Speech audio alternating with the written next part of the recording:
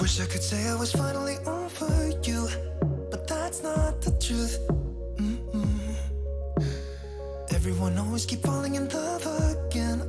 The fuck's wrong with them? I don't understand. Maybe it will pass by, someone save me. Before I pass out, I'm too lonely to be done. I'ma drink at this place. Yeah. Why am I the only one who's left in the rain with nobody to hold on to? Why am I the only one who's feeling this pain when there should be two of us? And yeah, I know we both wanted different things, but letting go just comes easy to you, don't it? Why am I the only one who's left in the rain? If I had an option to be someone else, I would, and let go of you. I know that I'm obvious, fuck it, I'm made this way. But why didn't I stay when I had the chance? Maybe it will pass by, someone save me. Before I pass out, I'm too lonely to be done in my drink at this pace. Yeah. Why am I the only one who's left in the rain with nobody to hold on to? Why am I the only one who's feeling this pain when there should be two of us? And yeah, I know we both wanted different things, but letting go just comes easy to you, don't it? Why am I the only one who's left in the rain? The only one that's left in the rain.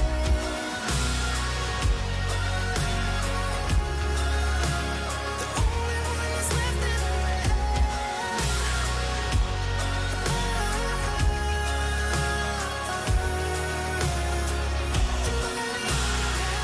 Am I the only one?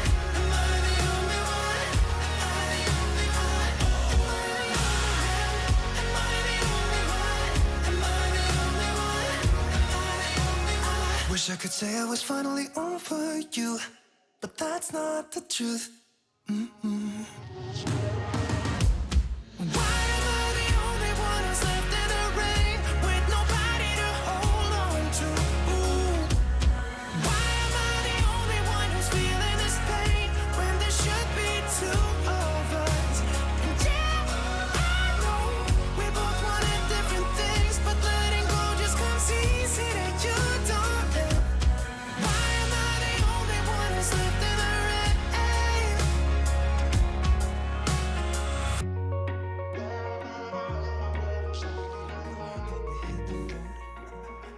Doesn't matter where we go and destination unknown. I don't care where the motor stops, cause when I want it, then I want it. Yeah, I want it, oh I want it, let's go. Look around, where's the people at? I want a taste of the good life. Hit me with it, right now I'm in it. Cause when I want it, then I want it. Yeah, I want it, oh I want it, let's go. And I won't look back, yeah. I don't care about the bad shit back home. It's Cincinnati, baby, I just wanna let it go. Nothing matters when we're way out here. Oh, yeah. Maybe I don't have to know your real name. I'm just addicted to the way you take the pain away. Nothing matters when we're way out here. Yeah. Cincinnati, baby, Cincinnati, baby. Say, yeah, Cincinnati, baby, Cincinnati, baby. It's 2 a.m. when we close the bar, but we're in the get-go. Next place, give me some more. I could dance with you beneath the stars, cause when I want it, then I want it. Yeah, I want you. Everything stops when you move like that, and I wanna get in close to you. It's what I'm gonna do, cause right now I'm in it. I feel kinda dizzy when I'm staring at you. And I won't look back, yeah. I don't care about the bad shit back home. It's Cincinnati, baby, I just wanna let it go. Nothing matters when we're way out here. Oh, yeah. Maybe I don't have to know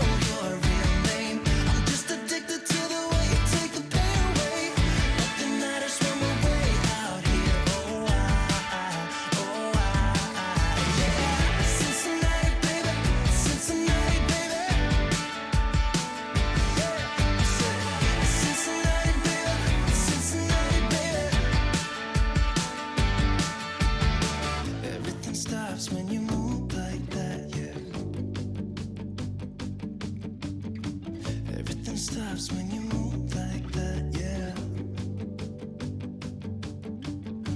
Everything stops when you move like that. And I wanna get in close to you. It's what I'm gonna do, 'cause right now I'm in it. Yeah, I'm fucking in it. I don't care about the bad shit back home. It's Cincinnati, baby, I just wanna let it go. Nothing matters when we're way out here. Oh, yeah. Maybe I don't have to know your real name. I'm just addicted to the way you take the pain away. Nothing matters when we're way out here. Oh, yeah. Cincinnati, baby, Cincinnati, baby. I said it's Cincinnati, baby, it's Cincinnati, baby.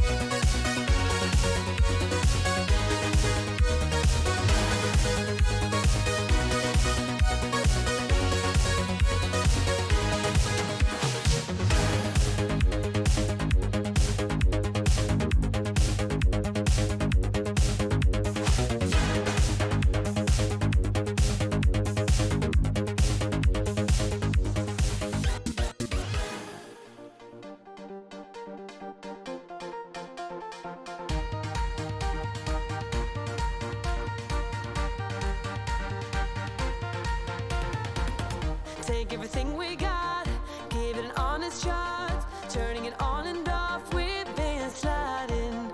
Riding the highest dream, keeping the fire real. I call for you. Hold your gun, cut the wire.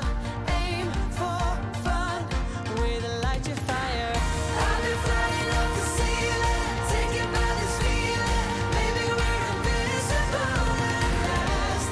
Fueling every engine, power is descending. Maybe we're invisible. Over the coming days, let's cut to the chase. We're gonna be Signed this ballistic place, less than let's 3. go deeper. I wanna reach it all, taking a leap or fall. I'll get to you. Hold your gun, cut the wire. Aim for fun, with a light your fire. I've been flying off the ceiling, taken by this feeling. Maybe we're invisible at last. Fueling every engine, power is descending. Maybe we're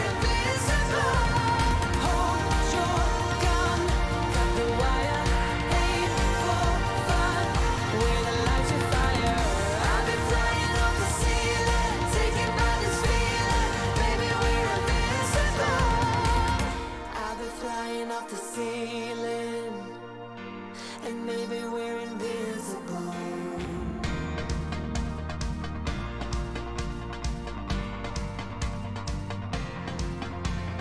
Hold your gun, cut the wire, aim for desire. Hold your gun, cut the wire, aim for desire. Hold your gun, cut the wire, aim for desire. Hold your gun, cut the wire, aim for desire. I'll be flying up. Do what it takes to make you believe. With my heart on hyperdrive, we do what we want, but we're not free. With our hearts on hyperdrive.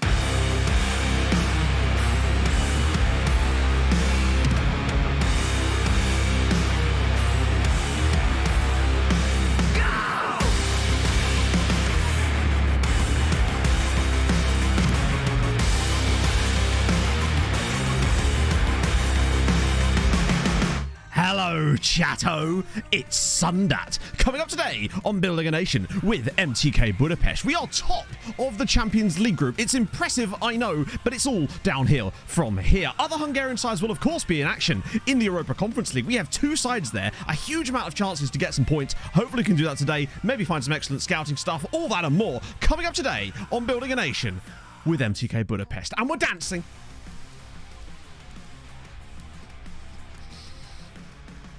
If you need me, I'll be in my smug seat. There was no sabotage. Look at me go. You got to match the rhythm. You got to change with Johnny. Your boy's got to stay on the flow, all right? Backbus, thank you for your attempted subterfuge, but it did not work. Thank you for the 19 months, though. And TSRT, thank you very much for the 10 months. I appreciate that a lot. Relamos, thank you very much for the follow. And Porthill Shrew, thank you very much for the 3 months and for your recommendation for the Whiz Quiz. It was, I've been told. Good morning, Matto and Chatto. Good Hope morning. you are all well. Sick Harold, sick Matt Jam, sick. Sick. I should just get you to beatbox me some sub stuff so I can just rap over the top of it appallingly. Or, well, any rapping I do is appalling, so that's sort of a given. Would you quit Struan if an IRL team hired like Will Still? I mean, if I was hired by a top division French side, would I? You probably. Or actually, no. Do you know what? No, I wouldn't. As part of my contract, I would stipulate that I was still allowed to stream because I actually think that would be a really good PR move for the club. Genuinely, if that was somehow a situation where that was real, I would insist upon that because I think that would be good PR for them rather than bad. Happy STI Sunday. Harold. Soon it's Monday. It's true. Don't say that. That makes me feel bad. Thank you very much for the 26 months, though. I appreciate this. Do it again and mess it up. I mean, to be honest with you, if I did do it again, I would mess it up because getting it right twice in a row would be just unheard of, honestly. You must have a club beat me who I should have beaten. Playing them again in 3 weeks. Should I spend... I think you should, Paul. But bear in mind, if you do that, you will only get a draw. A white collar Monday. A streamer's... the thing is for me, right? It depends on what kind of Monday I've got coming up. Like, this Monday's a little bit scary because, obviously... I'll be honest with you. Had a bit of a... what I call fuck this day on Friday, which is where I go, I have no idea what the fuck I'm doing. Let me wallow on that for a bit, but also get some introspective thoughts going. And usually... I come out of it pretty good. And the same thing happened again because I ended up coming out of the day with like 7 video ideas, which is good. But it's just a question of being able to execute that stuff, innit? Yeah, exactly. Auxerre? Cardiff City. I don't want to work for Vincent Tan. Like, even I would draw the line somewhere. I'd much rather keep... as an HD. Is it really, Mike? Oh, dear. It's all starting. My life is starting to make sense in reverse. I don't know if that makes... when were you diagnosed, Mike? I'm curious because my life is starting to make more sense in reverse if this is the case. Streamer. I don't know. Look at the intro, Christian. Look at the intro. Tell me I'm okay anymore. Thank you for the 12 months. That's really nice of you, man. I hope you're well. Oh, still playing FM19. Hell yeah. Have you done a save? When was the last time you started a save, Cool Kid? I'm curious. Have you been doing a save for a long time? Oh, you're in 3rd grade. Interesting. Because what I've heard from a lot of people that were diagnosed later in life is that it explained a lot of stuff from their previous experiences.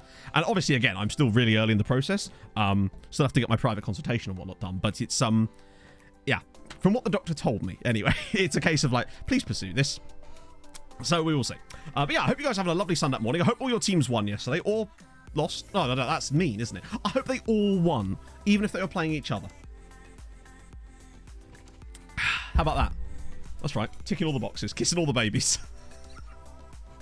Randomly generate. Oh, not again. Oh, that sucks. Maybe we've just kind of got lucky with it, right? It's Big Vinny's 9 wins in a row. 9 wins in a row. And I've heard they're playing some fucking tasty football too, which of course they would. It's Big Vinny. Johnny Maverick. Thank you very much for the Twitch Babby. Twitch Babby. You'd love to see it. Thank you, Johnny. It's very kind of you, friend. Hope you're having a lovely Sunday morning and or evening, or even potentially... I'm trying to think if it's a different day anywhere yet. Probably not. Not at the moment. It's a real life... Oh, that's the dream, innit? Journeyman saves us... Oh, really? So hang on. You started in Edinburgh City... Oh, you just started? Sick. I think, honestly, if you went from FM19 to FM23, you'd notice a huge difference. Kiwis are about 1 hour away from a new day. So what I'm saying to you is happy Monday. Get Bez out. Just dance for a little bit. Yeah, Wolves scoring 3. Right, okay, where do we even start? I mean, fuck it. We're going to start with the Arsenal game. We have to, right? Looked like Everton were actually quite good. I didn't watch the game. I've only seen highlights and looked at statistics and stuff. So that's bare minimum. But it seemed like, from what I've heard, that Everton actually played quite well and were probably quite reasonable value for a decent result against Arsenal. It seemed like a rare, not particularly good performance from Arsenal. And to be fair, every team's going to have a blip, right? Hey, Bobby. Welcome in, friend. It's Oxford 5 wins in a row. Hell yeah. So you're a Shrewsbury fan, right? I assume. I'm guessing from the name you're a Shrewsbury fan. Right, this is the thing, right? I think that there's a huge amount of... weird football elitism concerned towards Dyche and his footballing style, right? Because one, I think, oh, they just hoof it. It's like, okay, they don't obviously just hoof it. That's clearly bollocks, and it's just a weird sort of stick to beat them with. But also, if they just hoof it and it's so easy, why don't people beat them when they do that then? Like, that's what I've always found extremely fun about that whole situation with the sort of Dyche ball of football, is that you'll see managers and people complain about it and then fail to beat them doing it. If it's such an easy footballing style to understand, why don't they just stop it then? That's what I always find fantastic about it. I actually think it's quite... What do you reckon? In about 2 years' time, everyone's suddenly come around a Dyche ball, and all of a sudden it's like the hipster thing to enjoy. Cisayo, I hope I've said that right. Thank you very much for the follow. You're playing football wrong in it, though. It fully is the case. It's like when... Do you remember when Fulham and Cardiff were massively in the promotion race a couple of seasons ago in the Championship? And Cardiff got promoted automatically, playing... I think it was under Warnock. And they played some... that kind of football, basically, and people used to shit on them for it, whilst basically being like, "Oh, Fulham are they're playing this." It's like, yeah, but Cardiff are above us, playing well, getting wins, and they got promoted automatically. It's such stupid like nonsense when people do that, and that's coming from a Fulham fan who was getting the praise at the like my team was the one getting the praise at the time. It was absolute bollocks. It looked nice, but we didn't win as many games as they did. Quite simply. I think obviously it's only one game, right? But Arsenal. Place Arteta. What? No, Arteta's done a phenomenal job at Arsenal in a really short space of time. And is developing young players there. I think Arsenal are a great team to watch. I would love to see Arsenal win the Premier League this season. I genuinely would. If I could pick a team that's currently in that top 5 or so to win a title this year, it would be Arsenal. I like them, honestly. Exactly, Brentford play that kind of style too, and Brentford are so sorry, James, I should have said top 4.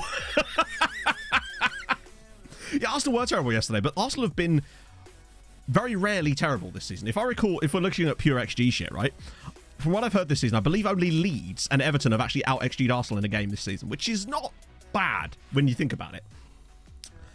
Plus, Man United start, but the thing is, they're winning games. They're winning games. And that's what matters, right? Now, admittedly, obviously, when you only have the one thing that would say about the whole +8 goal difference thing is they did lose a lot of games early in the season too, which probably didn't help them with that. But the problem with only winning games by small margins is that it really does take only one mistake to drop points, as Fulham have found out. That's why Fulham score a decent amount of goals, but not lately. But after Christmas, it kind of like we were scoring a lot but conceding a lot, and if you stop scoring, you start losing. It's a dangerous game. Well, I mean, United were pretty good. Casemiro was due to choke soon. Yeah, I saw some people say that wasn't a red card. I was like, I mean, the man, like, they clearly weren't having that. It wasn't that serious and all, but like, he did grab a guy around the throat. You can't really do that. It seems like a silly thing to do. You know. But I mean, they're still winning matches though. I mean, they beat Palace yesterday, even with the red card, right? They start winning. Exactly. Look at the Wolves were doing this a couple of seasons ago, weren't they? It might have even been last year when they were barely scoring goals, but they just didn't concede. And as a result, they won games. So it's like, I didn't see the Ayew thing. Even if it's Will Hughes, yeah. Grabbing the shirt, not neck. But either way, you simply got, yeah, it just seems like at the end of the day, if you don't want to get sent off, don't even attempt stuff like that. Like, it's just, don't give the referee a decision to make, right? Oh, dear. Just some slapping. Of course, you got to do some slapping, right? You got to do some slapping. Yeah, well, Chelsea are just... I feel... Right, so actually, yeah, talking about the Chelsea-Fulham game on Friday night, because I did watch it, obviously. Pog was at work. No, Pog was at a work meal. So I was just like, right, let's do this. Let's watch this game. Honestly, I, in places, thought Chelsea were worse in that game than they were in the game that they lost against us. I know that sounds stupid because they got a better result. They got a better result. It was a 0-0 draw against Fulham. But other than the Kai Havertz chance, which he should have done better with, and the Fofana chance, which he should be burying, I still think they were worse than they were against us in the first game. What I would say, though, is Madueke, he looks really good. He looks fantastic. He made Mudryk look like a Sunday League player when he came on. Mudryk was completely anonymous for me in the first half of that game, for the most part, whereas Madueke, he looked... I like him a lot. He looked really... And Fofana looked pretty solid when he came on too, but Madueke looks really good. I think they've got a really good one in him. Badiashile looked really good as well, actually, alongside Thiago Silva. So I think they've got a really solid back pairing with those two. Fiorentina first full season. Holy shit. Celtic in the final. That's mad. Lack of reaction to it. Yeah, I think it's because Hughes probably just didn't care that much. It seemed like they were like laughing and joking about it immediately afterwards. I saw the other clips of it too. So clearly Hughes didn't, but I suppose he's just like, just don't do it, right? How much Mudryk in it? It's mad. Only favoured person? You think we would be by now, right? A bit more than that, given the 3 league titles, the cup win, the promotion, the success in Europe. But no. But luckily, our striker got icon status after 1 season. Matt has passed the vision of Stevie Wonder. Which was that one? So I think the... Oh, yeah, I remember now. I think, obviously, he's not... Didn't see me the second... It's true. It's true. But no, I think they've got to go to Madueke. How much did Madueke cost? And who was he from? But I like him a lot. The thing I liked about Madueke is he's direct, but he's extremely technically good at the same time. Like, he doesn't just run at people and lose the ball all the time. He has a really interesting running gait as well, which I really enjoyed watching. And it seemed that our defenders couldn't, like, they couldn't seem to anticipate his movement properly for some reason because of the way that he runs. It's fascinating. I think he's going to fool a lot of defenders doing that. I haven't actually set up the team for this game. It just occurred to me. So we'll just sort that out now. And that's not what we will be doing because we're playing Real Madrid. Just side note, we're playing Real Madrid. Nice and easy. Hey, HDA, how's it going? Chat, we've just done a solid 10 minutes of football chat. Look at us go. Who am I? You bet you don't even recognize me anymore as a streamer or a human being. So that means Paredo's going to come in. Please don't 2-foot Karim Benzema. There's no way Karim Benzema's still playing Real Madrid. Imagine if he was. Play against Karim. I think I played like 2 league games just to get us up to the Real Madrid game because I want to get through up to Christmas today. That's my plan. Let me just set this up and then I'll just check if we've had any off camera. I want Effie and Ari for this. Not Jarju. Sorry, Moses. Diaz not on the right. I want Novak off the bench is often better. Go to the doctor really does change me. I know. Sees one doctor one time. Changed human. Hey, Espresso Cat. Oh, no, you're right. Still no goals conceded in the league. So, we had... Yeah, that was the last game of last stream, wasn't it? The 4-0 victory at RB Salzburg, where Effie scored that absolutely wonderful... knock the ball up in the air and then volleyed it home. Gorgeous goal. So then we beat Vashas 2-0 with Jarju and Malero, and then we beat Uyipest 2-0 with Dala and Ehring. So far, we are top of the league. Puskás, though, second. They're smashing it this year. Finally, Puskás have woken up. This is a good lineup. I would like our top 5 to be us, Puskás, Ferencváros, Uyipest, and maybe Molfeheva, perhaps? Puskás do appear to be back. I think they have a new manager. Oh, yeah, Hakan Yakin's done a really good job, and I believe... Well, no, he's still there. But more importantly, we have still not conceded a goal in the league. 8 games into the season, we have yet to concede a goal. We're absolutely smashing it. Juan Alvarado. Yeah, he's done very well so far, new man. I mean, and he's... Look at this with players developing determination. Since when does that happen? It's... I don't know what's happening to us. Also, we have... I mentioned this during the intro, but obviously a lot of you would have just done up. So, scout priorities. 1,116 players are being scouted. I started the youth conveyor belt up. And I must admit, when I was looking through, I don't know if I can show you any off the top of my head here.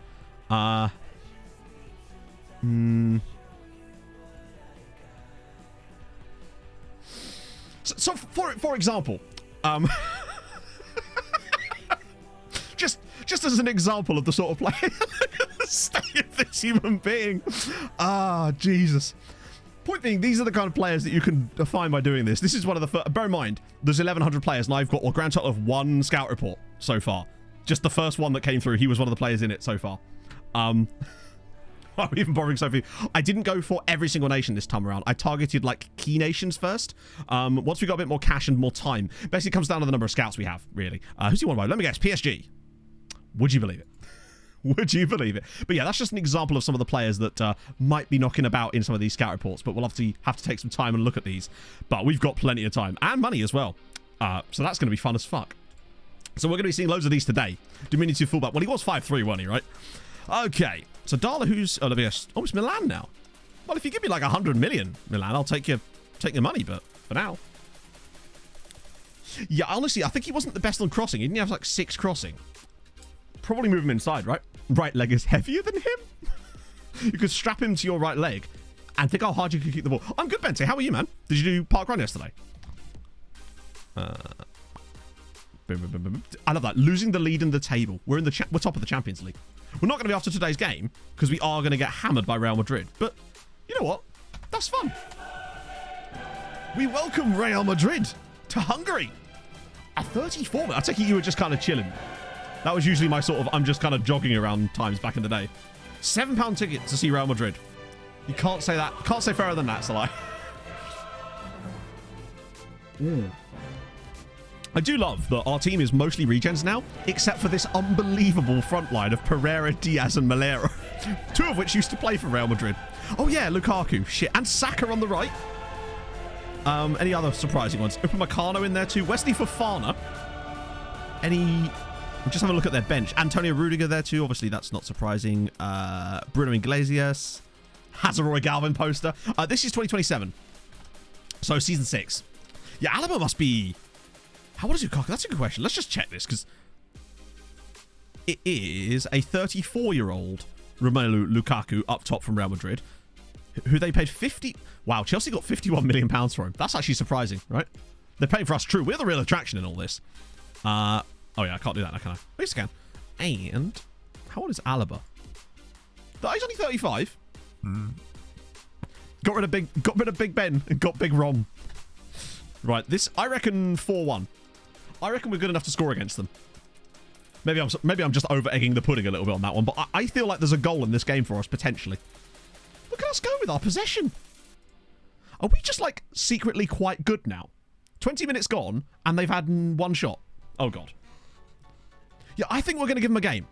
We'll definitely still lose, right? Because they are still Real Madrid. But I kind of feel like there is a chance for us to do something in this match. Maybe. We need Diaz to step up. We need Malero to step up. That's a great ball for Sacco. Sacco for Saka. He's going to... let me guess. Red penalty? Oh, good defending. There's 2 guys on it, but there is a space now for Valverde. Oh, God. Look at this one. Goretzka from distance, surely. Oh, good save. Oh. Oh, no. Come on. Ah, Lukaku. Wow, his 3rd goal of the season. Lukaku gives Real Madrid the lead. I thought the chance had gone. Once Virginia saves this, like he pushes it really wide. And the fact that Vinny gets this ball back across and then straight through his legs. Not a lot he can do about that. That's unfortunate. This is where it starts to go off the rails for us. Right, keep that ball on the... get the ball on the floor, lads. Come on. You're better than this. There we go. Oh, no. We might see a taste of just what happens when Real Madrid cause an upset. Well, yeah, that's more like it. That's what I was expecting from Lukaku. Vinny is quite good, yeah. So I've heard.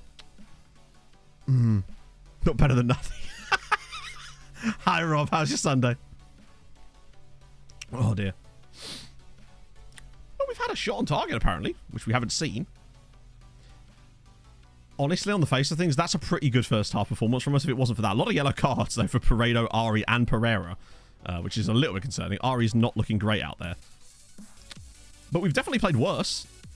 I don't know why I'm now dropping frames. Oh, fuck's sake. What's going on here? Hey, why are they... I must have clicked the wrong one the entire time there. What's going on? Hi FM? Why is it... Hang on, we're in the middle of a game. And we didn't press anything. What's going on? I'm so confused. Hi FM? Can I have my GPU back? What the hell happened there? Tasky? If you could? I don't know. There's no Windows updates going in the background.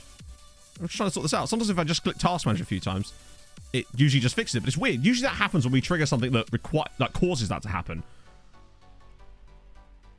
Unless it's because the crowd got reset because of the skin change? No, crowd quality low. Ooh, what's going on? It's the fact that it triggered it randomly at half time that's concerning to me. Yeah, we'll go 2D for a second, just to get out of this game.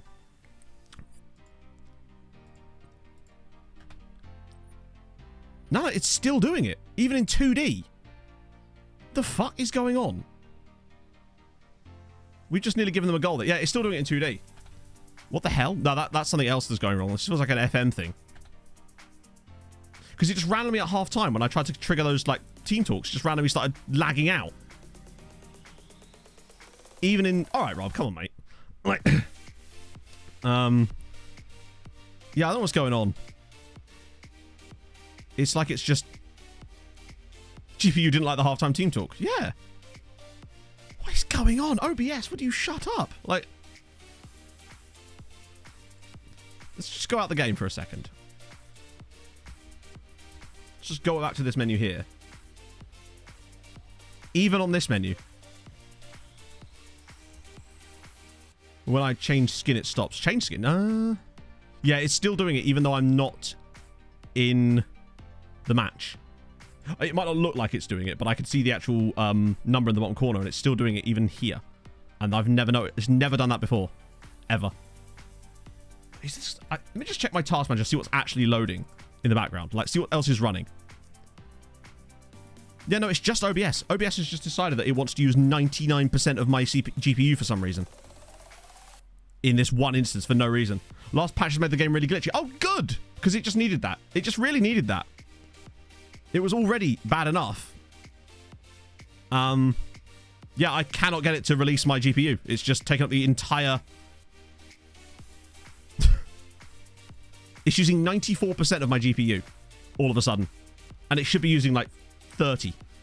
What is it doing? Well, we're going to have to get out of this game. So we can't restart OBS. No, I'll have to restart FM. It's not OBS. Well, it is OBS, but it's not directly OBS, as in it was fine until it wasn't. We'll just have to get out of this game. Fuck this. Oh, my God. Sorry, chat. Cooper, take off the Pope. I thought we were past this shit. As we concede another goal to Real Madrid. Yeah, OBS is triggered by something in FM. I just don't know what it was or why. It was half time. Like, finish the game, restart the game. That's what I'm planning on doing. But we have to finish the game first, unfortunately. Actually, we could just... No, I can't need to result the rest of the game. That'd be silly. It's Real Madrid. Yuzu, thank you for the follow. Yeah, it's... I don't know why it's doing it. It shouldn't be. There's absolutely no reason why it should be doing this. Like, we've set everything up so it doesn't do this, and now it's just doing this again. Like, look at the state of this shit. Maybe they've changed something in the latest patch that just makes it worse. Wouldn't be surprised, as we concede another one. Yeah, this is getting worse. Secretly playing the Champions League music in the background in it. Because we're getting like... I mean, it looks... It actually looks worse than the number, which is even stranger. I don't know why. Let me just try it again. Just get task up again. I'm hoping I can fix it. Only commentary. That still requires... See, now it's not at 80. But it's still saying 100%. 79? Yeah, I have no idea what's going on. Might as well... Yeah, I know, but if we insta result, then it might... We could get injuries and stuff. I mean, we could get them anyway, but fuck it. Let's just do it. I don't really want to, but I'd rather not do this. Is that the button? It's very annoying. That's very annoying. Oh, now it... Maybe it's just like in that game. Hey! What did I tell you? What did I... And now it's back to 60 FPS again. Now it's fine again. It was something in that game, specifically. That's super weird. I might still restart FM anyway, but it is something specifically within that game. Pereira scored us a goal, though. Lukaku scored a... Only us would get a hat-trick for Lukaku. It's how Real Madrid cheats. True. They're DDoSing us, chat. Let me just try and progress. Yeah, back to 60 FPS, perfectly fine now. Oh, shit. Hang on a minute. I've got... Oh, no. God damn. Add a new manager. Just do that one, I don't know. Before I do that, I actually have autosave set up wrong. So we'll sort that out first. Yeah, we'll still restart it. So I want it on 3-file auto and then after match, not every week. There we go. I was simming some stuff for Premier League years yesterday night. Ah, dear. But the weird thing about it is how it only started... Bear in mind, it only started doing it at half time in that game. So it wasn't even caused by the 3D match engine specifically. It was just a random thing at half time. I kind of want to just go to the next match. Because if it's a league game, it's a cup match, which means we can insta if it doesn't work. Super weird. Yeah, now it's fine. Super strange. Oh, well, we move. We'll just see if we go into the... Ah, here we go. Here we go. These are the sort of scout reports I'm on about. It's the dream. Now, obviously, there's going to be a lot of shit in these. But, you know.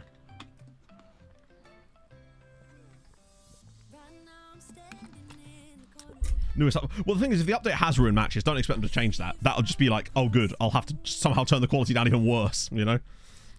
French push conference game. I could, but we could just play our next league game. Sorry, we could just play our next game.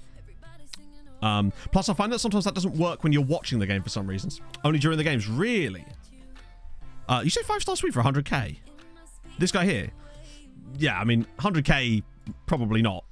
More like, probably want about £1 million. But let's have a look anyway. I want more information on him. Let's put it that way. I feel like I want to know everything about a player like this guy. He still looks pretty good. Changes to performance in matches. Aha, you're right. They didn't mention it was good changes. They just said changes. So you're right. It could just be that they've gone, no, let's make it worse. What I would say, though, is we've played loads of games since the patch, haven't we? Because when was the patch? It was like early last week or something, wasn't it? So last stream, we played loads of games on that same patch and didn't have any issues. So really odd. 9 jumping reach to get sad. Yeah, and Slovis. Callum Styles. What about Callum Styles? I didn't see him in the scout report anyway. Yeah, he's around. But, like, if I recall, we did trial him one time. But he... Yeah, he's on 13 grand a week. It's on Etienne. It's not really our type of player. And by that, I mean, we have to pay for it. Where was a patch? Yeah, there was a mini patch. They sometimes do a little mini patch right before. Oh, hang on. I'm getting messaged by Saz. Okay. Right. Fair one, Saz. In that case, but the question is, why didn't I notice this last stream then?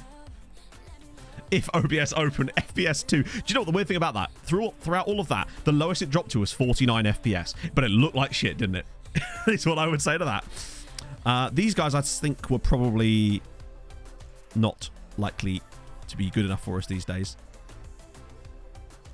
We can come back to these. Like, there's going to come a time when a 4-star player is good enough, but for us, with where we are, there's going to be loads of 5-star players that are good enough. So actually, we're just going to focus on the 5-star guys for the moment anyway. But we've definitely played on this update before, so what we'll do is we'll go to the next game, see if it's fine. If it is, we'll just carry on. It's weird, but yeah. To power the PS5 edition. True, it could be that, yeah. Either that or they're siphoning energy off of your PC to, like, light their office or something, maybe. I don't know. Could they do that? Magia Cup 5th round, fair one. We don't care. As long as it's not like Ferenc Varos that we get in the next round, I'll be fine with that. Mejkovic, that's fine. Keeping the... Well, he's not got a cap yet, so... Felix Peters training well. Yeah, he's actually starting to look quite decent. Not bad second choice, anyway. Crypto to pay for the lost PS5 revenue. Miles is spoiling the kettle. Well, I hope he enjoys his cuppa. Right, Montiel's making positive development. Yes. Yes, he is. Oh, my God. I love the fact that we're seeing lots of determination up steps. Usually, it's the other way round. Usually, no matter how good your determination is, like, you always see this one going down just because... There was like one guy in the squad that's got low determination and the game's like, well, this is a negative trait. Ergo, all of you will have it. But now it feels like we've gone the other way. Special lighting. Well, I've got my blue and purple lights on in the background, but I don't know if FM's going to care about that. No, I have the same settings that I've used for ages now. These are the settings we've used that stops that from happening, which is medium and then low on crowd quality. That's what I noticed was it's the crowd quality thing that really did it. Coefficients were good. At the moment, we're still like 13th, I think, technically, but... We've already got 6 points on the board. 6 points on the board? Oh, wait, that means there must have been some wins. Hang on a minute. That means there must have been some results elsewhere. Surely. Wait, maybe not. Oh, yeah, there was. Question is for who? Budapest won. Ferencváros drew. I mean, it's a good start, I think. Where are they, though? I wish it would highlight teams from your nation. That'd be kind of sick. So Ferencváros sitting there in 25th. They haven't lost yet. And Budapest get their first win in 22nd. It's a win and a draw. Hey, Luis. Wow, from Argentina. Holy shit. Must be really early. Or late. I'm guessing both. It can't be both. That does not work. It's not a bad start for them, is what I will say. So, yeah, we're up to 6 coefficient points now. Which means we only need another 0.3 to be getting bonuses over the season we'd lost, which is awesome. So we should be in for a really good season, I would say. See you later, mate.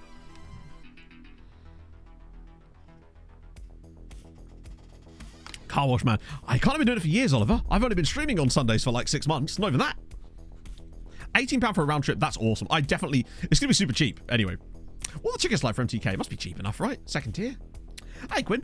Biggest thing you missed so far. We got hammered 4-1 by Real Madrid, but we're also having some issues with the graphics again. Apparently, there's a lot of issues with the new update. So I'm being told. But it is weird that we didn't encounter it yet until that game. Right, this would be a good test. Because the reason I want to use this game as a test is because it's a cup match that I feel like we'll win if I have to insta-result it to get us out of it. If it doesn't work and it still does fuckiness, then we will just restart the game and see if that works. Usually what I do is I always load OBS first, so it has like a higher priority, and I've also got some weird affinity settings set up for it to try and give it more CPU.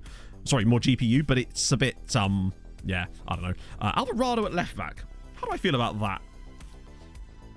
Pelini was so good. I honestly feel like he was a little unlucky to get the yellow card when he did. I thought he won the ball, but it was quite a... Also, what I would say is there was a challenge on... I can't remember who it was.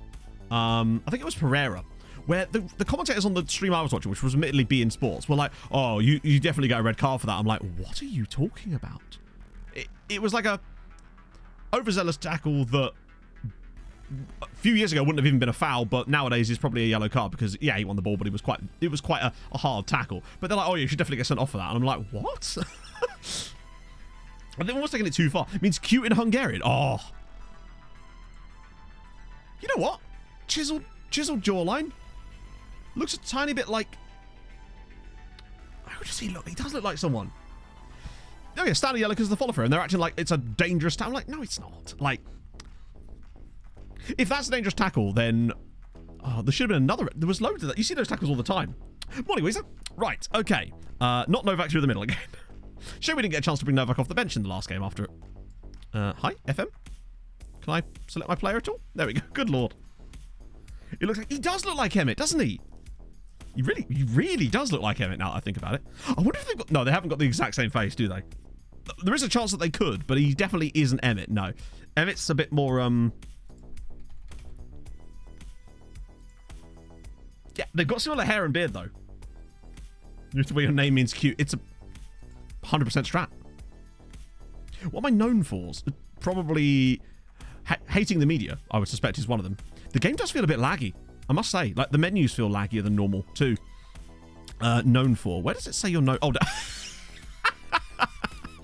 Oh, see, this is still in the game, then. Emma's a bit more perfect. Yeah, he is. We've got signing younger players for the first team squad and signing younger players for the first team squad, as well as signing younger players for the first team squad. Emmett is an Adonis, true dat. And look at his attributes. Holy shit, has he got better? I feel like he's got better. Hot damn. That's me. That's me. That's not Emmett. That's me. I am literally just looking in the mirror and going, well, aren't I gorgeous? I'm humble, chat. You've humbled me. To be sure, yeah, indeed. And to be sure. Not wanting players who are arguably past their best, in it. Avoiding approaching players in the second half of their career. Yep. Yeah, screw goalkeeper training. We don't do that here. I should try signing some younger players for the first team, really, shouldn't I? Yeah, you're right. Cruz should probably get a start in this kind of game, particularly as it's a... God, how many times do I have to press back? Particularly as this is like a... In fact, I should probably give... Yeah, Cruz in there. Maybe you also give Yeboah a run out too instead of Malero. Get Pereira obviously out of the starting spot too. That would help. Oh, well, no, he's still injured, isn't he? Might have to be. You know what? It could be Bobby. Just give Bobby a run. I feel bad for the fact that Bobby hasn't played that much. And also Herriman's too. He seems to have settled into his role in the squad now as not being playing all the time. Are you okay, Mike? We could try Felix Peter, actually. Since giving him some football might not be the worst idea. Everyone with no goalies. I can tell you, the answer is no. Yeah, you're right, Mr. Wiper. I don't feel like I've signed enough youngsters for the first team. We really should start to rectify this issue. The board might start to get on our back about it. You never know. So, still sitting on 60 FPS at the moment. Usually, this is where the problems would start when it was happening before. Who this... You got glasses, Marble Racer. Oh, right, sorry. He's still talking about Lubin. Still talking about Lubin. Yeah, I'm running a boarding school, kid. Okay, let's see. I'm keeping an eye on that number in the bottom corner. It's still fine. Usually when it happened before, it would happen before you'd even get to the screen because the match engine in the background would actually be triggered before you get into the game because it's obviously loading stuff up in the background. But at the moment, it's absolutely fine. We will see. Maybe it's just the Real Madrid bug. Right, and we're in, and it's 60 FPS, and we're fine. So fucking weird. Do you know what? I'm blaming Romelu Lukaku. I feel like this is Big Rom. He used up all my frames, chat. He was so big and so Rom that he stole 10 of my frames per second. He's a hungry man. Yeah, half-time was when it happened last time, in fairness. So we'll, also, we'll wait till we get a proper highlight. But the fact that you can see the players and stuff, so it should be fine. Plus, I'm curious to see how these guys are going to do now, since we've got some of the youngsters in this team. It'd be good if we could... Yeah, it's fine. 60 FPS, perfect. Weird. Half-time was when it happened, so we'll check the half-time thingy. I wonder why it would happen at half-time. Surely that is not who I think it is.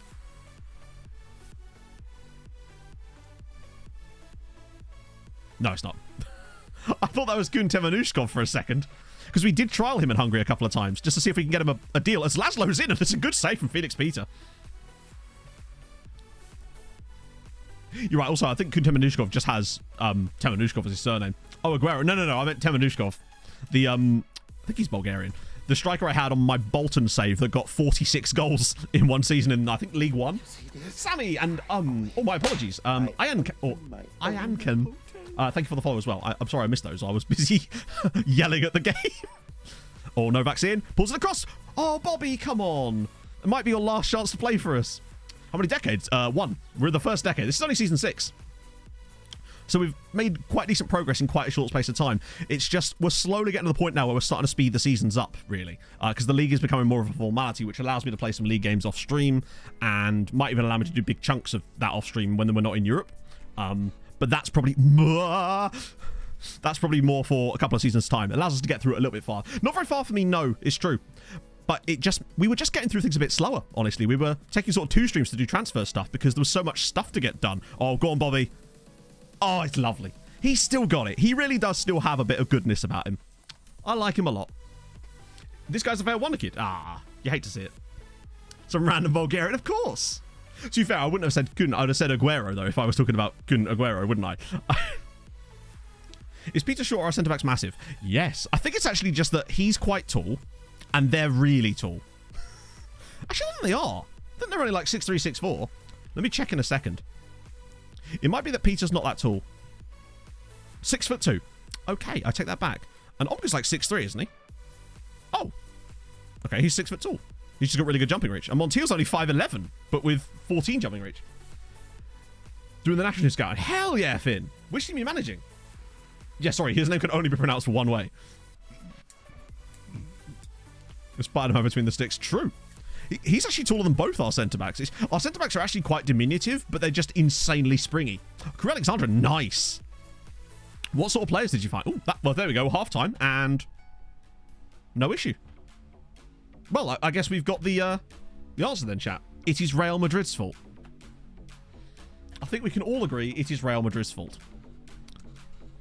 Also, Jockey Monsters just scored for Budapest again. Come on, I could do with a couple more goals here. Sonoki are not exactly a great side as Montiel's header is over the crossbar. Pop-up dot. Oh yeah, I do, you're right. My bad. I think it's because when I was on that screen, I couldn't access it because we were in the middle of I don't know. I don't fucking know. There is no frame drop. Yeah. Deal maybe? I don't make too many of those sort of changes because get Larkesh on maybe. And maybe Passos. I'm just bringing in players that wouldn't normally play. Maybe. No, I'll keep Diego on. I actually want to give Diego full 90 here if we can. Vinny was that's true. The frames couldn't keep up with Vinny Jr. Next Champions League game? I don't know.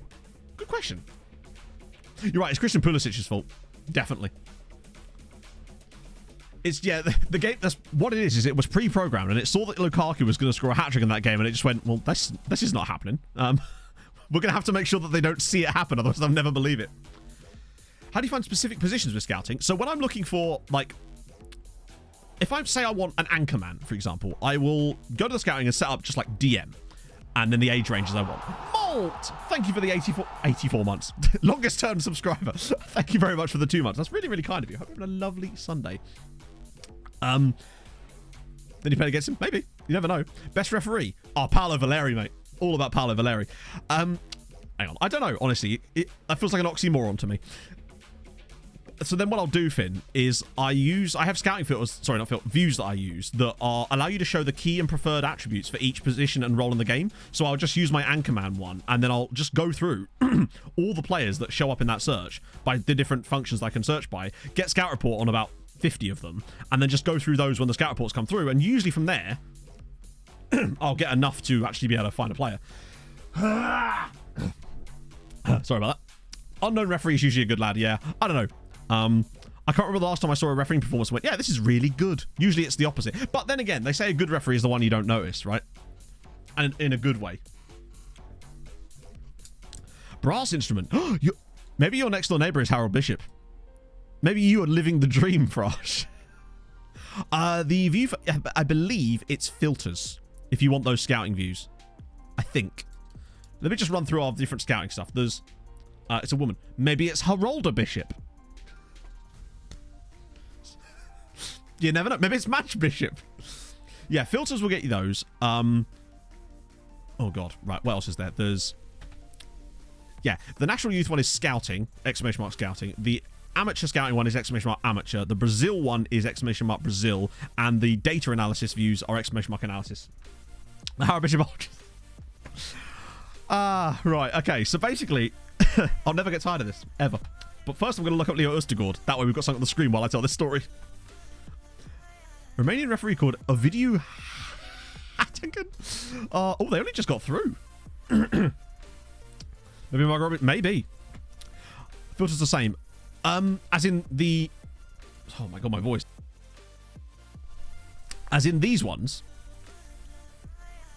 If you mean these ones, then it's... I think I did change a few of them. There was a few that were missing things like wide centre back, so I have updated some of them. And I think I moved some of them about as well, but that's about it. So yeah, as for the... let me just get Leo Østegård. Unless I didn't miss another look up or something. There he is. Oh, he's Napoli. Nice. So basically, the way the Harold Bishop Ultras thing came about was... This was during FM21. We were managing in... I believe it was South Africa with Cape Town Spurs. Not that that's particularly relevant. But it wasn't going super well for us. And on that day, it was the West London derby between Fulham and QPR in the Championship. And... the match was kicking off at like 12:30 or whatever, so we were a live stream because we used to stream on a Saturday. And Dazza of chat sent me a clip from Twitter of QPR players coming off the bus ready for the match, but there was a brass band outside Craven Cottage serenading the players off the bus. But they were playing Tragedy by the Bee Gees for some reason. And then what happened was, because in Neighbours, Harold Bishop was famous for his tuba action and was a bit of a brass band aficionado, right? So we started referring to them as the Harold Bishop Ultras somehow. And then there's this then clip where we were watching it over and over again, and in the background my team had conceded a goal, and I'm just dancing along to the fact that we've conceded a goal, and there he is, Daz. There is the guy. There is the man in question. And eventually it turned into this somehow. So get your Harold Bishops up. The minute you get uptight, you're dead.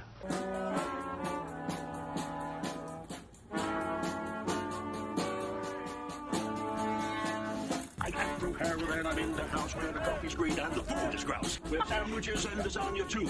Ice cream sundaes for me and you. I'm Andrew Harold and I'm in the house where the coffee's green and the food is grouse. With sandwiches and lasagna too. Ice cream sundaes for me and you. I try not to lose my temper with myself. Oh, goodness sake and shit and balls. The minute you get uptight, you're dead. I tell no lies, Hadrian. I promise you, everything I told you in that Neighbours storyline review stream, 100% facts. 100% facts. It never gets old. We've been using it for nearly 2 years now. We need new stuff, really. I need to make a Gideon Ultras or something. And no Emmett, which is always a good bonus. Oh, by the way, I can't remember who it was. Was it you, Stewie, that sent me this t-shirt that was on, like, limited, it had, like, 4 minutes to buy it. Basically, it is a Goose t-shirt, and I have purchased it. The BDG version of Tragedy. BDG. Me trying to work out who BDG is. Bobby Dagger. Don't know who BDG is. Bobby Deckled Over Reed. No. Oh, Brian David Gilbert. Oh, God. I know him. He's a YouTuber, isn't he? I would never have got it from BDG, though. Big Gideon Duck. That's the one. Now you know. I know I haven't. Savage is so small. I think I get banned for that, right? That's usually how these sort of things work. And we rise. I haven't worn this hoodie in ages. I think it was just getting too small for me. But now it's no longer too small for me. So that's a good sign. I really need to shave. It's too early today to do that. Ah, the Mo Bessie. I wonder who that was. I don't even think Brett Hangland was underrated. I think Brett Hangland was suitably rated. He was phenomenal. I just hate the way my club treated him. In the end, anyway. The way that he was released from Fulham was just, I don't know. You have to show a player like Brett Hangland more respect than that for me. Two big muscles like, oh yeah, that'll be it. Oh, it's Arsenal is actually our next game in Europe. That'll be... I have bad memories from the last time we played Arsenal with a team during our first few European campaigns. You know how well that went. FC Governor as well. Yeah, Brett Hangland was great. And he was good for Palace too, if I remember. Right order of West London Cups. How dare you? How fucking dare you? But also fair play. Great performance yesterday. I just like being top... Oh, Ferenc, stay off the jet skis, bud. Just stay off of it. I got an ET... Well, I say that. It's been dispatched already, Stewie. To be fair. So maybe we'll see it next week, maybe. Potentially. I would show a picture, but I can't even find a picture of it anymore. It's basically just a cool to see. You're so lucky that I saw that. Like, I saw it 4 minutes before they stopped selling it, and I was able to get it. Ew, thank you for the follow. Positional scouting filters. Like I said, David, exclamation mark filters. And you should get them. He's balking his hip, chat. Oh. It's nice. What I would say is, here's my prediction for what happens with Fulham over the next season and a half. Right? I actually think that I think Mitrovic is still carrying that injury, and unfortunately, I don't think we can afford to drop him. And as a result, I think his performances are going to be subpar for the rest of the season. I don't think he's going to be up to the same quality as he was in the first half, but I think he'll play like that for the rest of the year. We will still win enough games to stay up because we're already... the Nugan faces, exclamation mark Zgens. They're Zealand's Nugan faces. So as a result, I think we'll have quite a poor end to the season. We'll end up coming like 13th or 14th, purely on a case of the points we've already accumulated. However, I think that will then lead to next season. People saying, hey, look at the way that Fulham finished the last season. They're going to be crap this year. But then with Mitrovic having a rest over the summer and us able to sign players, I actually think will be really good next year. But that's what Solomon John Permley, almost certainly. Almost certainly.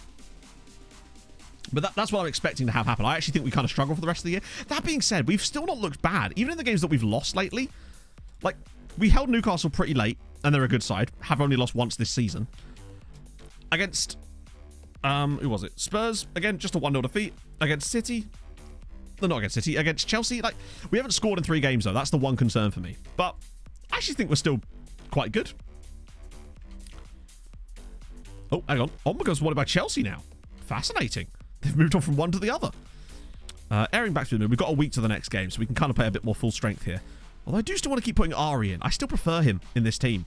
He just suits that role. I don't really know why why we keep playing Alvarado there, though.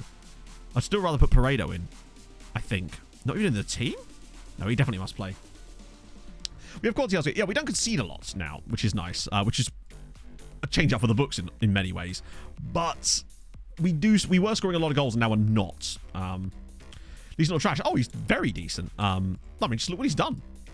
I think we have the best start to a Premier League season from a newly promoted side since, I think, 13 years ago, which I believe was Birmingham City, actually. I'll absolutely take that. We've already, I believe, got more points this season than we have in the last 2 seasons, or maybe even 3 seasons in the Premier League that we've been in. So, you know, we're doing all right.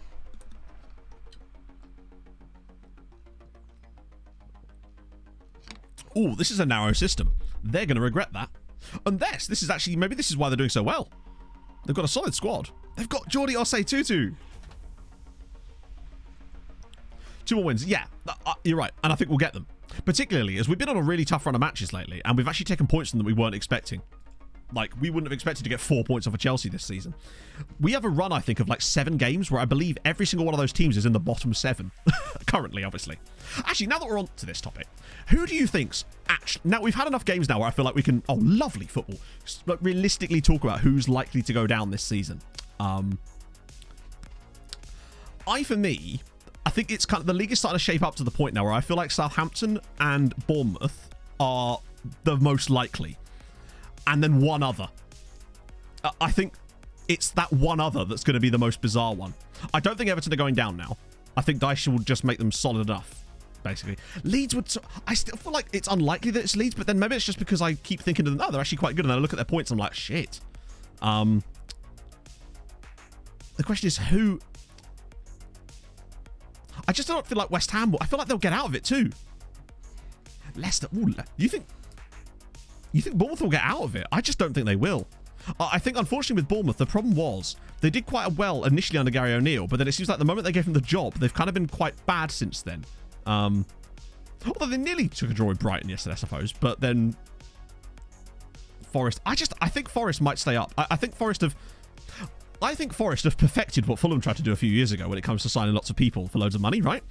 Turns out Fulham just didn't do it enough. That was the problem. It wasn't that we did it, it was that we didn't do it enough. I actually think if Forest do stay up, they'll actually be really good next season. Never get any points on the board. Yeah, I think there's an element of luck. Like, Fulham are not as good as their position would suggest they've been this season. We've had some very fortunate results this year, and fortunate results breed confidence and stuff like that. Palace. I think Patrick... I don't know. Yeah, we didn't go big enough. That's the problem. You think Everton... What do you reckon with Everton? Do you think maybe what will happen is that they'll have a couple of good results to start with Dyche that will pull them out of trouble enough that they're just able to sort of drag along for the rest of the season, maybe? Just out of the drop zone by the time World Cup started, and they'd have another preseason to get everything. Yeah. What I would say is, though, I reckon they'll barely sign anybody next window if they do stay up. Didn't spend $2 billion. No, we spent... well, if you've asked the media, we did spend $2 billion. Forest had better stay up because the stick the media will beat them with is obscene otherwise. Believe me, I've been there. Except with Forest, they don't talk about the number. They talk about the number of players rather than the amount of money spent. When I imagine the money is probably even more, as we nearly get another one there. We do get another one. It's 3-0. Oh, yes, very soon. Rafa Guti, thank you for the follow. 400 billion. Yeah, I believe it was 400 billion. It might be 500 now, Daz. I haven't checked lately. I can't even be this. I don't know. I think Everton have good players. Like, that's a good squad. And they've obviously got other issues, but they do have quite a good squad there. Yeah, I don't know what would happen if Forest went down. I'm not sure. Would they be in all sorts of trouble if they did? Nah, Stewie. It wasn't actually there that long.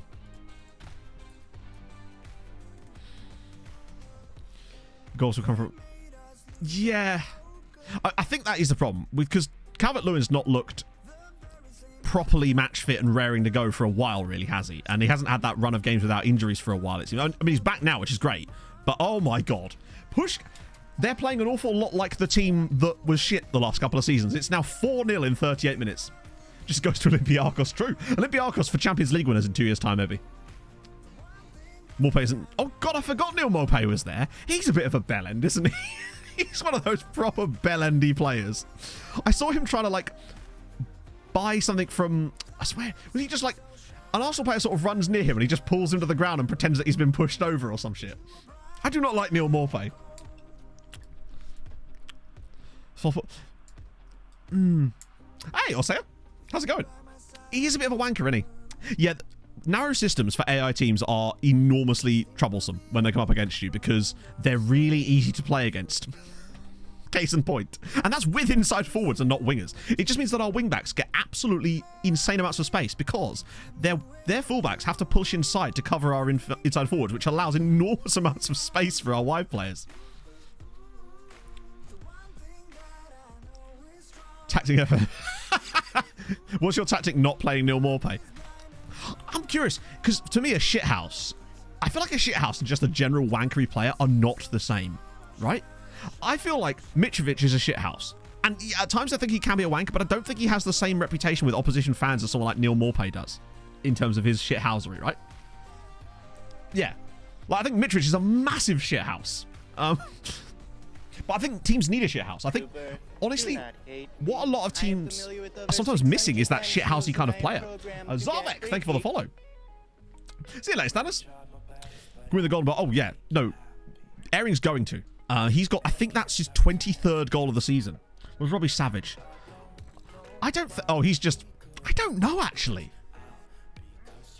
That's a tough one. I think, yeah, shit.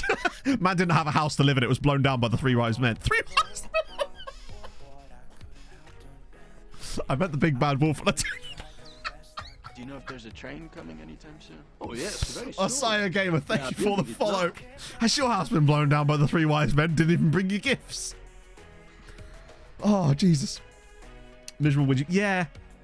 Like, Steph Johansson, back in his Fulham days, was an absolute shithouse as well. I feel like you need that player in your team. Just a hard man that's going to wind up oppositions and just do good shit. Hey, Hov.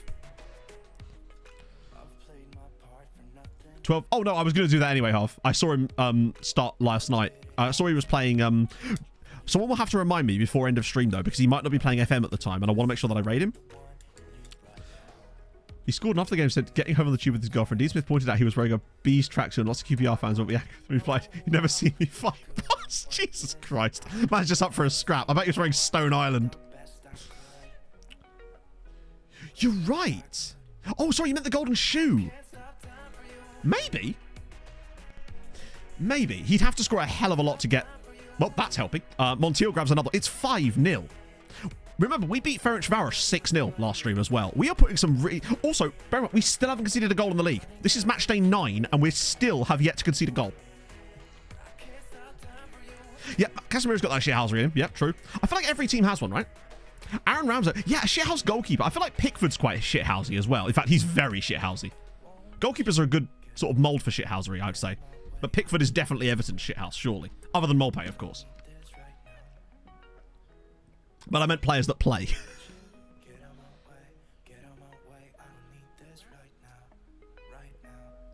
It's 6-0. We've beaten the top 2 teams in the league 6-0. Lowest goals conceded by Treaty. I don't know. It wasn't like super low because our tactic wasn't actually that good defensively. Truthfully. Yeah, Emi Martinez is a massive shithouse. What about Leeds? I'm trying to think who's a shithouse at Leeds. Maybe... is Luke Ayling a bit of a shithouse? I don't know. Click. Maybe, yeah. Is Luke Ayling not there now? Wow. Jesse Marsh, yeah. Is Adams a... okay. Interesting. Ayling feel... yeah. He has that kind of face. Do you know what I mean with that? Like, that grin he'll do. He's got that kind of shithousey face. Joachim Andersen. Yes. But I don't think Joachim Andersen is a shithouse. I think that Joachim Andersen is just a really classy player. I fucking loved Joachim Andersen at Fulham. I'm so jealous that Palace still have him. Got him when we obviously were relegated. Because I mean, how has he been for Palace? Because I love the guy to death. But I don't know how he's actually been at Palace. I've heard good things, but he was so good for Fulham. He was probably the player that cared the most about Fulham when he was here for that one season, and he was on loan. He seemed to be the guy that really cared. He actually, he won the captain's armband whilst being on loan because obviously Kenny wasn't playing a lot. What a guy. Roberts. Oh yeah, Harvey Elliott is full shithouse. But I worry that he's got to be kept. Like, obviously he's still a very young player, but I feel like you need a lot to back it up as well at times, and I sometimes worry about Harvey Elliott. But then again, we've already known that Harvey Elliott was a bit of a bell end anyway, even in his early days.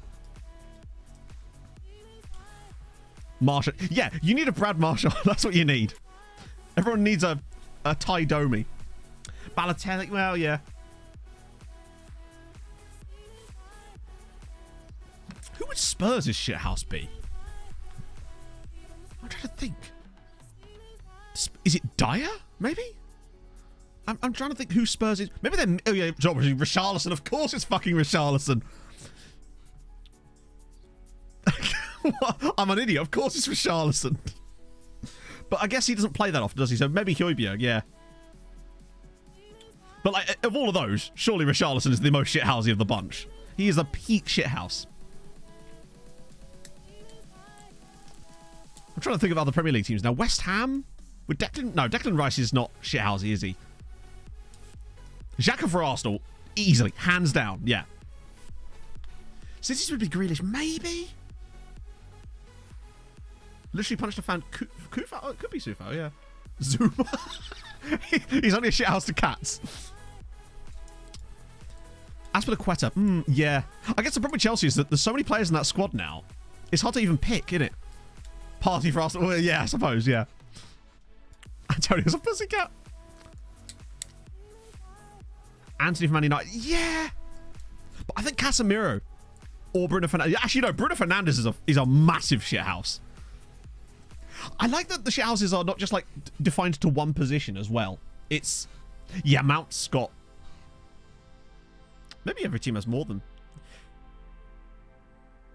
Actually, do you know who I think is an underrated shithouse? Tom Cairney.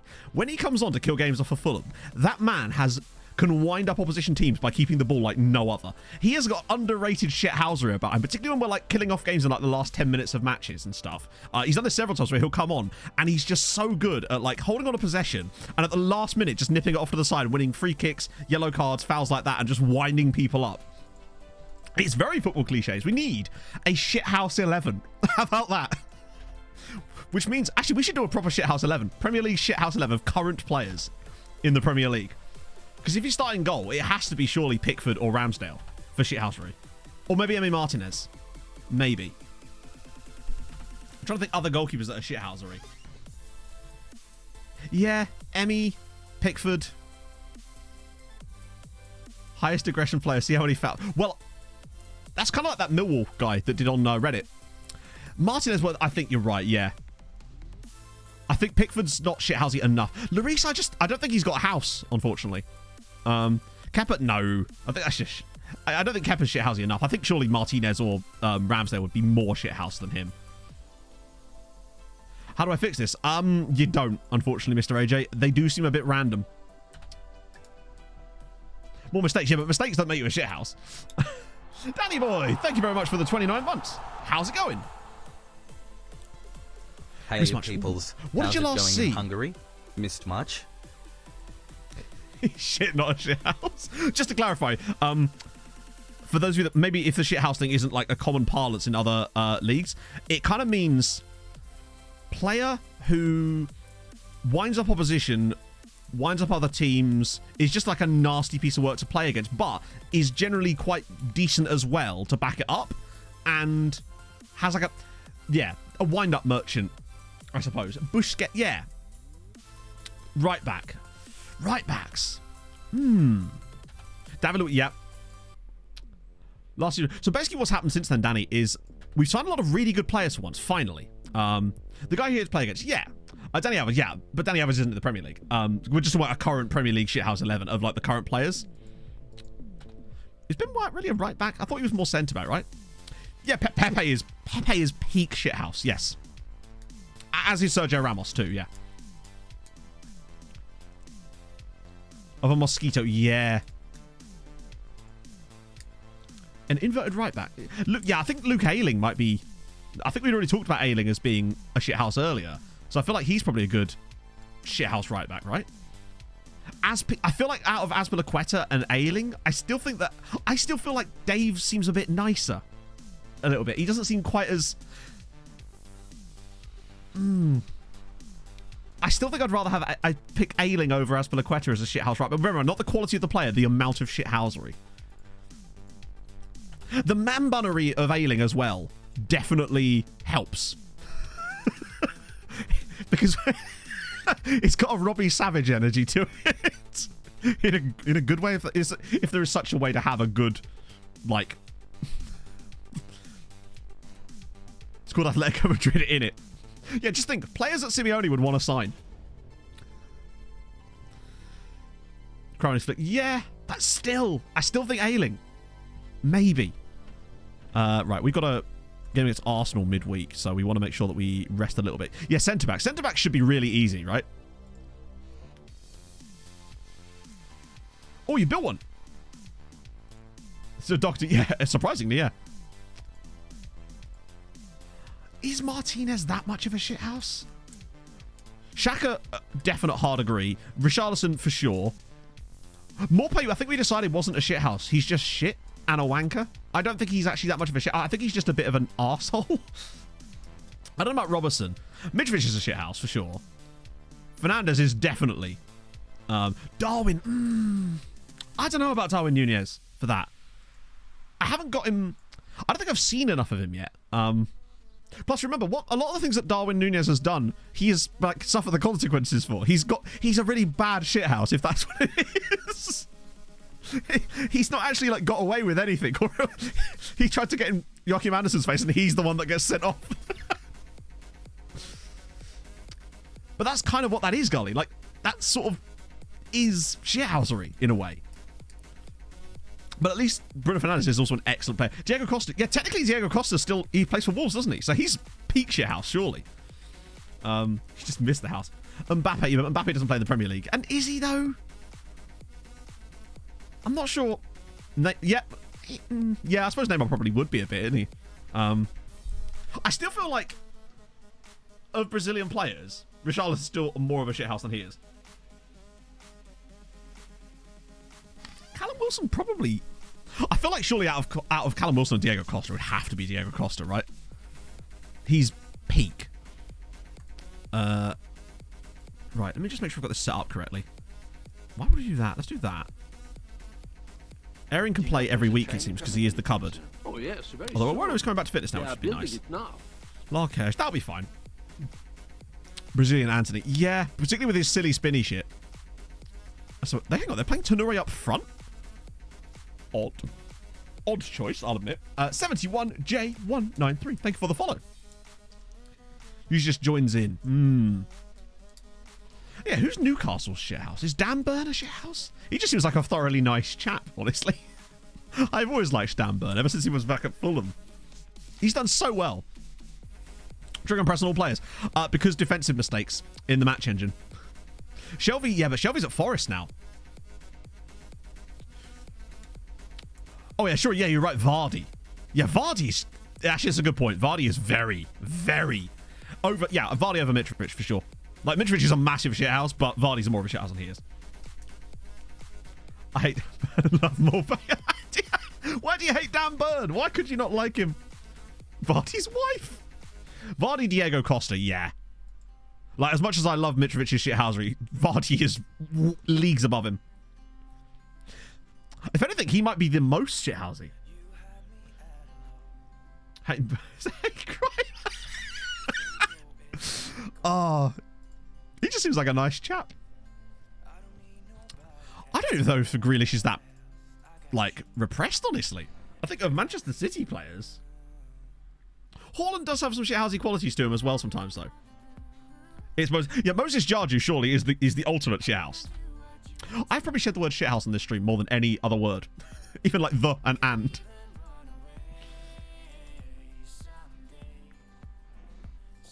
Well, that's the question. Because first we were basically looking at who's like the most shithousey for each team. And then we thought about building an 11. The problem then is you end up missing out on players because there's like too many in one position. Put Vardy off the left. Luke Sutton, thank you for the follow. They are building it now. Yeah, Brighton. Who is Brighton's one? I feel like Pascal Gross might have been. I don't know if he's even still at Brighton. I forget. Brighton are a tough one for that, actually. Can Welbeck get a bit? No. Dunk, maybe, yeah. Guys saying about only during a transfer window. Hey, Inferno. Maxwell Kinsey Wellings MP. No. That's amazing. Guys, that was an internal shithouse. Making 3.5 grand a week as a Premier League footballer. Sorry, I was under the impression that he was the one that signed that contract. Obviously, you know, agency and all that, but presumably he wasn't signed as a starting Premier League footballer and then developed into one, right? Also, does he have the ability to, like, potentially try to negotiate a new contract? Perhaps. I agree, like, for the quality of player he is, that is lower than his market value for his wage, but presumably he wasn't the player he is when he signed for that wage, right? I really like him as a player, though. I'd like to make 3.5 grand a week too. Yeah, true. But if I was a starting Premier League footballer, I would probably expect more than that, you know? Like 15 to 20. Well, that seems like a reasonable amount. As Airing does it again.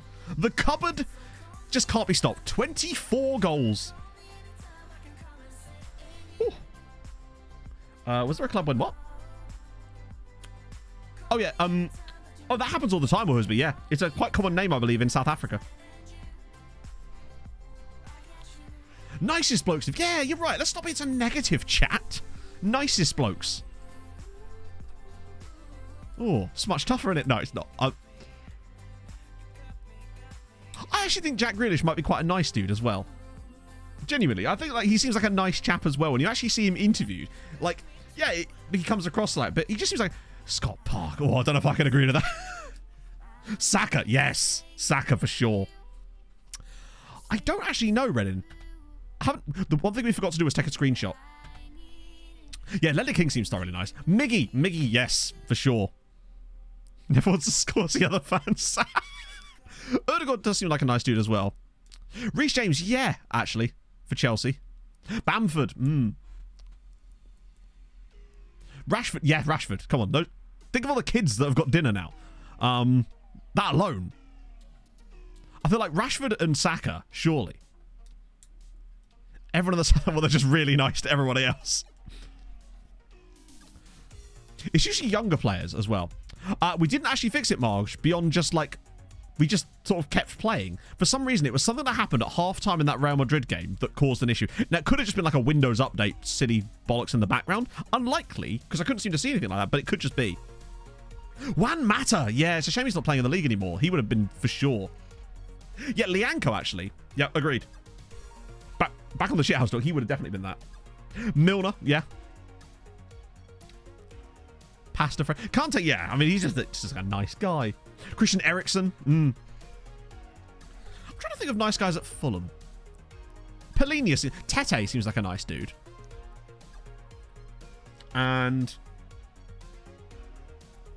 you reckon you could be a nice guy and a shithouse at the same time? Because I feel like it's possible. Just depends on who you're talking to, right? As Airing nearly scores another one. Willian. Yeah, Willian seems like a nice guy. Joel Linton. Well, when he's not drunk driving, I suppose. Richard, I don't know. I know so little about Richarlison, obviously, other than his shithousery, you know. Are there any likeable players at all? I think Joao Polini is pretty likeable. I think Harrison Reed seems like a nice dude, but like not like overly nice. Tim Ream, actually. Tim Ream, I think is a nice guy. Like he has he does a lot of stuff in like mental health charities and stuff. He runs a podcast about like mental health in sport as well, I believe. So Tim Ream, top bloke. You can't really hate Tim Ream. It's a good point. The fact that he's done so well this season in the top flight, considering oh, go on, Brahim. It's easy for you, Bal, for fuck's sake. Do you know he's not a nice guy? Brahim Diaz, after missing that.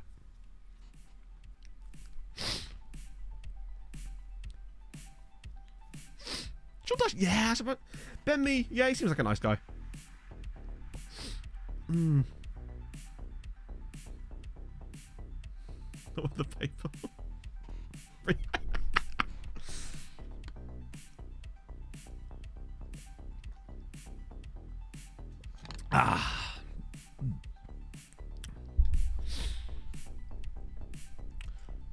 I wouldn't know because I barely know who any footballers' partners are, genuinely. Other than like, I'm trying to think if I actually. The only footballers I know, their partners are people that are like famous in their own right. In like, so, and even most of them are retired footballers, like, you know, Abby Clancy of Peter Crouch's wife. I'm trying to think who else. I just don't know many like footballers' partners, honestly. Well, Piqué and Shakira, they're not together, are they? They got divorced. Oh yeah, for sure. There's blatantly loads of footballers who are great, like, because it's all, you know, it's a game after all. They're just doing their jobs. I'll get you one as well. They weren't married. Were they not married? Really? Huh. They're just together for a long time, I guess. She wrote a song. I know, yeah. To know about himself. The Vardy. I love that. Accurately describes me.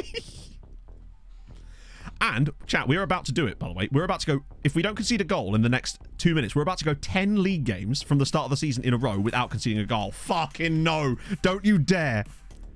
Don't do it to me, FM. I want 10 straight clean sheets in the league. Brahim, let's do it. One more for us, perhaps. Stop getting in the way. Okay. Oh, it's beautiful. It's beautiful. Alberto Malera with a gorgeous goal for 4-0. Oh. Zoltan Gira. Yeah. Seemed like a nice guy back in the day. Everybody's a Wagger the Kisti trial mode.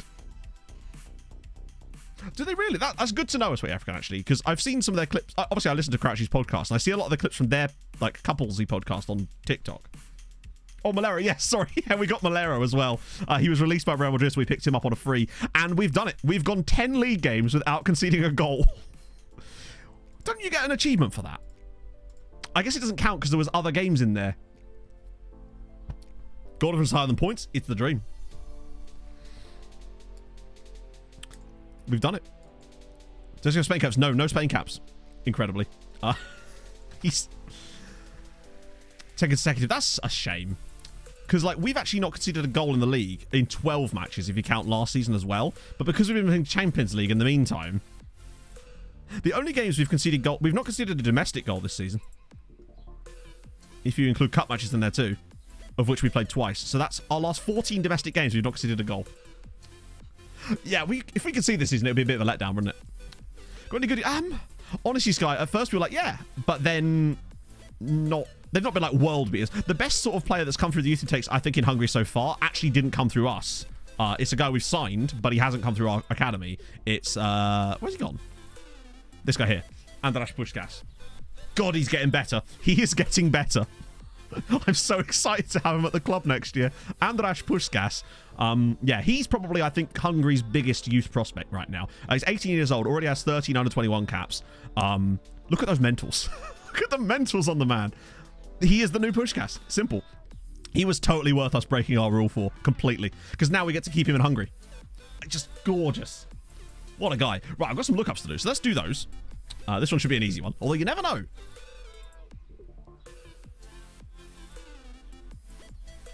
Well, I mean, he's got quite high aggression, maybe. Maybe the game's just like, hey, there you go. Have a bang on him. Right, let me get rid of some of these while I catch up. I'll refund your points for that. That wasn't fair. Let's check out old Gillinberg. Probably need more than that, I guess. I feel like the fact that he hasn't shown up... I wonder if he's not in my database. What team does he play for, Lash? Kirali, is he a coach now? Oh, okay. If I was doing that weird thing again. Right. Oh, good. Let me just get off the screen for a sec. Okay. Let's try again. Can you get Regen Father Sons? Yes, you can. We actually have Regen brothers in this save that play for FC Nordsjælland, which is kind of sick. What is going on? I'm guessing Gabor Kirali's not, like, searchable. What does Gabor... Is he a coach now, I'm guessing? Or is he just, like, not actually in the database? Yeah, one of the brothers went to Bayern, you're right, but they both came through at FC Nordsjælland. We're keeping an eye on the... is it the Tulbergs? Gabor Kirali. Bear in mind, it's highlighting, chat. I'm not holding my mouse down. Like, it's just highlighting it when I hover over it. I'm not pressing a button. That's really weird. I refund your points for that. I have to scroll back up to find that lookup because I can't click the link otherwise. Best youth player you've ever had. Oh my god. Jan Sigurd Vidgard. Yeah, he... Oh, hello. Go away. He's... Yeah, he's obscene. He is absolutely obscene.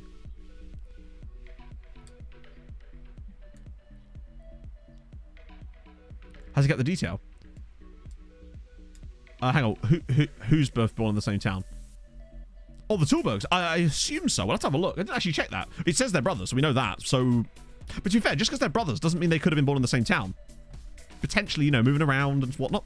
Technically, my sister and I weren't even born in the same town. Well, my parents didn't even move in between.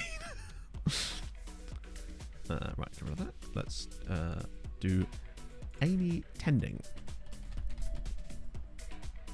Aha! For Casa Sports. Even sisters there? We'll never know. It just so happened that my parents live like equidistance between two hospitals. So it just, yeah.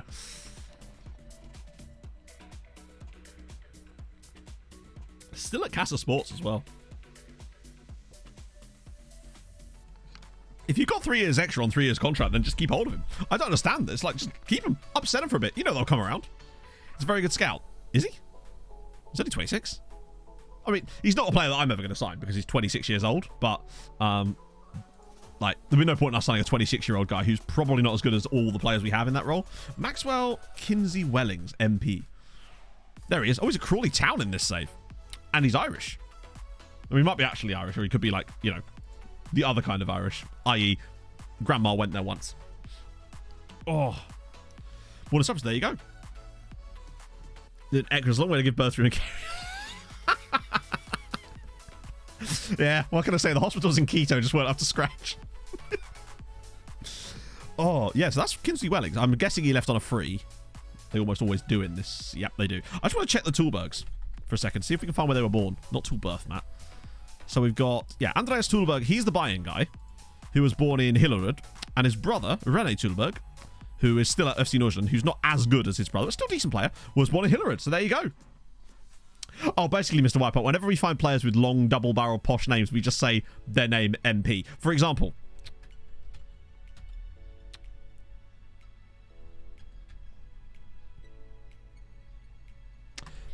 Javier Lethbridge-Cattell, the second MP. Well, look at that. He's improving. Oh, we were already going to do that, Marius. He's getting there. He's getting there. What a guy. Daddy won't keep him back. New defensive record. 12 games without conceding. That is obscene. He's a lord. Well, I don't know. We feel like he's shedding the... He's shedding his father's sins. He's trying to forge a life for himself over in Hungary. He's a good lad, old Javier. Yeah, that's the guy. Actually, still in Celta Vigo B. He's only made 18 appearances for them. Yeah, he needs a move, man. Like, he's just not playing for Celta Vigo. 1 appearance there. 4 there. I mean, man has literally not made a first-team appearance for Celta Vigo in 4 years. And he could, I mean, yes, he has to go to... I was trying to think of a skiing destination, but I'm too common to know any skiing destinations. The Alps? I don't know. Where's good for skiing, chat? I literally have no idea about skiing. Val d'Isère. That's actually... Yeah. I was trying to think of, like... Yeah, Val d'Isère, Gestapo... Chamonix. Just Austria in general. Like, 2 workers from Farrow makes me wonder. Maybe he's been doing some naughtiness, Metal Brother. You never know. Right, so we're looking for Stajinski. I'm not seeing him. Piotr Stajinski. Unfortunately, I think he might not be in my database, sadly. Sorry about that, Tom. Yeah. Oh, he's a face in the game. Oh, I see. Villechta. That's the truest one. The Tromsdalen Alps. Yeah, I'll do that one now. A polo accent, maybe, yeah. Norfolk. Go skiing in Norfolk, chat. It's fine. He's a solid player. Looks like he lacks that potential ceiling. Also, can we talk about how, in the top right... Why is... What's going on here? Sorry, top left. Yeah, that's what you're taking from this. What? Why is there a picture? What's supposed to be here? The club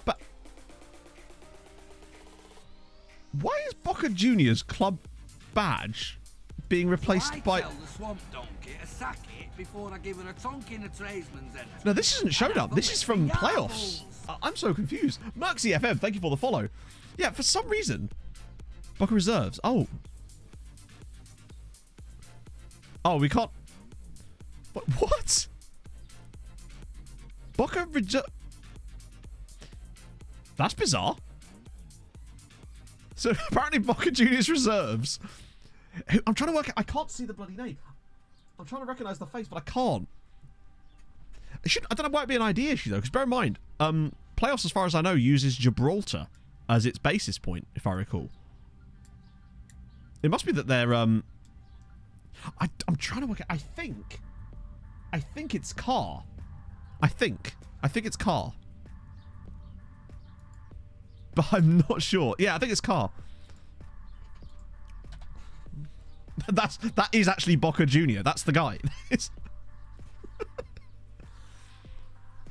Huh.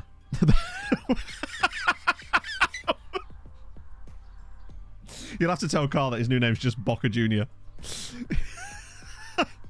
Used to be Boca Junior Gibraltar, so maybe now it could be. Weird.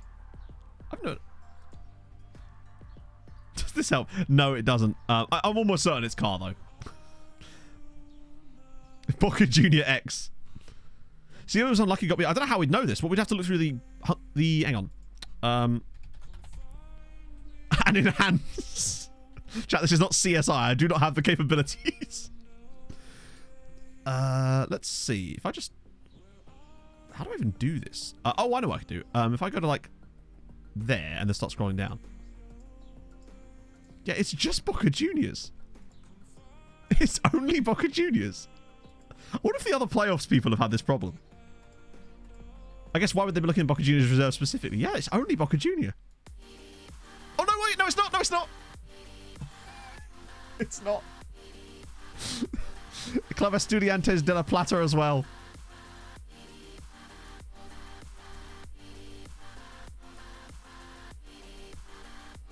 Yep, see, it's Car. Is that Trek? Yeah, so Trek's... Just want to see if there's any more. Yep, there you go. The stick. No, sorry, that's... It might be stick. Yep. And there's Wickdiv. But no me. No me.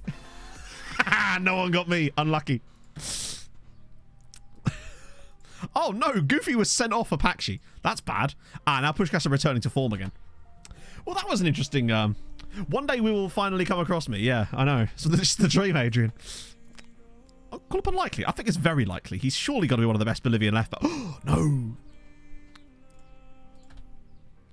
No one tell Tony. I wonder how that's happened. Yeah, the manual enhancer. Literally, that's just how you do it. I'm just squinting, mate. Just looking. I'm like an old lady. I should pull my glasses down into my nose to find out.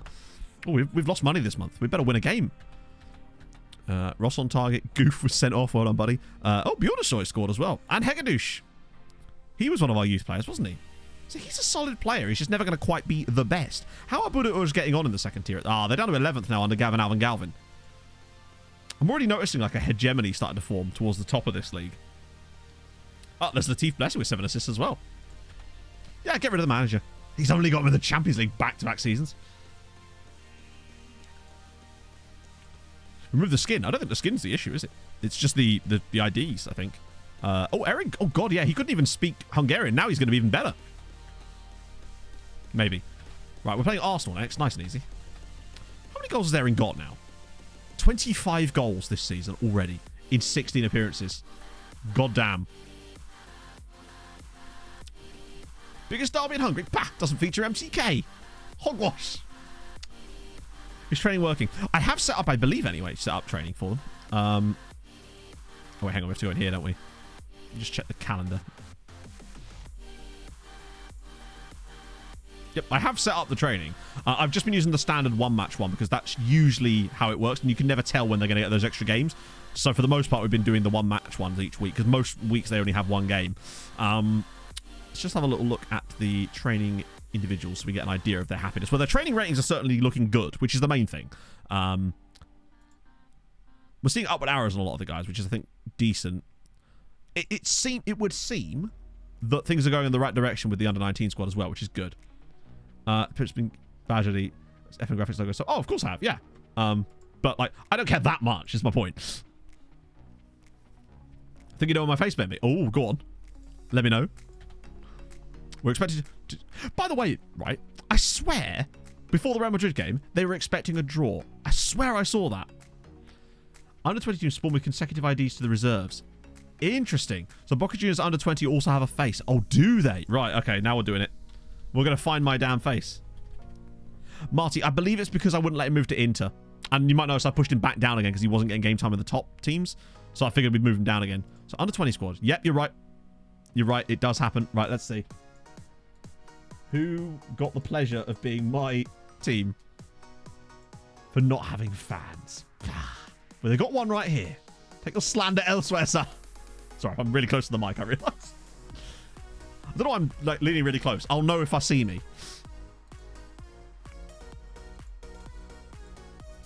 Oh, yep, there's another one. I think that was Tim. Hey, DeCapo. Where's your boy? Still not me. I feel like everyone's going to get one except me. Everyone's got one except me, damn it. Ah, dear. One day will find me. Oh, 4 players called up. We've got completely sensible. I think Arsenal away, that's going to be mad tough. I'm not expecting much from that game. Particularly because we've just lost to them. Wow, it's our first defeat in the groups. Oh, no, it's not. We lost to Benfica last time, didn't we, as well? Jesus Christ. Yeah, he's a bit good. And not expensive either, which is surprising. Portuguese Cups are either really expensive for young players or just, like, dirt cheap. Right. Arsenal. Let's do this.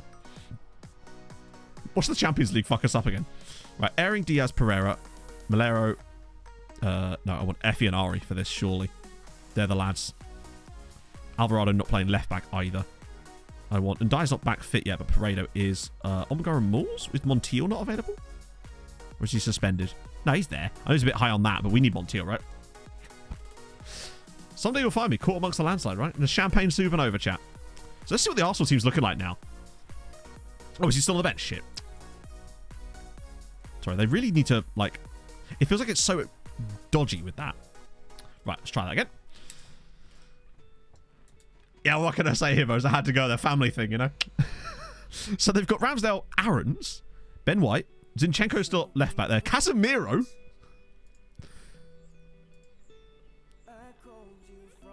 Do you know what? I know that obviously they've made a huge loss on him there at Man United, but like he's also 35 years old, and Arsenal are kind of just like, you know what? Fuck it. We'll pick him up for that price, right? It's not like they're going to get that much money for a 35-year-old Casemiro. Erdegaard in there too. Fabio Vieira. Smith Rowe actually still playing quite a lot for them as well. No Martinelli. Or we know Saka's at Real Madrid, I believe. But no Martinelli. Interestingly. Hey, El Destructor. Yeah, oh, he's still doing bits. Of course he is. He's Casemiro. Man's going to do bits forever. Right. Let's see. Hey, Alec. Oh, truth be told, we weren't expecting to beat Real Madrid. We're not expecting anything from Arsenal. The fact that we got that 4-0 victory away at Red Bull Salzburg is massive because we still have a game at home against Karabakh to come, which will be hopefully allow us to get to 9 points. And 9 points is what we need to get top 24, I believe, personally. Well, we're still working there. Okay. Okay. I'm good, Alec. How are you, friend? Hey, Thomas. Let's do this. Oh, okay, Adrian. We'll check that one after the game. Oh, well, we've got an early corner here at the Emirates. Oh, God. Imagine Montiel bangs us a goal up at the Emirates here. Oh, it's over. Oh, I'm noticing a little stutter there as well. This pressure is not gone yet. Did you say AVB was Arsenal manager? Effie? Airing! Is it onside, though? Has he done it again?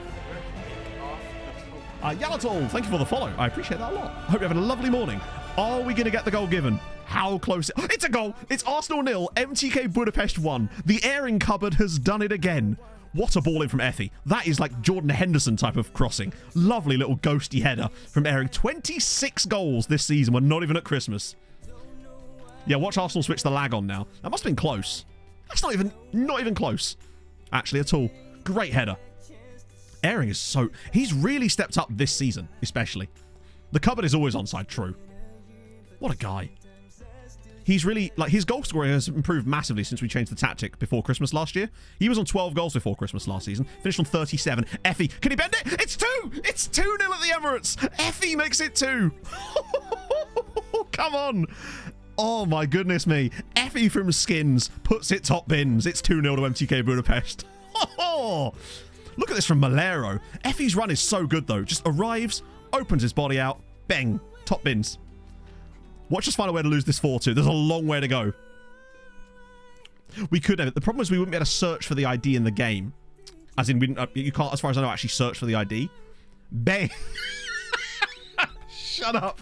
I can't say anything, can I? I literally can't even pronounce one word wrong. I love it. And I love it too. Tactics. I will after the match. This is season 6. That's only 2 shots on target, in fairness. We will probably still lose this game, but that's fine. Bang. I'm just going to say that after every, like, screamer now. Just deadpan it with bang. We've been good.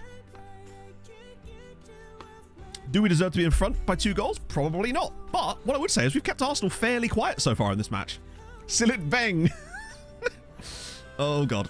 Right, come on, lads. Sensible play. Just keep control of the ball. Or don't. Where was the left winger? This is the goal. Oh, come on. Just need some good aerial presences now. Okay. Oh, I thought Aaron was going to steal in there. I thought he was about to nab the ball off the defender. Right, this should be fine. Paredo's going to be in trouble here. Oh, for God's sake. What a save!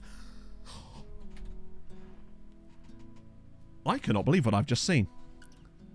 I cannot believe what I've just seen. This man is the greatest goalkeeper to ever live. I'm clipping that myself. How was he not offside, firstly? But even if he wasn't, the first save is world class. The second one is like galactic quality. He's clawed that off the line like David Seaman against Sheffield United. Different part of the goal, of course. What an insane goal. Do you want like a bang? We could do like a bang emote. What a banger of a save. We should get a bang emote now. Holy... Oh, surely not. Pereira with the cross. Back post this time. It's over the line from Miguel Montiel. It is...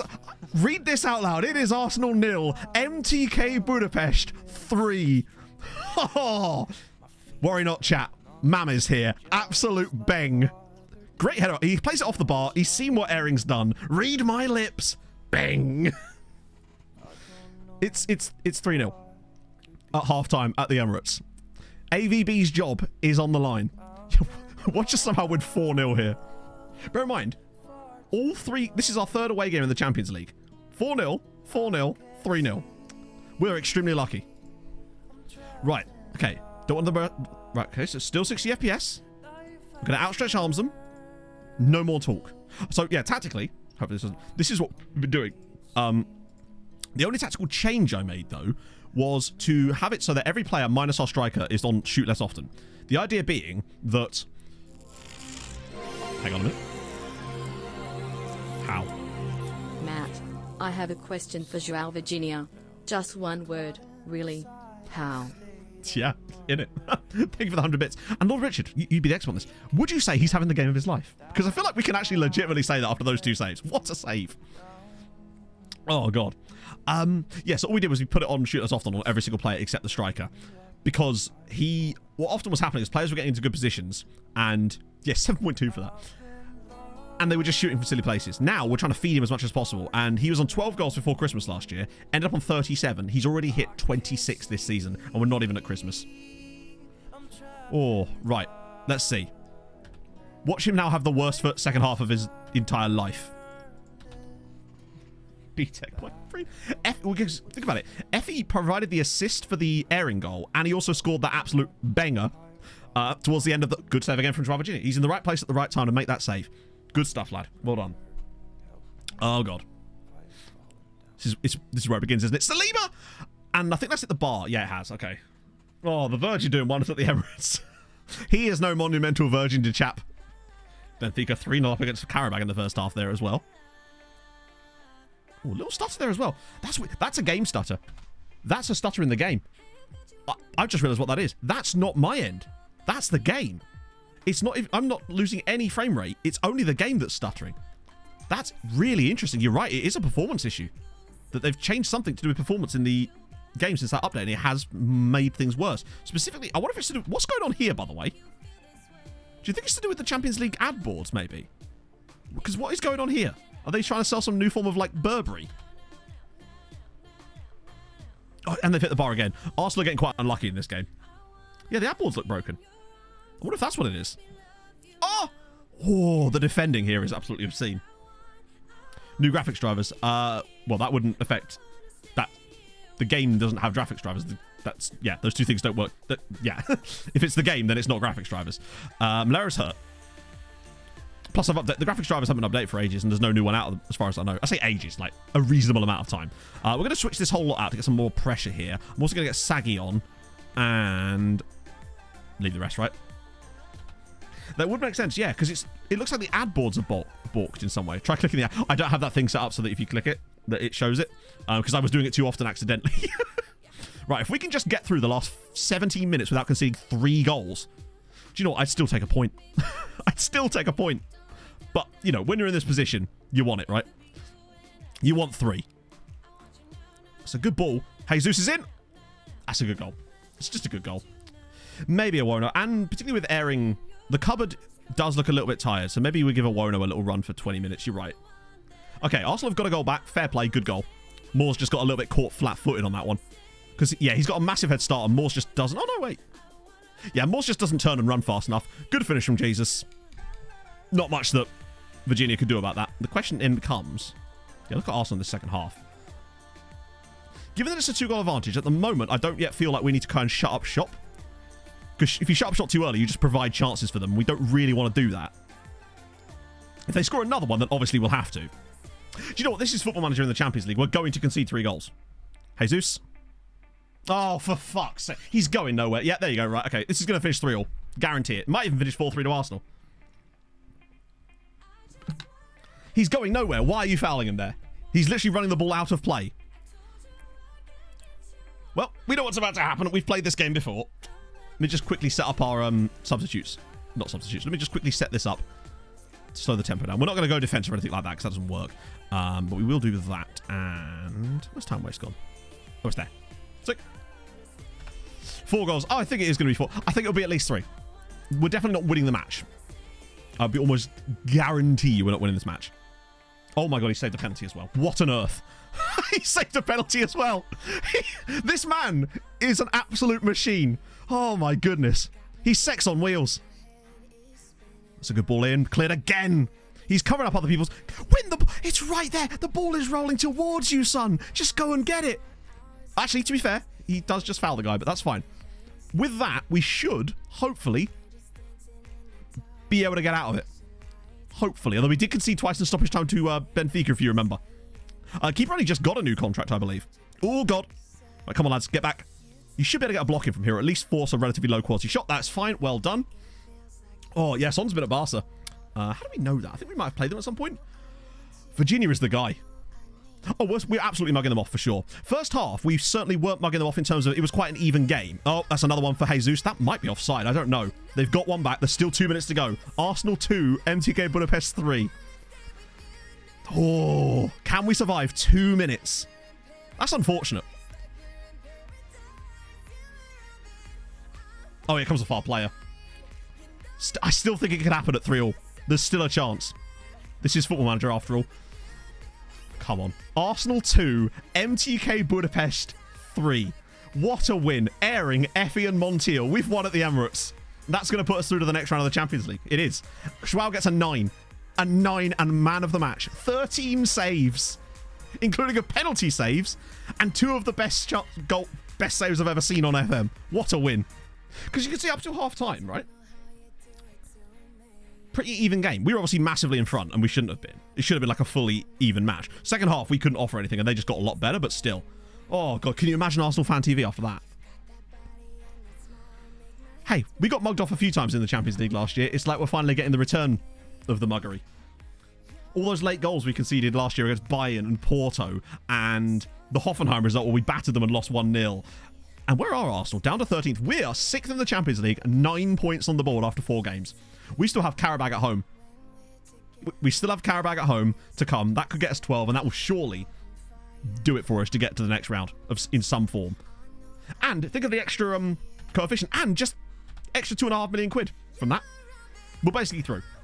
9 points is usually enough to get you through to the next round anyway. Last year we went out on the bubble with 8.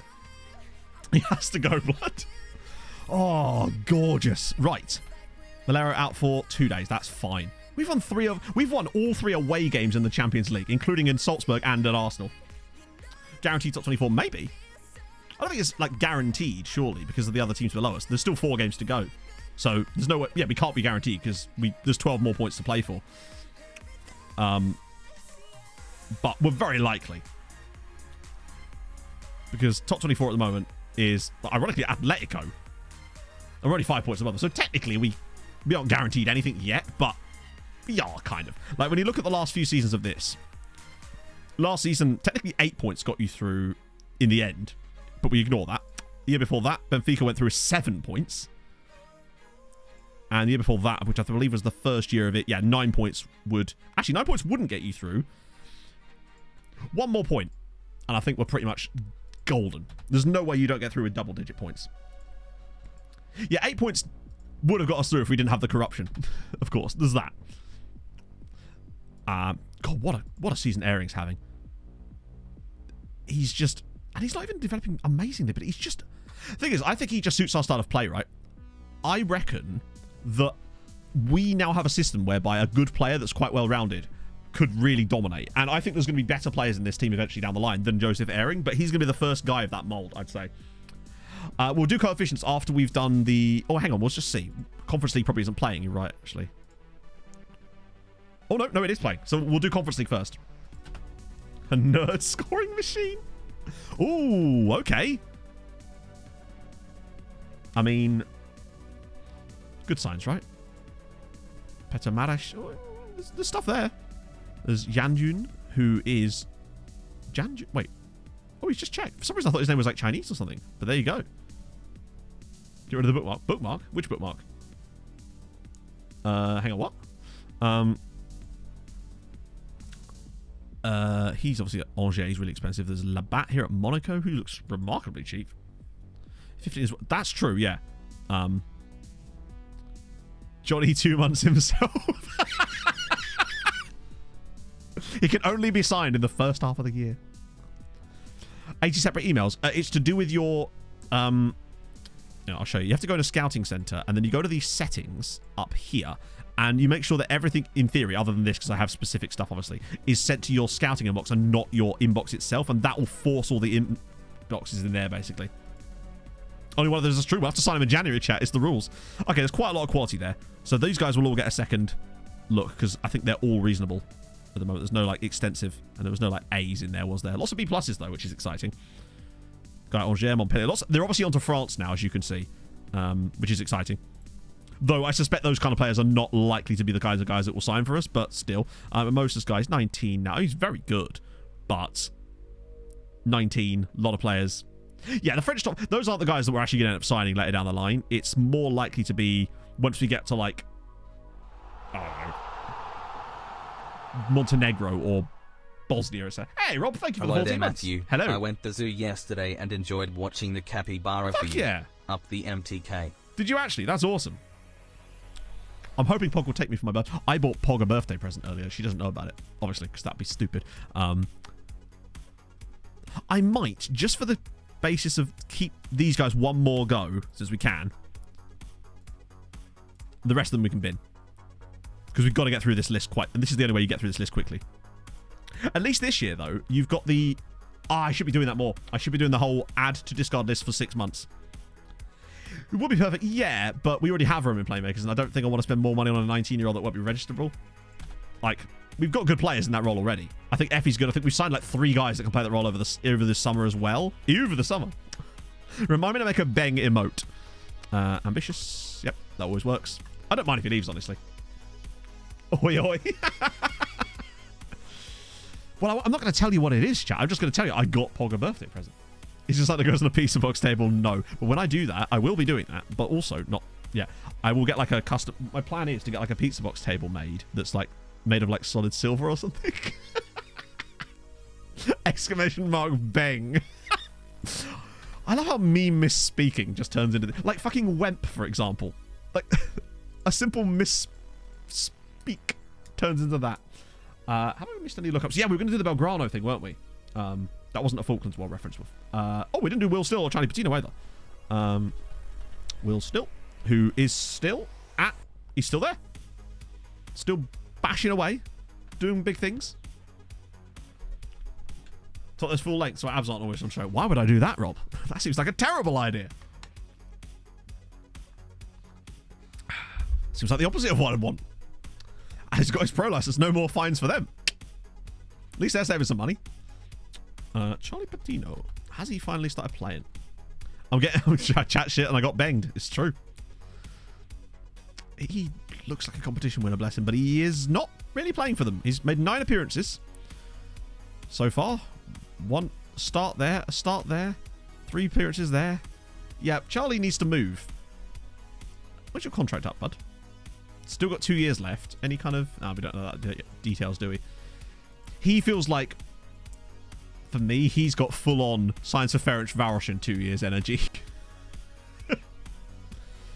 So for random, as in like you want to pick a random nation where because you like the nation and you want to make it just maximum fun. The biggest thing to change for me would be to make sure that they're considered a first world nation or whatever it's called, like developed nation, just because that FM's weird about that, unless they're just legitimately not. And the other thing for me is to make sure that the nation has no transfer preferences set. I think that is probably the biggest thing, is the transfer preferences, combined with the fact they have clearly made it smarter. I think that's the key. This one here. And which one am I looking at? Under 20s. Oh, you're right. There's one for Hood.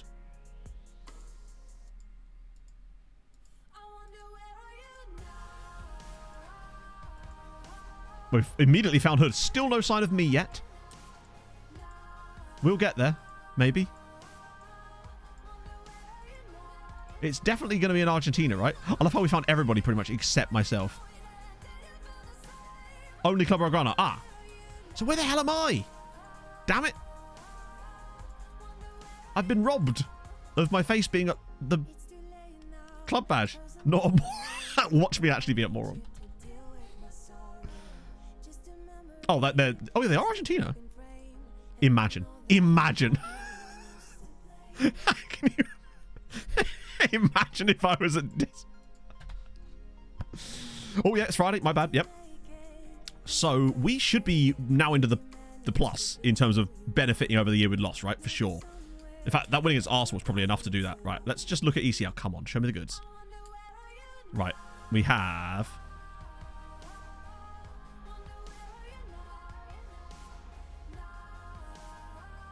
Budapest drew. Ferencváros drew. Ferencváros have drawn every game so far, but incredibly, that does keep them in the top spots. They are... Oh, I'm frozen. GG. Like, they ain't ripping up trees yet, but they've not lost yet either. So that's something, right? They're still in those. The thing is, I think that they might have had a few tough games to start, and the point is they're still in the top 23. And also Budapest up in 13th. They're only a couple of points away from the top 8, doing better than them as well, but it's still another point for both teams, which is good. Matthew Card, I want each and every one of you is the highest. Gotta look at those Argentinian youth squads. That's the true dream. Aleri's at Roma now, by the way. And also, Bayer Leverkusen have this chap here, Saeed Raki, who, if he isn't going to be one of the best strikers in the world potentially at some point in this save, then I don't know who is. Although the lack of speed might potentially hold him back. Name of the club that tackles 90...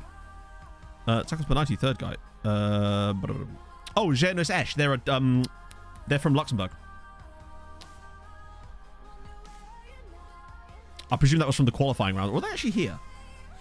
Nah, there's no way they made it in, right? Yeah, that's Jeunesse Esch. Nah, he ain't saying it like he's going to be at Dortmund. Not Dortmund, Bayern, as always.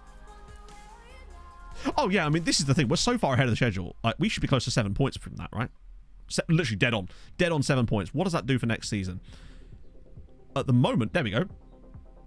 We're going above Denmark and Ukraine. And we've overtaken Switzerland again. Because Switzerland actually weren't as good as we thought. They started off well, but lost a lot of teams early. So we were on 7 points. We're still within touching distance of Austria. So at the moment, we're going 11th. Well, next milestone is top 10. That's the big one. Because top 10, guaranteed group stage. There's actually no difference between 13th and 11th at the moment. We would gain nothing.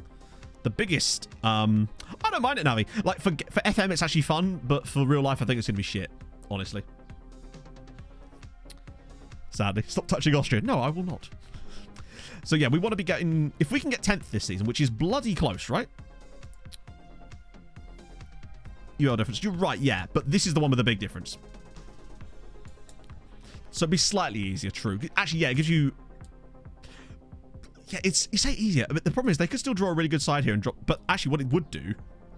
Actually, yeah, that's good, because it would give them guaranteed Conference League. Because... Also, bear in mind, 13th gets us that extra team in the Champions League too, which means we're going to have more chance of teams just doing better in general. We're bloody close to it. If we can catch up with Austria, who are having a bad season this year, really bad, and are losing a 9-point year. Both them and Turkey are losing 9-point seasons.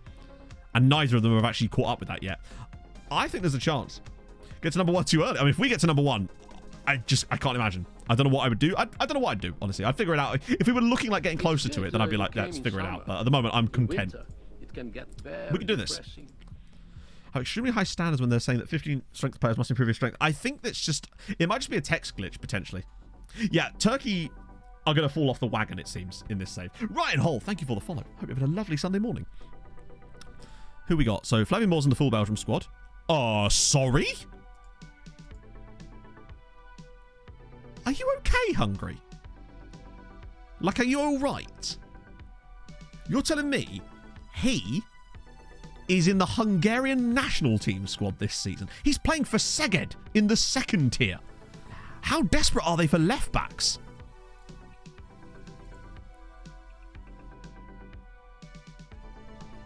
So they've got Tibor. They've got Nemanja Antonov, who's very good, well, comparatively speaking. They've got Endre Botka of Rapid Vienna, who's 33. And they've got, I guess, technically, Shoka. Yeah, where's Kirkesh gone? Must have an injury, right? It's to do with players wanting to join you, Jim. So, oh, he's only got it's a minor injury. So, oh wait, hang on. It's actually 2 months. Oh, it's 2 weeks. Yeah, I think it's just for this one squad. It could be youth requirements potentially, yeah. But surely there are better left backs in Hungary than Tibor Angel.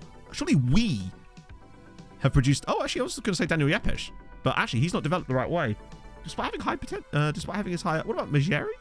Oh, he's right back.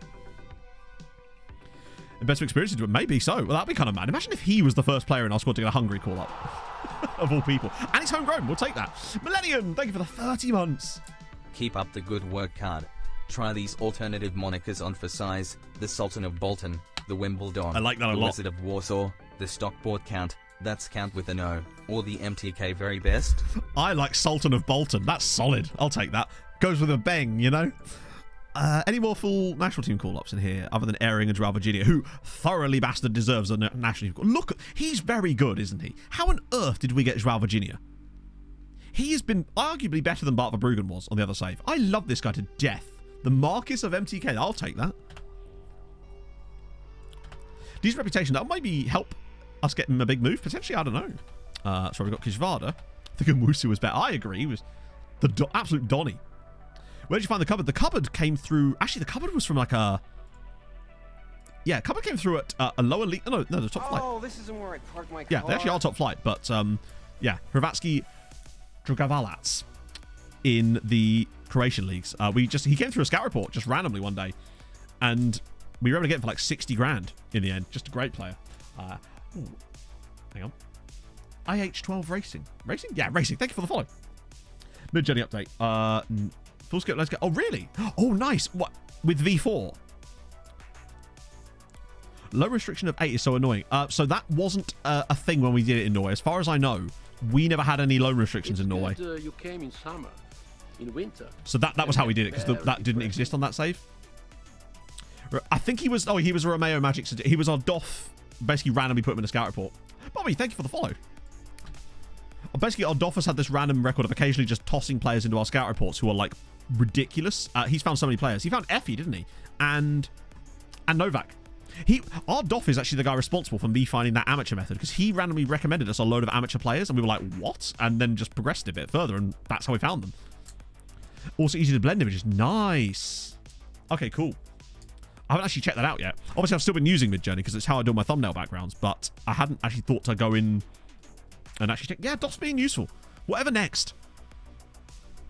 I don't know why they keep putting Alvarado at left back. Is it just because he's like he's... Surely there are better players than him to put in at left back today.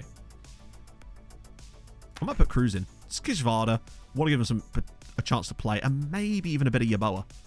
Give Novak a run out too, because he hasn't played as much lately. Without Romeo Jozek, they'd all play for Budapest. Precisely. Have we got any loanies here? Oh, no, we don't. Oh, no, we do. Yeah, Papert and Bay's on loan from us, isn't he? And Osei and Raymond Krollis. Okay, they've got a few. They've got a few, including the big Krolster. Right. Left back. Yeah, the question is who, though? But I don't mind him playing there, because Ndai's not fully fit. Larkesh is not very good. And who else have we got? Paredo, I suppose, is... Now, I don't actually mind starting Alvarado here. Look at automatic. I don't know what that means, Mikey. Charge you. Don't know if I can risk charge. Everyone's been the league apart. Bear in mind, Rafa, you could just use the editor to change the rules. Like Midjourney, but more flexible. Oh, right. Is that... I swear, because you were running like a... What was it? Were you running like a local version of Stable Diffusion at one point? I forget. Change the models. Oh, that's kind of sick, actually. I mean, I really do like Midjourney, and I do think it's a great piece of software. And it's been great for me so far because of the way I've been able to use it. Right, I need to pee, so you know what this means. It's time for the Whiz Quiz. And of course, these are user-submitted ones this time, so enjoy, my friends.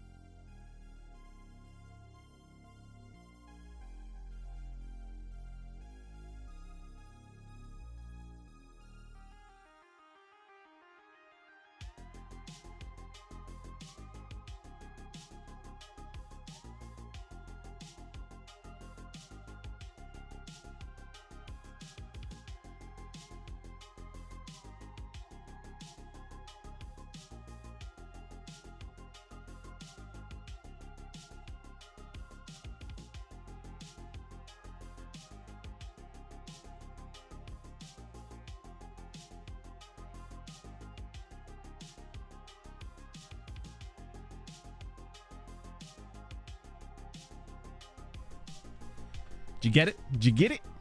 It was, of course, the cum dog. The very same. And now, for a bit of can opening ASMR. Ready? Oh, fuck. Oh, you'll have to see it. Or hear it, rather. Cum dog millionaire, indeed. And that was, of course... I haven't actually done one of my own for a little while. The last one I did that I picked out specifically was Nguyen Nyatanga. Right, let's do it. The plan today is we're going to get through all the Champions League matches up till Christmas. So we're going to do that, damn it, before the Leeds Forest game, which I am quite looking forward to watching, actually. Oh, also, Matt's Book Club update. So, I finished Red Rising by Pierce Brown. It's fucking amazing. Highly recommend it. The best way I can describe it is, imagine if you took Game of Thrones, Star Wars, and the Hunger Games, and then made a book. That is that. That's the best way to describe it. It's fucking incredible. Love it. Also, so I read it. It's phenomenal. Then started Anna Frozen. Let me fix that. And now my screen's gone off. That's weird. Off to a start here. Boom, boom. Sick. Boom. That's how good I was. That's how excited I was. So I started on the second book, of course. And it's extremely good as well. And I've nearly finished that as well. So, yeah, highly recommend it. If you're into that kind of stuff. Fantasy sci-fi, fucking incredible. Loving it. Probably going to read some more of it straight after stream. While I watch the Forest game. Ooh. Okay, big charge. Yeah, also, I'm well open for suggestions for Wiz Quiz. Just drop them in my DMs on Discord. And you don't have to provide a screenshot. I can get the screenshot. You found a cool player? Let's have a look. First thing I thought was, the finishing's not great. But then I realised he's not even a striker. Hunger Game of Star. It's just so good. 5 minute tempting books. They're just really good. I'm trying to think. I can't even just. Someone described it to me as Hunger Games meets Game of Thrones, but I feel like, honestly, from book 2 onwards, it has huge, like, Star Wars-y elements to it as well. And I love that so much. Novak, right, come on, buddy, just square it. Oh, good lord. That right there. Before we made that change of tactic, he would have shot that into the side netting. Instead, he's looked for a strike partner in the middle, and Brahim Diaz does Brahim Diaz things. It's that one tactical tweak has completely revolutionized this tactic for us. And we're getting so many more goals for us. Lovely ball from Cruz as well. But the fact that he looks up, finds his teammates, a lovely pass to and a great finish from Brahim. Indeed, now you're getting it. I just like books. And I want to share that with y'all. Read every day. Yes, I'm actually on a 370-day reading streak on Kindle. Last January, I just started reading a book and I realized I was on a little bit of a long streak and I've been trying to keep it up ever since. So, yeah, 370 straight days. I read 58 books last year, which I was pretty pleased with. But I think this year's going to be better. But the number of books isn't really the important part. It's just not that. Because some books are really long, some books are really short. It's staff member to recommend a signing. You just, I think sometimes you can only do it at the very start when they first join you. The tweak. So the tweak was turning off, turning on shoot less often on every player except the striker. More than one book a week. Because I read in the morning when I wake up, and I read a little bit at night before bed. And sometimes when I'm on like days off and stuff, I will read excessively. So for example, yesterday, it was Saturday, I probably read for maybe 4 hours yesterday. Might even been 5. Like I read in bed for like 2 or 3 hours when I woke up yesterday because I had nothing else to do, and I just enjoy books. And then maybe Pog went to sleep quite early last night, so I just was reading for another like 2 hours last night. Once I get lost in a book, I'm happy to read it for long periods of time, you know. Well, if it's a book I like, obviously it's much more difficult when it's a book I'm not super interested in. And bear in mind, like, you can get through, and I'm not a fast reader. That's the other thing. I'm not a particularly fast reader. My sister's an absolute speed demon when it comes to reading. But, well, that's exactly it. An hour is about 30 pages out. I get through the current books I'm reading at the moment, like 40 pages in an hour. Maybe 45 if I'm really good. If I'm feeling like properly into it. So I don't read that much faster than you do. But when I'm reading books that aren't like fantasy sci-fi that require a bit more concentration, I can read to more like 70 to 80 an hour. So it sort of doubles depending on it. Flexing on 4 hours of reading honors. Only pro readers know words like bang. Bang Johnston. Benguito Cup. You all are definitely getting a bang emote. You've done it now. You're getting it. Most landlocked top flight club. Really? I guess that kind of does make sense. What is their closest, like, ocean? Well, not closest ocean, but like the closest point to the sea. Bang Johnny Bang and the dirt is gone. We still haven't conceded, by the way. We are still concedeless in the league this season. It's match day 11. And it will be 13 consecutive matches in the league without conceding a goal if we get through yet another game. I just want to see how long we can keep this run going. We're only conceding in Europe. Oh, God. Survived. We did it. Never punished. Never punished. Oh, did they actually say where it was? No settlement in the European Union has further from the sea than Slovakian village of Leleš, which is 662, makes Hungarian Sakisvada located 26. Wow.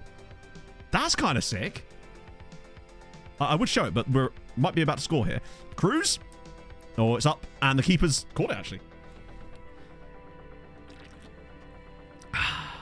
No, that was Par de Beng. Because it didn't win the Norwegian Cup. Maybe he just really likes the Norwegian Cup. Actually, to be fair, Kishvana have got some solid players, so I do expect them to go. Oh, God, here it comes. Nope. Great defending again. Oh, no. Not like this. Not like this. Thank God for that. Imagine if that had been the goal. Just as well, Virginia spilling it. Gaitan Beng.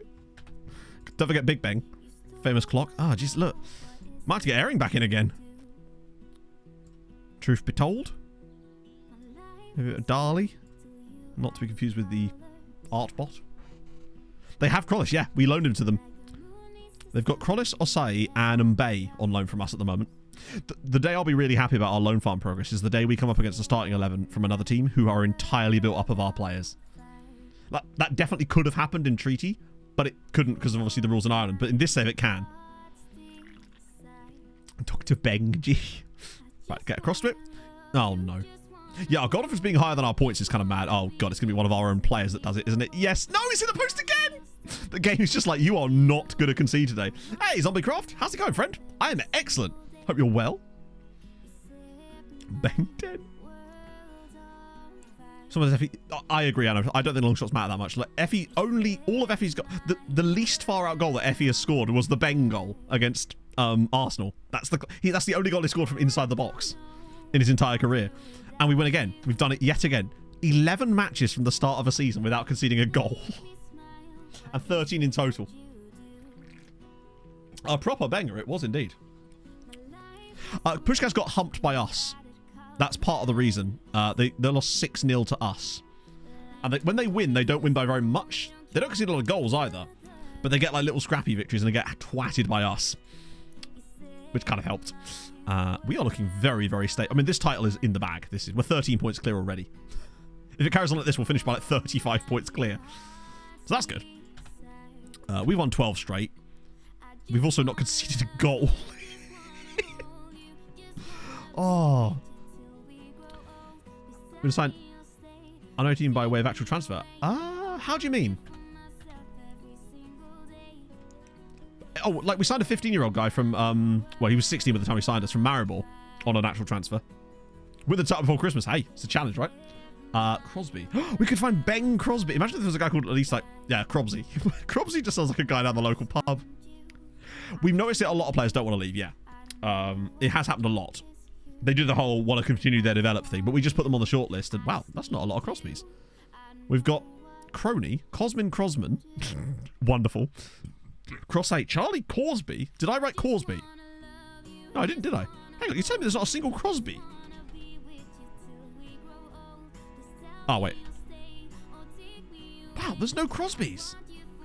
Not a single Crosby in the entire database. Wow.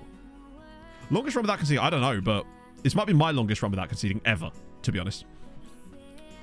Loving it. That's the main thing. 6 years in college. Holy shit. I only did 2. That wasn't really through choice. You have any Crosbys in real? I don't know. Maybe I'm just thinking about Sidney Crosby now. That's all I'm thinking about now is Sidney Crosby. Okay, so now we've got a little break, which is perfect. So we can schedule a friendly in there just to keep the match fitness up for some of these guys that aren't going to do international duty. There we go. We'll tickle our FOT fetish for a bit, and then we're good. No Chinandla Bengs. No. Crazy times. We'll just do one match standard for that one. Right, see if alright. Ferencváros do need to get their act together, but they seem to have done so now, at least. They seem to be moving in the right direction as to being solid again. She's Uipish to pick themselves. Okay, they've lost again. Amolfeho are about to make a comeback here. Pushkas have... At one point, they were like 5 clear of everybody else. Has their form just dropped off a cliff since that defeat to us? Yeah, yes, it has. They've lost every game without conceding. Sorry, without scoring since we beat them. Yeah, we've kind of done them serious harm there. That 6-0 twatting was not good for their confidence. We got Debrecen on the Sunday there. Okay, fair enough. At least we finally got a break. 35 players on international duty. We're getting there. How's the lads doing in the second tier? Yeah, Kekshmet coming back up. Losing without conceding. That takes some doing. 2 more call-ups. Oh, yeah, of course, it's the Costa Rican lads. Cool. We should hopefully get a nice scout report through. At least one, actually. I've changed the frequency of the scout reports to weekly, no matter what. Just so that we can keep on top of it. Because I noticed that when they were coming through with 100 players. And I was worried that that might mean that players were getting knocked off the edge. Okay, Lamini's played there. Wait, oh, under 20s. Okay, any regens in here? Unlikely, right? For me, it usually takes 6 or 7 seasons to finally see a regen in here. Catalada's in there. He's fairly young still. Kalulu at Liverpool there. Son, wow, still in there at 35.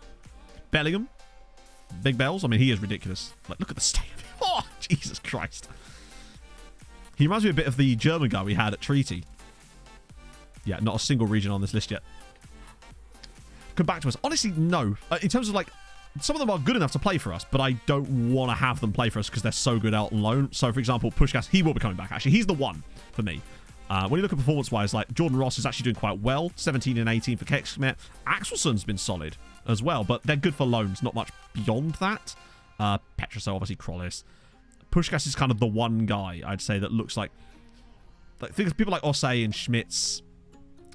They're good players, but I feel like these are much better for the loan farm type of guys. Merla might even be one of those guys too. Papa Fey is massive lifer in the loan farm, presumably. I don't think anyone's like taking it by storm to the point where yeah, Sterling. I honestly, when Sterling came on for Chelsea on Friday night, I was surprised that I forgot he even played for them. Genuinely. Nesbar, thank you for the follow. You see, Michael Olise was at Juventus. Wow. Which Tete? Leicester's Tete or Fulham's Tete? The greater of the two Tetes.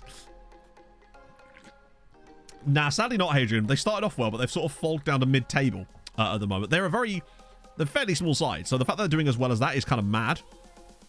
You got Jose Cornejo in your save. Oh, Jose Cornejo. It's not close enough to Justo, sadly, no. There's Nuka. Thank you for the follow. I'm sorry if I've butchered your name. So, see, I saw his brilliant finish against Villa. I watched the highlights of that last night. But he's still no Kenny Tete. Who's still at Fulham. You'll have to see it. Yeah, he's very good, isn't he? Just a little bit excellent. The greater of the Tete. Simply eat Leicester. Well, have we played Leicester this season? Yeah, we did. We beat them at the King Power, didn't we? Or the whatever it's called now. No, it's still King Power, isn't it? I was doing the... I've now got to the sim point for Premier League years. And I did a test sim of the season last night just to see if I could see what would happen. And there's a team in the top flight in France that are like 4th tier at the start of the save. And they've had a really cool story. So I might have to mention that in the video at some point because it's... I can't remember what they're called. But like Chautelet or something like that. Stade Olympique Chautelet. But they're like top flight. It's really cool.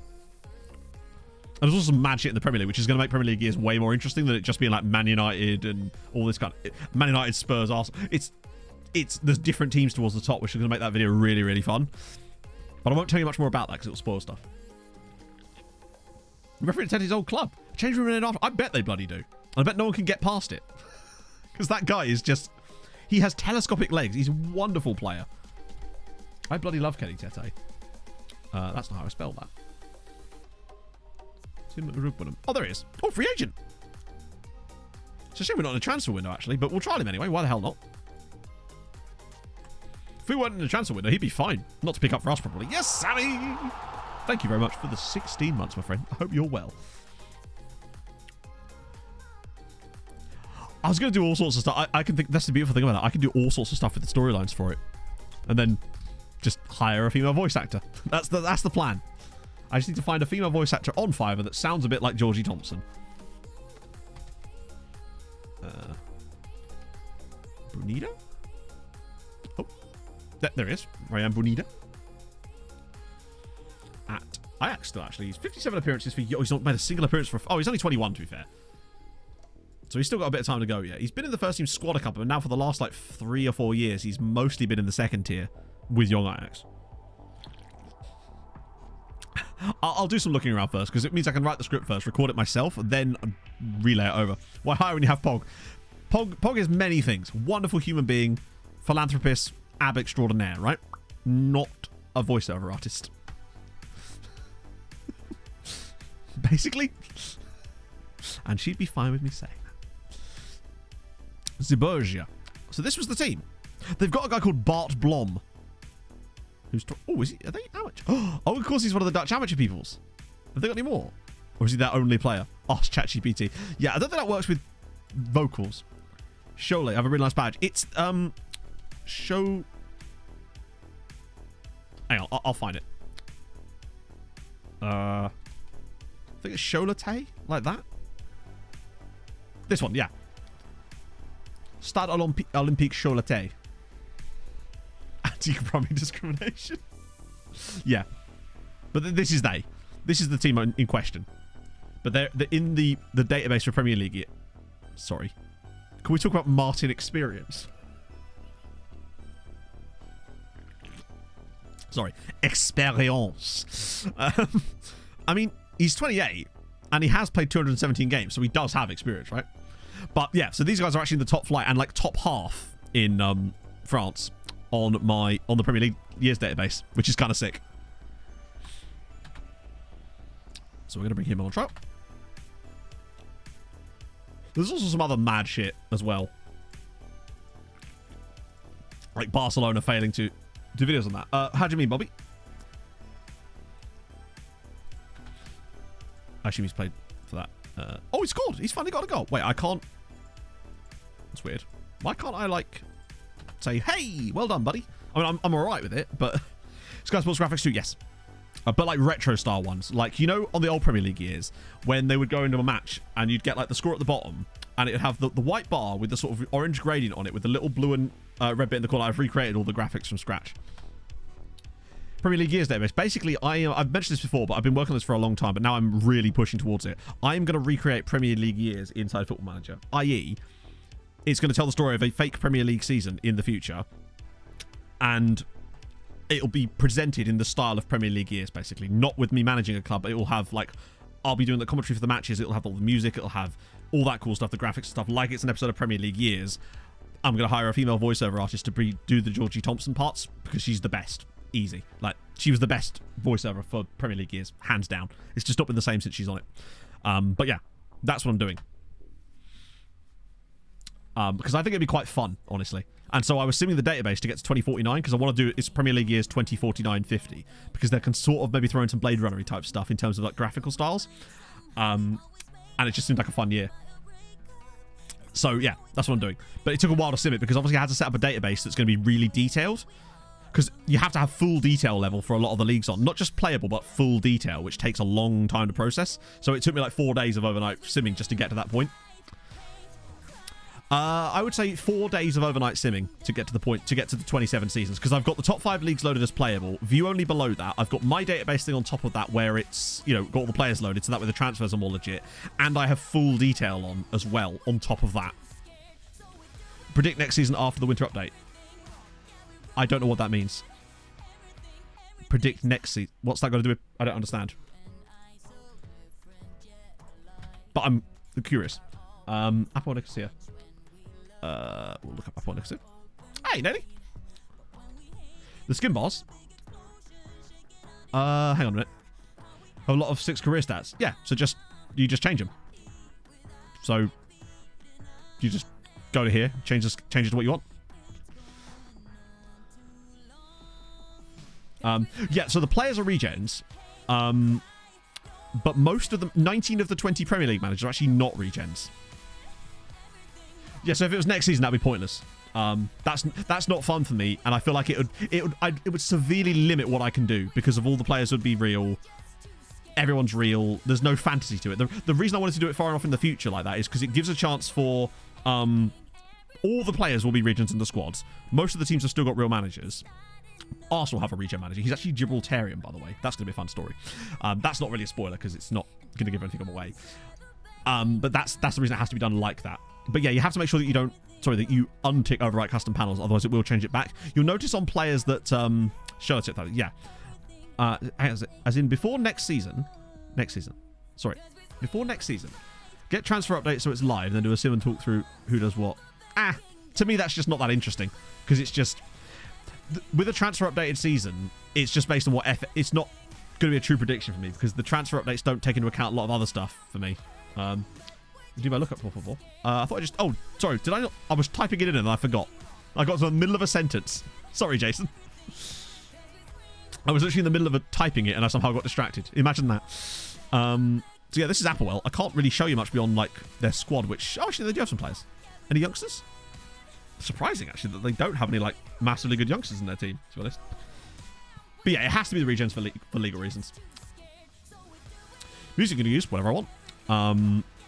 I have loads of stock music to use, but also there's a website where you can actually license quite popular songs relatively cheaply as well, like really cheaply. So I might be able to throw in a couple of those as well, potentially. But it's not going to be like one video, because obviously Premier League Years was like, what, 2 hours long? So it'll be like Premier League Years, it'll be like 15 minutes or 20 minutes, and it'll be like the first part, because that allows me to test the waters on whether it's actually interesting to people. I hope that it is. Because I'm always worried when I put a lot of effort into something, because it's obviously, effort does not equal output in terms of the quality of it too. So it's like, it's a risk, basically. 2 stadiums? God damn, cheeky bastards. Look at them. Just not feeling that stadium today. Let me just go to my other stadium next door. Oh, they've actually got some players down here. I might just get a team report on them while we're here. We used to do that when we did team lookups, didn't we, back in the day? It does feel, Jap, like it could have that kind of potential to be picked up if it's done right, maybe. I am going to hire a proper thumbnail artist for it as well.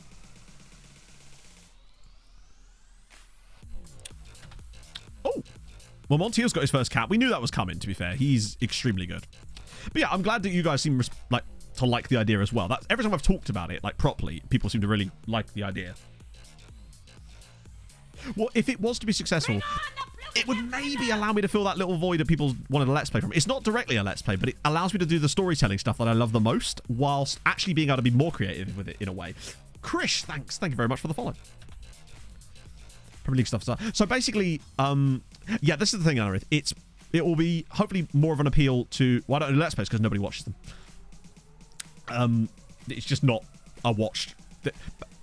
For a channel like mine, Let's Plays are not effective on YouTube. There's no growth. Nobody watches them, basically. To be honest, that's just... I have to be deadpan about that. Well, I feel like it will kind of maybe cross both worlds, perhaps. You never know. We'll see. If I do it right, that's why I want to take my time over it. Let me just show you something if I can. I'll show you an example of some of the artwork that we're coming up with. So I say me. So, for example, how do I do this? I'm trying to get into Gyatso first. So, for example, no, it's a bad example, actually. So, ignore the font on this, because it's not the correct font. I was just using it as a placeholder. But, for example, what I've done is I've gone around, like, recreating the old school Premier League Years banners that they used to use on... This is just a random clip from a Brentford game. Sorry, Naz. Although I think they were... Yeah. Oh, no, not Brentford. Blackburn. Oh, no, yeah, this is a clip from a Brentford game, but this is obviously just because the thing I modelled it on. I can't really move myself to the left. And then you've got... Oh, okay.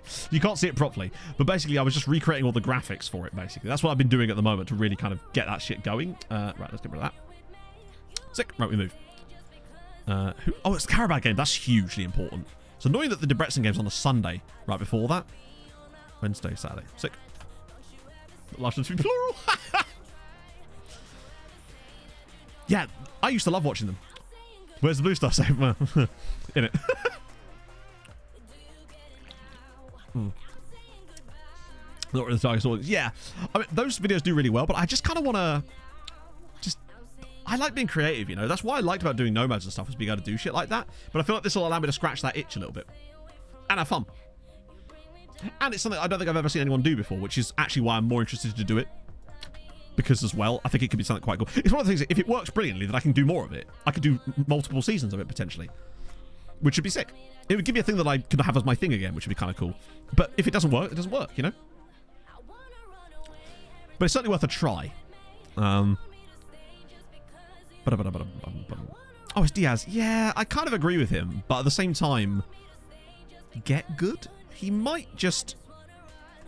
Yeah, fine. It's worth the risk. To get this far. Do you mean with the Premier League Gears thing? It's mostly because I've been having to do it in the background a lot of the time. Or did you mean something else? Maybe. I think it could be fun. That's where you might notice that I haven't put a video on YouTube since last Tuesday. It's because that one didn't perform that well. It's getting better now, weirdly. But I decided to sort of turn my attention slightly differently. Yeah, I remember that, Brands. The problem was, again, it's that any plans for Streamer Showdown? I mean, I don't control that. That's more of a you'd have to ask Ben. But bear in mind, with what's happened with Matt leaving as the host, it's required a lot of like checking and changing and stuff. But again, I can't speak to the ins and outs of that as I'm not like yeah. Voiceover the last bit to be done, literally. The next plan is to get a season that I think is interesting enough for it, with enough stuff that's worth with the storylines, and then try to break it down to show which games to highlight in it. I need about 100 of them, which means I'll need to capture every single one of those matches from every goal in every one of those games, but from every angle. Because my plan is that, you know, that when they show the highlights in those, they don't just show it from one camera angle. It cuts between the camera angles while the goal is ongoing. So I'm going to have to find a way to capture each goal from every single angle so I can sync them all up and cut to different angles during the actual play. Yes, JTiz! I appreciate that a lot. Little Legend online with another creator would be cool. It would, but it would also never work because anything that requires network games and stuff slows the game down massively, and you also have to rely on both people's availabilities. So it's just, yeah. Burnout. I don't. No. Matt, if you like, I can't speak to other people's stuff. If you, Matt put out a statement about it on the Streamer Showdown channel, on Twitter. Is this Jarju complaining again? Oh, Portia, out of the team recently. Sorry. You're a future prospect. By definition, you are not in the team. What are you talking about? Huh? Oh, the Danish save. Oh, the burnout. Yeah. No, that was actually less about that. The reason the whole Danish thing stopped was because basically when I started doing Building a Nation Midland, I experienced the biggest sub-growth months I'd ever had on YouTube at the time, which ironically was only bettered last month. And it brought with it a lot of new people that I don't think were used to my style of content, and I started to get kind of overwhelmed by just constant bitching and complaining about everything I did in every video, and it kind of made doing YouTube absolutely zero fun. So at that point I just kind of went, fuck it, it's not worth it, right? It was making my mental health absolute dog water, the worst I've ever felt as a human being, mental health wise anyway, to the point where I still have facecam videos that I keep from those recordings to remind myself never to let my mental health state get to that point. I guess we're going to talk to him. For playing time, I was promised hasn't happened. Do I want to go out and look? What playing time? You're a future prospect. In coming years, but understand this time is... Well, he clearly doesn't understand, does he? I mean, we will get him alone. That's fine. But, like, what? Like, what? Yeah, it is kind of mad that... Maybe it's just because... You're right. Maybe it's because he's not on the bench. Also, we can't load him out. It's November. The future is now. Oh. Okay, some cool ones in here. Still reasonable, I think, on all of them.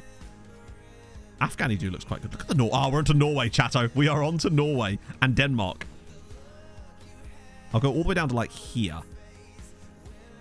Not going to take a deep dive on any unless I see any A's. Nah. Lovely. This coming year, maybe. But that's still the future, isn't it? The bottom tab bit back then. Which bottom tab bit? I'm curious. What do you mean when you say bottom? I want to figure out how to answer the question properly. Any kind of C's in here? Any kind of C's, I'll probably give a little extra Scouty Scout to. Just in case. Well, if they're still, like, consider 4 stars at least. Get those guys done as well. And then with these guys, what I'm actually going to do is add them to the... Oh, you can't? Or you can do it from here, can't you? You can do... Add to not interested list 6 months. Because that should stop them from being scouted, but also not prevent us from getting discarded the next time. The bit with the scout player was not there. Hang on. The bit with scout player was not there to start with, and it came back. Oh, I'm not sure I know what you mean. Sorry, this is obviously just me being dense. But yeah, mostly it's because if you see anything you're like, that's not in the game, but it should be, then it's probably because of the skin. 9 times out of 10, it's probably just because Saz has put some mad loveliness in the skin. Oh. That being said, as much as I was talking about how I put all this into Premier League years, I did actually think of like 6 ideas while I had my Fuck This Day on Friday, to be fair. Things like, I want to put every single club in the Football League under mountains of debt, but debt that recurs over a long period of time so they can't just pay it off, and just see what that does to the infrastructure of English football. I think that would be quite fun. Like every single club in the 92. On different computers? Yes, so. Yeah. I have... Technically, I only have it installed on this computer, but I could install it on my laptop if I wanted to. It wouldn't work very well because that laptop doesn't have a graphics card. This one barely does, to be honest. Magically go. Well, I do obviously test these things before I actually go ahead, but it's like when I tried to do the thing where I made every club in England amateur, it didn't actually make any difference. Acknowledge option is hidden until you click. Oh, is it really? Well, that's kind of... I didn't realise that. Actually become super rich. Maybe, true, yeah. It could do. Oh, still worth a test. Oh, no! Oh, shit, that's actually really bad. Wow, no, buddy, come on. I will carry you onto the pitch. Cover the debts. But if I gave them, like, £1 billion a season kind of debts and had it structured in the future the same way I covered Blackhaven's sponsorship, I don't know if you could even be done. That's my thought process to see if it would work. I also do want to make a video where I literally build a tactic from scratch. Not as a kind of guide on how to do it, but as more on a, this is how I do it. It's probably wrong, but give it a crack anyway if everything else fails you. Because I'm not good with tactics in FM. I tend to look at it more as a button fiddler than as a... Like, because I notice that when you do a lot of tactical guys on FM, it's often like, this is how we're going to try and play football. I'm more like, which buttons make a team do well? That's generally my approach to things. For the means you can do it with Wesker. Yeah. Well, actually, I was going to do it like, so I do the random team thing. That way, it's not like, well, you just knew about this in advance kind of thing. English 92. So the 92 clubs in the English Football League, i.e. the Premier League, League 1, Championship, League 2. Don't know why I said it in that order. League 1, second best league in England. League 1 after all, right? You can randomly pretend. Fantasy World Database. Yeah, I see those all the time, but I don't know. Wesker's one of those videos that the people that watched it really liked it, but just not enough of those people existed. Ironically, the same thing about my latest video. I'm the Pope. Everyone that watched that was like glowing. But maybe it just wasn't. Maybe it's just too niche of a topic, honestly. That kind of analysis stuff's quite dense. Miguel Monte, thank you for the follow. 2 is more than 1. Ah, it's also very true. True. Yeah, I must say, when they first went over to that naming convention, I was a bit confused by it. So Felix Peters going to play today. We're going to play a Warno up top to rest out players for the Champions League. Bit of Yabaware. And a bit of... We'll start Novak, actually. And then we'll start Heremans. Oh, Marius, what's on?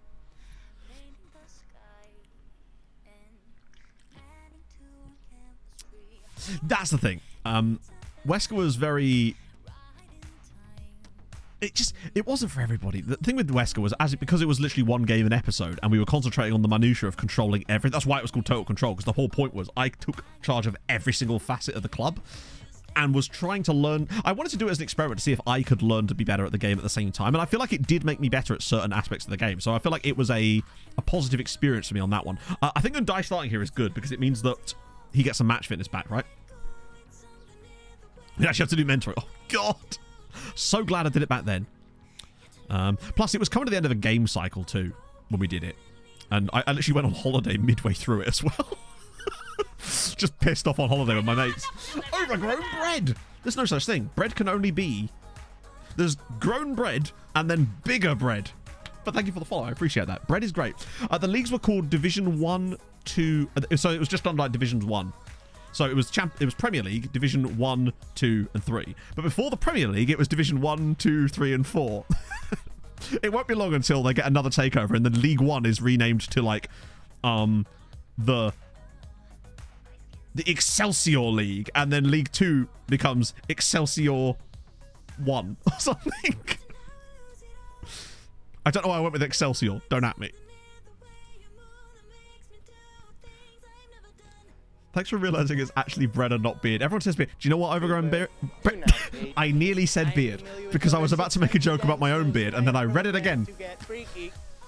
That would just be my undiagnosed ADHD. Reading every message 12 times just to make sure. Ah, dear. The League of Three. Of League 3. Was that to make the conference? Whatever it was. Championship 2. Oh, God, yeah. It's called the First Division. There you go. To be fair, in the UK, in England, League 1 is the 3rd tier. French people going, this is a top tier, right? And a bomb. Thank you very much for the 24 months. I appreciate that a lot. Own a channel. I went to a party recently. Nice. It was a joint celebration of Chinese New Year and Burns Night. They called it Chinese Burns Night. I didn't want to go, but they twisted my arm. It works on many levels. Huge fan of that. Hey, Brasio. Yeah, Southern Premier League. True. Everyone wants to be the Premier League. Oh, Premier League seconds. Yeah, that would be kind of shit. I'm glad that we don't have B teams and shit. I think it's fine for established leagues that already do that, but introducing that kind of shit into English football for me would be catastrophic. Bad enough that they get to play in the fucking... It's not the Johnston Paint Trophy, is it? It's whatever used to be the Johnston Paint Trophy. Some of the names of that thing. I remember when it was the LDV Vans Trophy. That's when it was peak, right? Papa John's, yes. But I believe it's known as the EFL Cup or EFL Trophy, is it not? Pizza Cup. Oh, that sounds like a great idea. I'd be well on board with a Pizza Cup as we take the lead. Precisely. Also, it would mean that, like, it would benefit nobody except the players of those Premier League sides. Which, do they need more benefits? The Isuzu FA Trophy.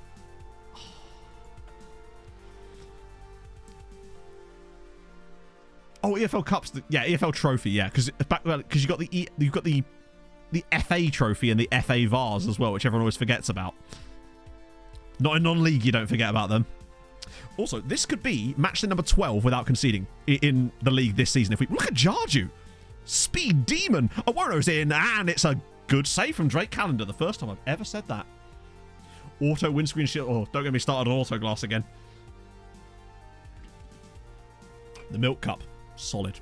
Not solid. That'd be the Cheese Cup. 9 set. That's cool. I just like that exists, honestly. And the fact that they do they get to play at Wembley or not? I forget. One of them does, I think, but I don't think the other one does. To me, it's just like, let them play at Wembley. Oh, great from Novak. Go on. Ah, he's gone for goal.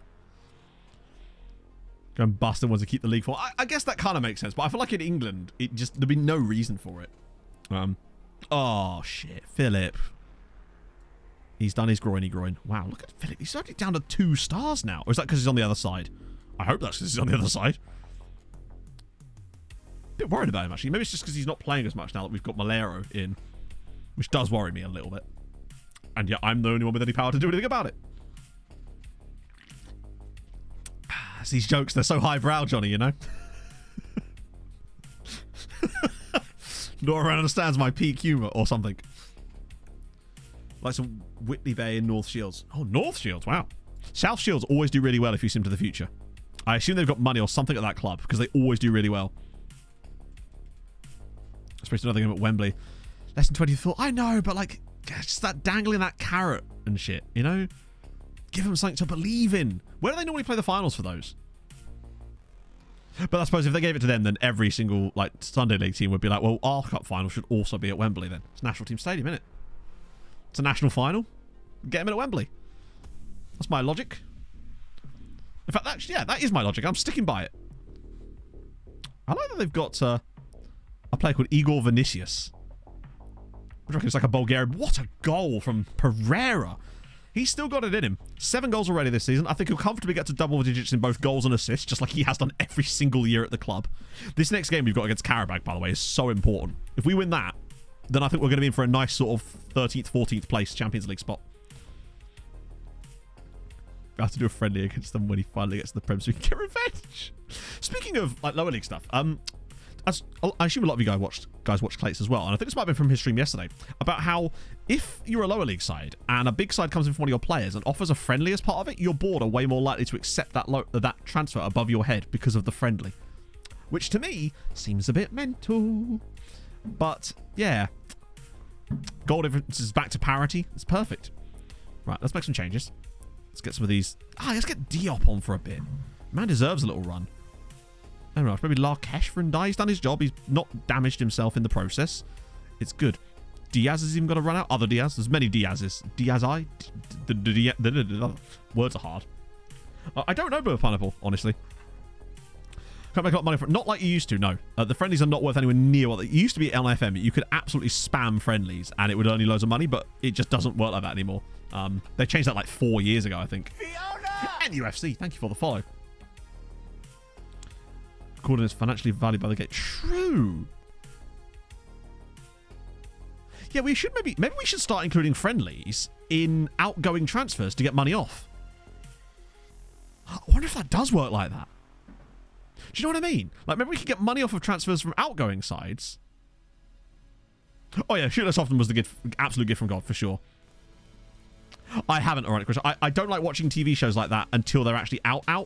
I hate the way that, obviously they're not a streaming service, technically, but this idea of these sort of streaming services going back to, like, releasing things episodically every week again. It's like, this is why I didn't like them. So I'm just going to wait until it's all out and then watch it. Em and I started watching this show last night called Shrinking, starring Jason Segel and Harrison Ford. Really, really good. Apple TV have been quietly bringing out some really good shows over the last couple of years. Like, a lot of them. We watched Mythic Quest, really enjoyed that as well. But yeah, Shrinking. Then we got to, like, episode 3, and I was like, oh, let's keep watching it. And then turns out only 3 episodes are out. I was like, for fuck's sake. I haven't seen Severance, no.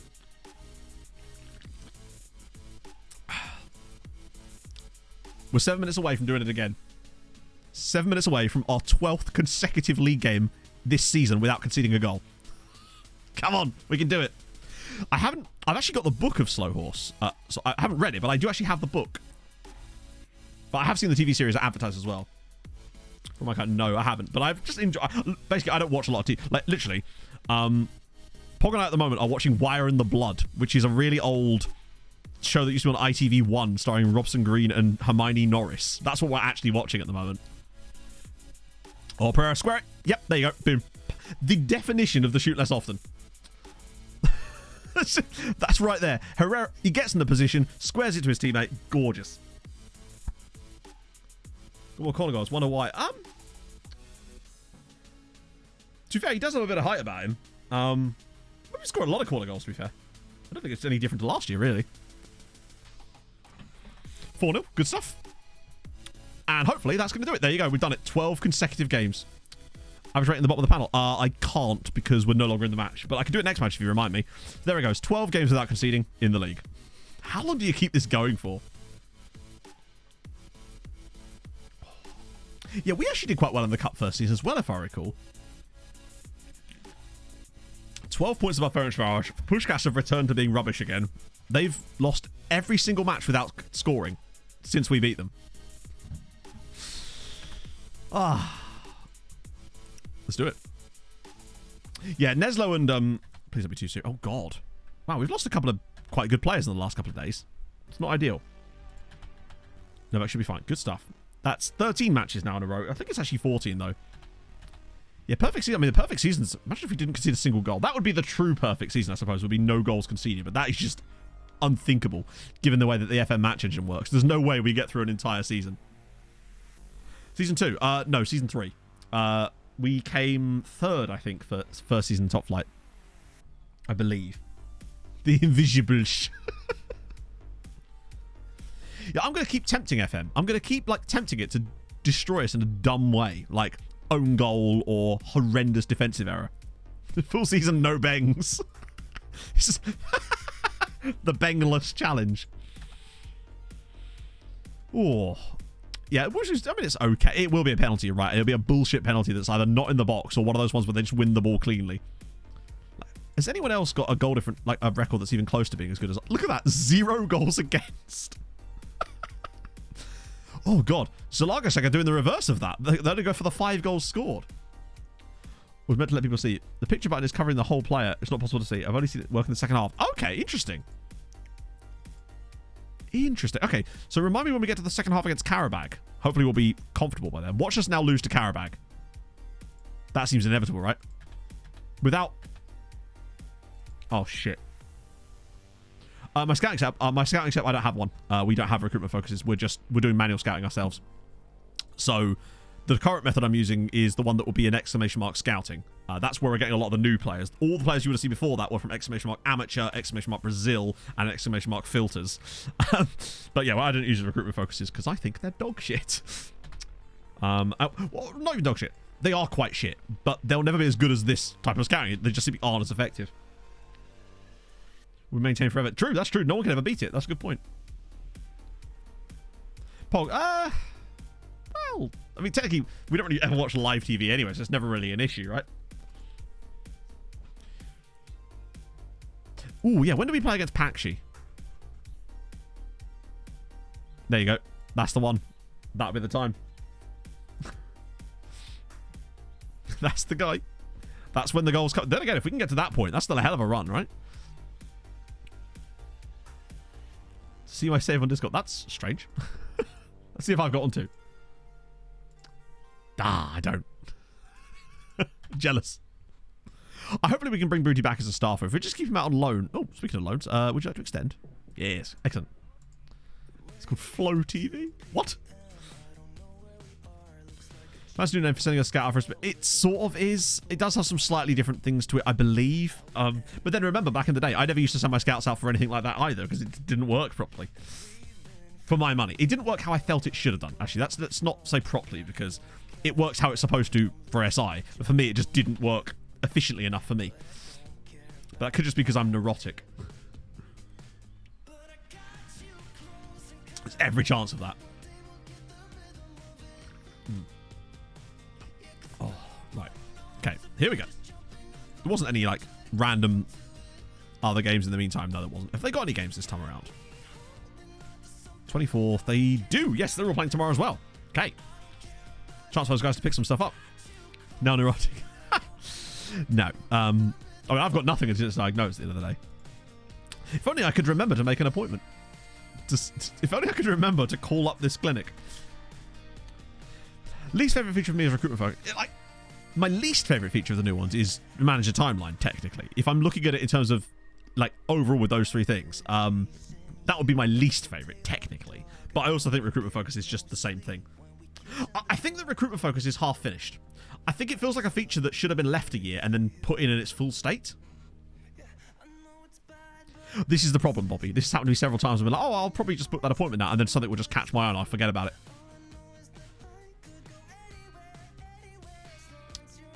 That, and as well, Johnny, by forcing the more hardcore players to use it in that sense, it kind of just makes the game experience worse in many ways overall, you know?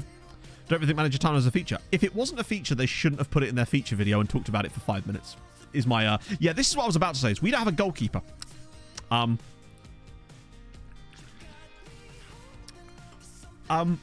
Chat, we might have to call up a goalkeeper from the second squad. Hopefully.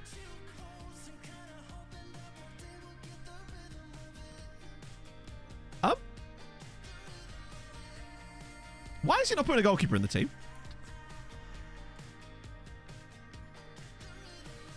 So Deli Basic is going to play in the Champions League, despite not being fit. Why didn't it put... I guess it's because it doesn't use the second team for that? Oh. Could it... Weirdly, it didn't even generate us a grayed out keeper. Oh. Could have been Attila... Yeah, it's got to be Deli Basic. Deli Basic has actually been okay in the past. Okay. Airing Malero, Diaz Pereira, Effie, and Ari. I love those two as a pairing. Darla, Montiel, Omnigbot. Really? Not Flavian Moores? Is he suspended? I think he's suspended. Oh, no, he's there. What? He's not even in the squad? Really? Bit harsh. What's his injury? Oh, I think it's a minor one, right? Injured. Good. Gash lower leg. If you can't play with a gash, put some Savlon on it and shut up. Keep on the bench. Yeah, you may be right. We'll put Attila Mila on the bench, I guess. Is that Attila? Yeah, it is Attila Mila. How is old Attila these days? Good aerial reach. Well, I say good. Not good, but like better than no goalkeeper. Who's not going to get on the pitch? Bence Feher. Thies is drunk again. Well, I mean, do you remember when he was giving me like training reports when we were in the middle of summer? Yeah, we'll get hammered by... To be fair, I think 9 points will be fine. Let's do this. Can't put Arturo on the pitch. No, I can put him on the pitch. I just don't want to because he's not as good as Delibasic. Wait, did I just... Oh, for God's sake. I've left a player off the bench. I just left a player off the bench for no reason. Patrice is just sat there like, sorry? Why am I not in the bench? Poor guy. He's the one player that didn't make the bench of the travelling squad. Travelling squad to our own stadium.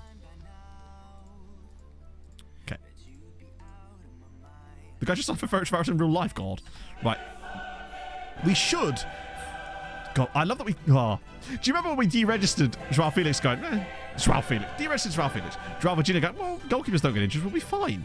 Cut to... Injured fourth choice goalkeeper Igor Delibasic starting for us against Karabag. Watch us lose 4-0 now at home against fucking these guys. To be fair, the rest of the squad should be good enough to win this game. Just based on everything else we've seen, they should be easily good enough to wipe the floor with a team like Karabag, but this is Football Manager.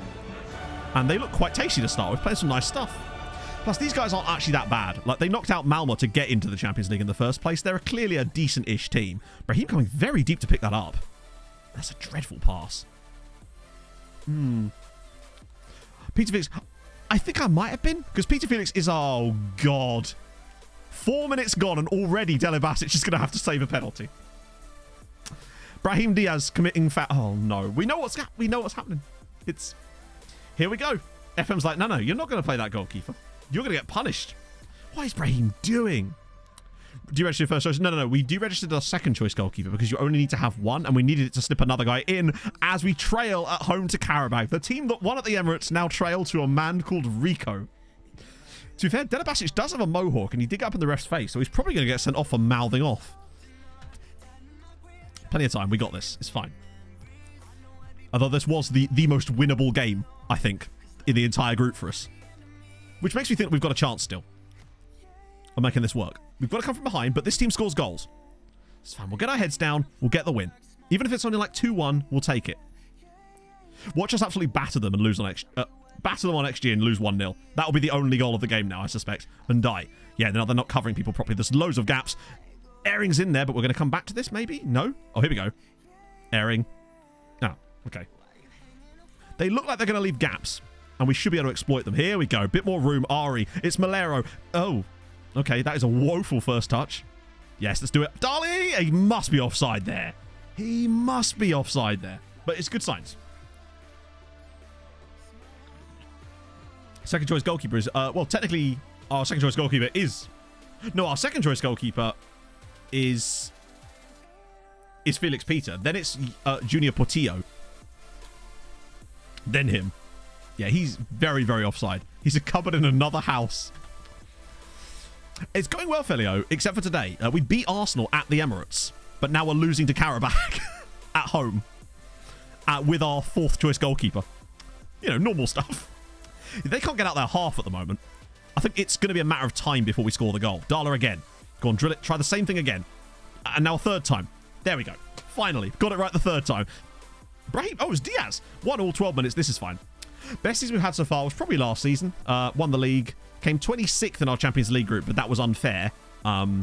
We were robbed. Literally robbed. Sorry, I meant bang. That was a nice goal, actually, though. Had 3 guys in the box waiting for that as well. We're level. We should be able to take it from here. Like, we're in good spots. We've looked good so far. They're barely able to get out their half at the moment. I think we win this game 4-1. Oh, not with passing like that, we don't. But we're looking control again now. Just get in the lead. Chill. Yeah, you got the new league format as well. Yo, it's because Peter was too old to be... He hadn't been at the club long enough, and obviously Portillo, I think, has to be 1 more year before he could be registered for free. Oh, is it again? Brahim? European dream? Oh, good defending. Loads of time in this game. We've already caught up with them nearly on the XG. They've got a lot of the ball, actually. Oh, surely this is Malero territory, right? This guy scores absolutely godlike free kicks. And he's done another one. It's 2-1 on 20 minutes. Alberto Malero does the business for us. Gorgeous. I think from there we can just kind of kick on and hopefully, yeah. That was perfect guaranteed goal territory. Plus Malero scored them from like 40 yards. Brilliant. Wonderful. I love it when you can't see the goal. Bang. Yeah, I think we still made the right choice, particularly if he's going to miss... Oh my god, it's 3. If we're going to miss a Champions League game without a goalkeeper, then it's this one to have it, as Montiel now adds a 3rd goal. Ah, lovely stuff. That'll do it. We can kind of kick on from here now. Get a few extra goals. Get that goal difference up for when it definitely matters later down the line. Turn start things. Yes, I do. They are one of the more useless aspects of the game. Although there is a long list of those, to be fair. Oh, 7 away fans. Probably. I mean, Azerbaijan's a long way to come in it. Oh, God. Surely not another one. Oh, it could have been. So you'd think it would, Felia, but no, it's done on head-to-head, which is the dumbest thing in the world. So last year we went out of the Champions League on head-to-head against 2 teams that we didn't play against, but they played each other and they drew. So technically the head-to-head was better, even though we didn't get a chance to play against them. And that's how we were knocked out of Europe. And we had a better goal difference than both of them. Now, yeah, I mean, honestly, Maka, the one thing I've noticed about FM, not just even this season, but over the last few seasons, is that goalkeepers' attributes, sometimes you just get goalkeepers that just work in the match engine. And we've got one. Our goalkeeper, not this guy, obviously. Our goalkeeper that's injured, he is just a match engine machine for whatever reason. He's very good too, but I've had goalkeepers that are good like him and still fail to produce in the match engine. He is just an absolute abomination. Oh, Pereira's in again. It's nearly 4. Oh, hello, Pog. So, oh, hang on. No, I love your kind of pedantry. Montiel. Oh, Montiel. Oh, that makes sense. Fair enough. Hackers, thank you for the follow. How do I know what to filter by? Well, it depends on what position you're looking for. So if you're looking for a centre-back, then filter by centre-backs. If you're looking for a roaming playmaker, filter by players that play in that role and then just put the filter in. That's the way I do it. Agility is the most important goalkeeping stat. Interesting. For me, I like aerial reach and reflexes, but hey, each their own. Run of the Conference League. No, we've never actually been in the Conference League because when we got... The first time we got Europe was actually... Oh, no, that's not true. We did get Conference League, didn't we? The first season, I think, we had Conference League. Oh, yeah. So, what we're doing? Mouse over the 7+ green box average rating. On which guy? Like on Dala here? Or here?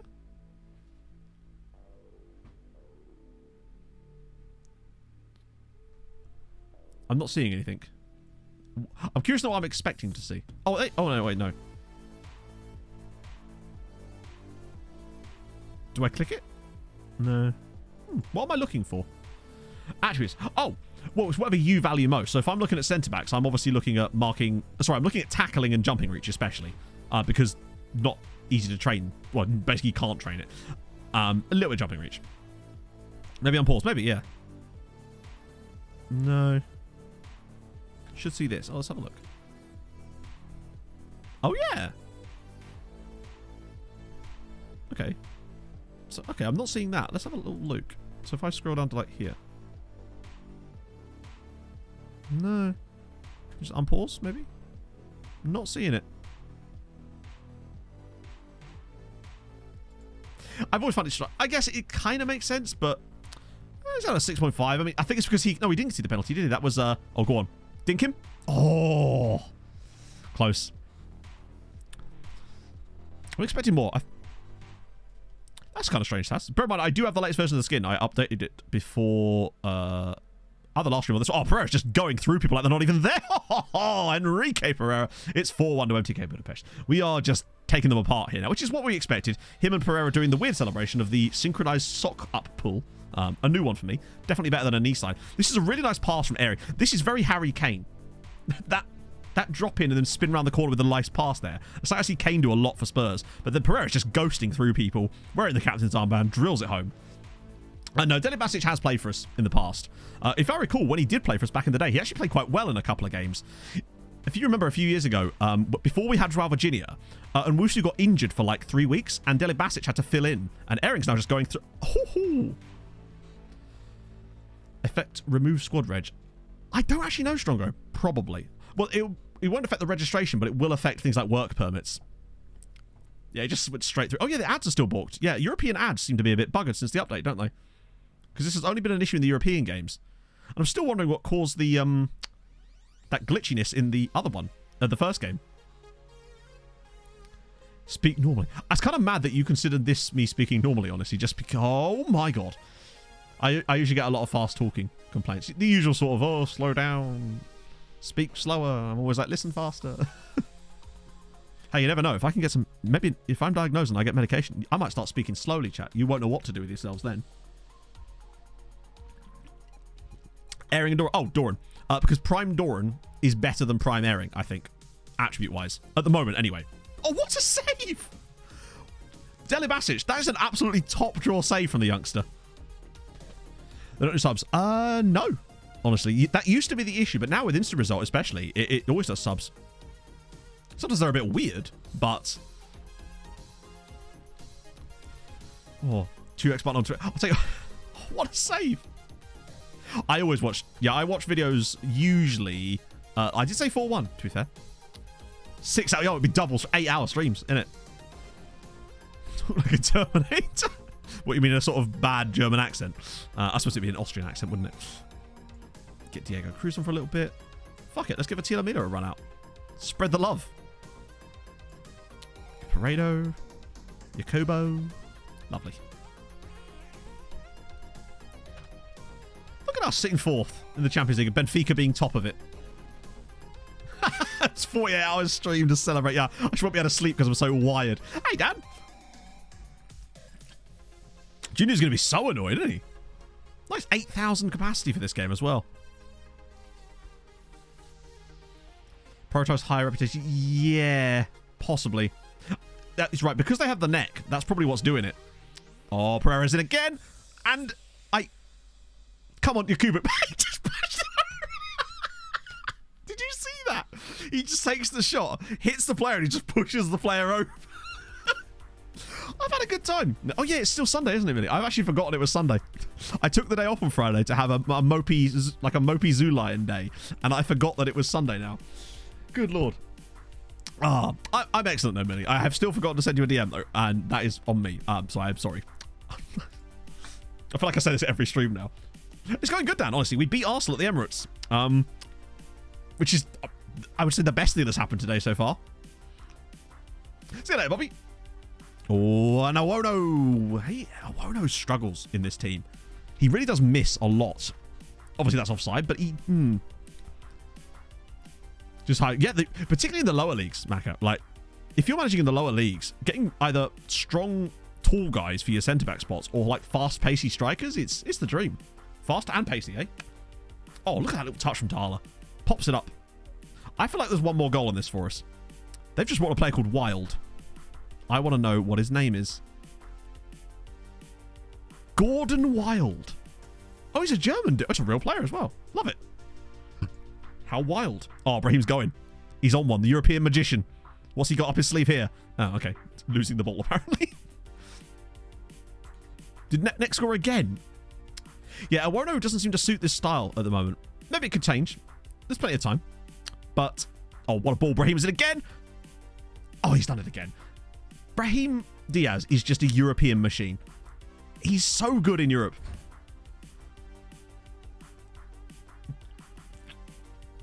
Yeah, they've got like 7 players. Sorry, 7 players. They've brought 7 fans with them, I believe. What a pass from Dala. Dala's really good at those little passes in behind like that.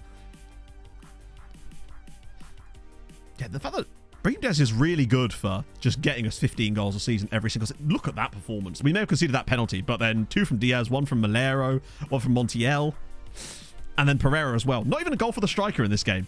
And Deli Basic made some good saves in that game. Fair play to him. He's crap domestically. It's not even that. I think he just plays less crap domestic. He really turns up in European games. Like, he's scored so many important goals for us in Europe in crucial matches. Is kind of what is more what I'm saying. He's just been phenomenal. So yeah, Benfica, 2 more goals for Classy Net. Wow, Arsenal really are mudded, aren't they? They lost to us and now Benfica. We're 4th in the Champions League. And surely, with 3 matches to go, I mean, we're not quite qualified yet, are we? Here's a fun fact. Technically, but we are going to qualify. Do it! Thank you for the follow. We're going to qualify in top 24, easy. Another bit of money. We've won 4 Champions League games. Like, we've got nearly 30 million in the bench. It does seem like this needs a more rounded striker. Which is, we need like a Vostarek, honestly. Anyways, I'm surprised. We've done so well. Look at our goal difference. And the fact we've not conceded a league goal yet is mad to me. 30 million in the bank, yeah? With Lej. Oh, nice. We've signed a couple of guys from them, I think. Speaking of, actually, since we've had a couple of international breaks, I do just want to quickly dip to the Belgian leagues just to see if they've added any new, if there's any newbies on the shelf, for example, like these guys. Probably not great, but worth a scout, right? And also Lucas Malandan, probably okay as well. These guys we've already scouted, it would seem. But there might be any new blood? No, not in this one either. Oh, non-contract there. Florentine Grace. Doesn't look awful. Okay. There's a Chilean dude there as well. Look at all these nationalities. Any under 20s guys? Ah, yes. Oh, no, it's Malik Lecoq. He's been in this for a while. We've scouted him a few times, but we'll go back and have another little gander. Usually you don't get any further up like this, although Ristich there is a part-timer playing for Hamoir. Not bad, actually. Look at these. Wow. Okay, Hamoir dude, quite good. Sign a country. Let's sign a whole country. Let's do it. Obviously, Noah Schmidt now plays for Molfehevar, which I love. Nobody in the under 23s. Nah. Marvellous. Is it Marvellous to Canberra? Terminating Pogba. I forgot Pogba was there. We're building a nation. Offerman. Being out of the team. What was your squad status? Fringe player. I mean, that's your fault for having that haircut. Get a fringe and we'll talk. I won't mind loaning him, to be fair. Zeluk or Zelu GP. Thank you for the follow. All I really want is just one day Moses Jarju to actually frustrate the fact I'm not getting the playing time I was promised. I feel like I need to play. Alright, fine, we'll loan you then. Just more people for the loan farm, eh? I haven't managed to improve, but I know some in chat have, because someone had a really cool well, I haven't assigned him yet. Signed who? What did I say his name was? Which guy? I must have missed him.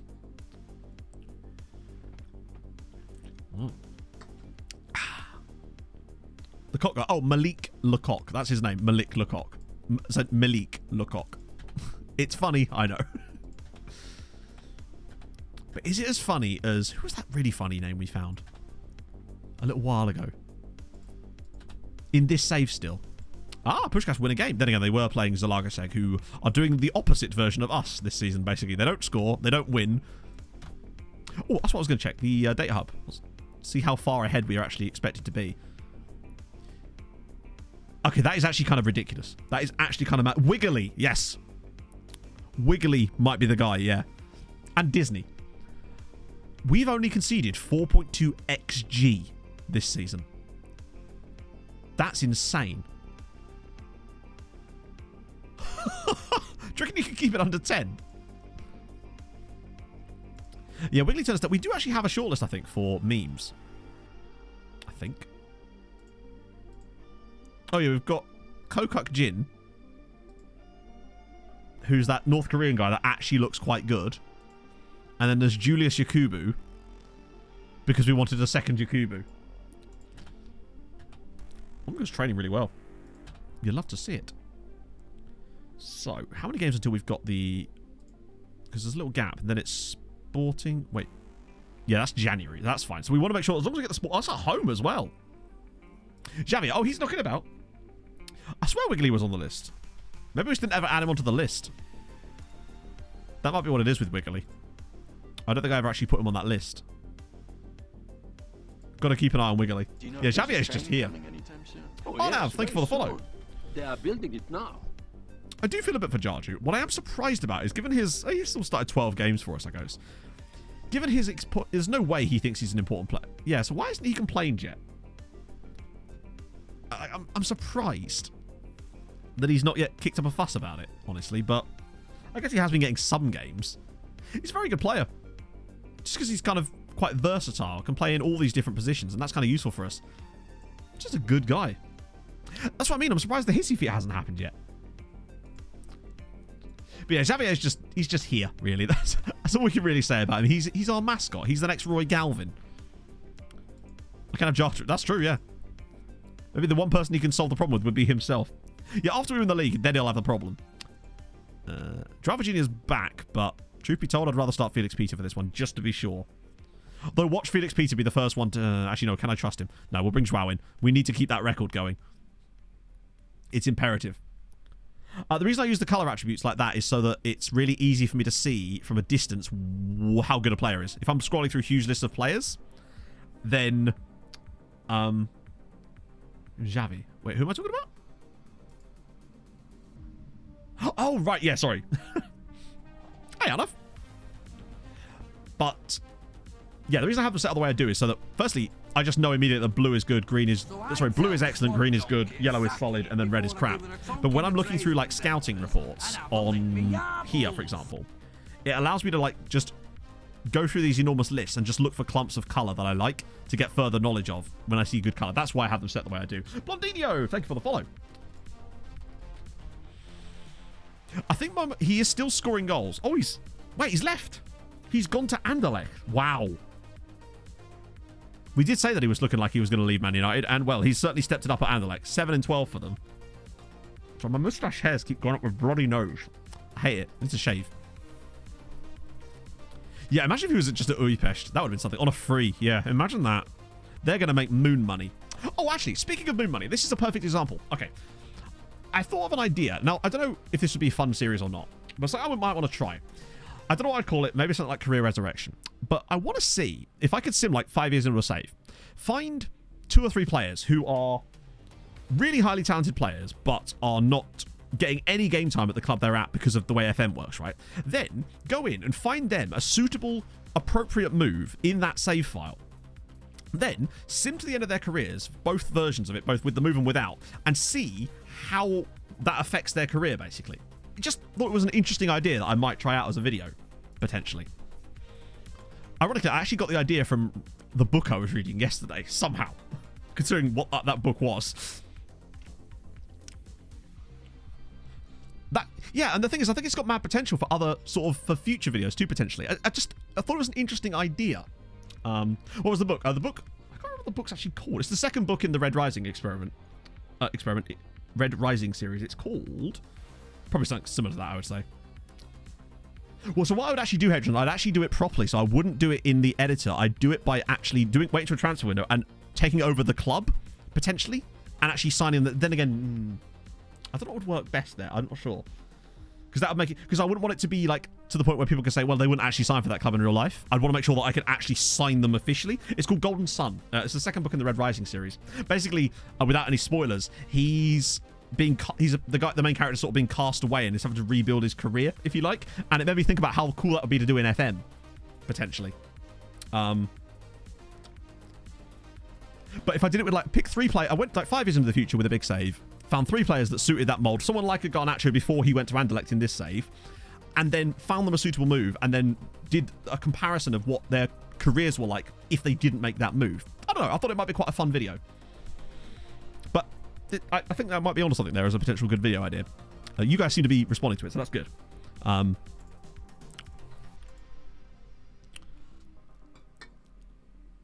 By using squad...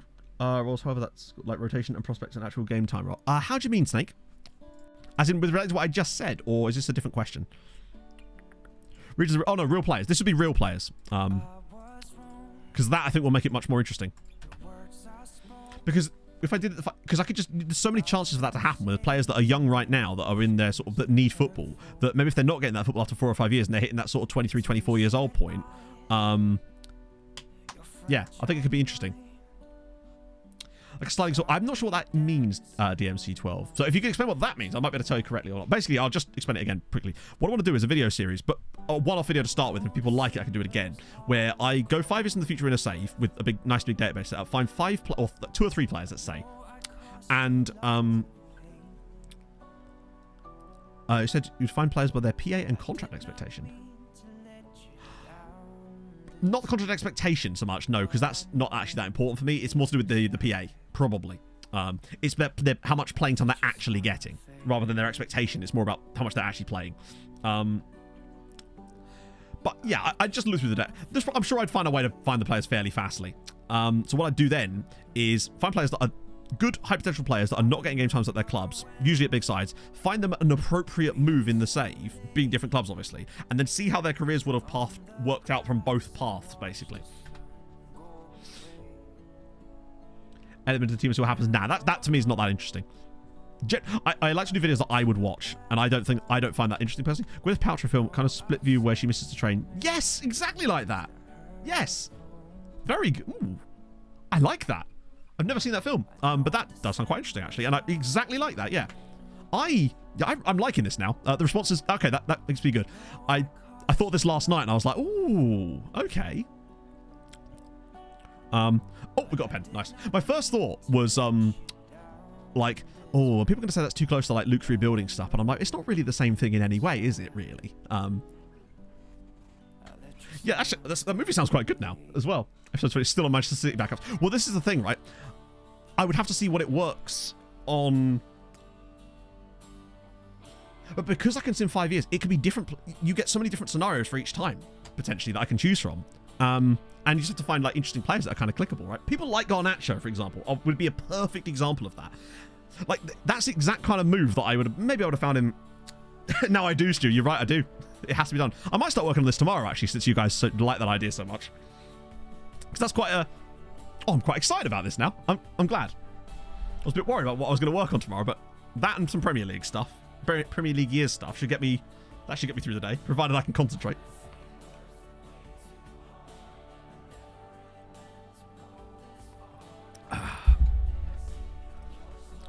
Kelleher, maybe. Bear in mind, it wouldn't be season 1, but we'd have to see where they are season 5 wise, really. Overachieving one, it's not the same at all.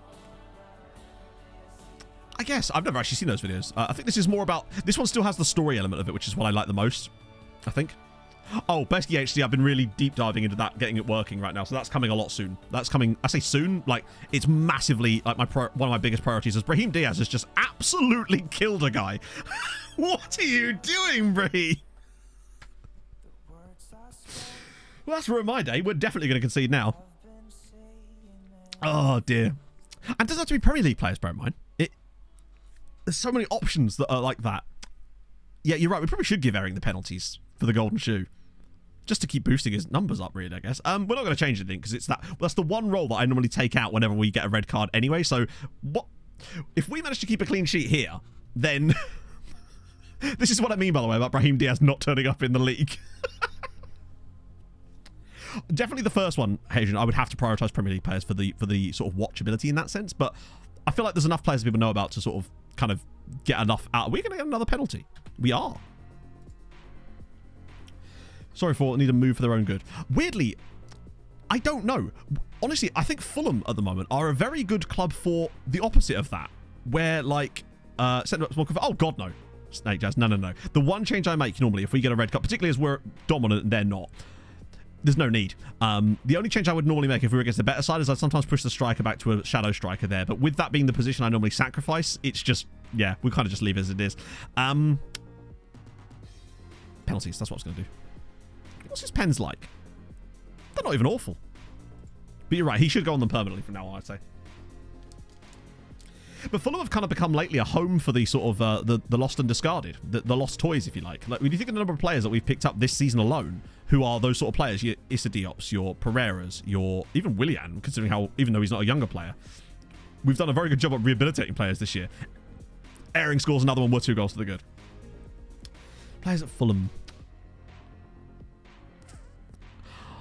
Not like that. The only players we've got that probably need loans are younger players. I feel like the sort of your Luke Harris's probably. I've noticed we're not seeing him on the bench as much lately, so I feel like he should have. I was kind of hoping he'd get a loan. Maybe he did get a loan. I just didn't notice it. But I don't think we have any players like that currently, which is kind of sick. I think players who were left in the spot. Well, yeah, with lots of youngsters, especially when you look at like Patrick Roberts. I know he's found time at Sunderland now, but I just wonder where his career could have been had he stayed at Fulham. Like, he just left so early. Look at how he's ended up in Austria. I don't know, actually. Not really. Not to my knowledge, anyway. Most of the loanees just stay in Hungary. Oh, agree, Weasel Farmer. I don't know why penalty taking is a statistic. Sorry, a statistic. You know what I mean, an attribute. Right, so we're 2-0 up with 10 men now. We just need to survive the game without conceding. Oh, Ehring again. Oh, he's just going through people like they're not even there. He is just such a wonderful footballer. I think he'll get 30 goals with it. He'll have 30 goals before Christmas, I reckon. Because he must be pretty close to it by now anyway. He must have, like, what, 28? Ruskin with a tier 2 at 21 months. Thank you so much, man. I hope you're well. How's it going, friendo? How's your Sunday very early morning going? Well, it kind of is, isn't it, really? Are they going to get a red as well? Wait, what's happening here? I think Djordjevic has got... Yes, he is. Let's make this even, lads. This seems unfair. Let's even the playing field a little bit. I love how we had 70% possession with 10 men. Armstrong's back. By the way, Armstrong has just banged another hat-trick for Vashas. He might be giving Ehring a run for top scorer this season. The free mention. Yeah, I know what you mean. Yeah, Armstrong is ridiculous. Vashas might get into Europe because of him. Oh, they've got narrow as well. That's a terrible decision, chaps. We're actually underperforming a little bit here. Honved are not doing well, no. I wonder if the Ziyech effect is not kind of going that well for them this time around. Let's get Ari on. Yeboah could actually run rings in a system like this. Or against it. You know, I might even try a Wono out wide. I know he can't play there, but I wonder if just that sheer raw ability and pace of his could cause them some problems. I just really want this next clean sheet if we can get it. This run we're on is utterly filthy. I've never had a run like it domestically in FM, ever.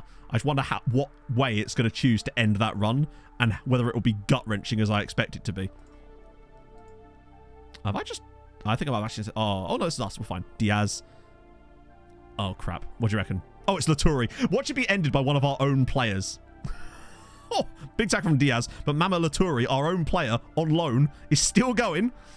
And usually, when they go that first tackle, that's usually... What do you reckon? Penalty? Oh, no. Oh, no. Oh, no. Oh, no. And there it is. I've noticed... This is like I have noticed, and it's a bit of a worrying pattern. When you see players out wide... and you successfully tackle them, but they still win the ball back because the players just don't seem to ever chase their own tackle, that always seems to lead to a goal, I've noticed. Luckily, it wasn't our own player. The goal difference is irrelevant, though. We'd yet to concede a goal in the league up until this moment. 12 matches in the league in a row without conceding a goal. God damn it. Heartbang, indeed. That's so disappointing as well. First goal conceded this season. Match day 13. And bear in mind, we also didn't concede in the last 2 games of last season as well. I don't know if I could even be happy with that result. I blame Brahim Diaz. Shouldn't have got sent off, silly mare.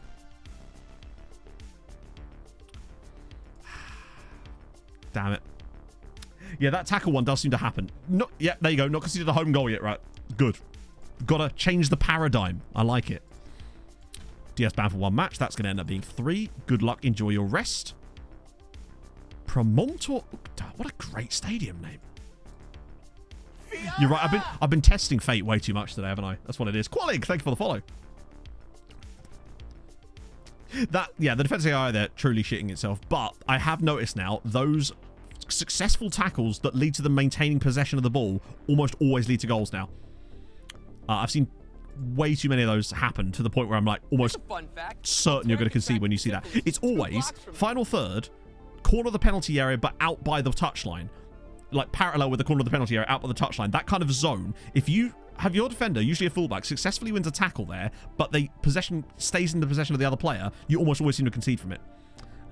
Good wins again from Tyler Morton scoring there with Papa Fay as well. Surely Adam Armstrong is top scorer. Yeah, Adam Armstrong's banged 18 goals for Vashas in 13. You think Ehring's doing well? Look at fucking Armstrong. 26 in 17 this season. He's got for Vashas. What a guy. Ehring, actually, to be fair, only has 15 this season, but he has only started 9 league matches, and he has got 28 in all comps. It's not bad, is it? Oh. They've done well. They're doing well. Or have they played another game?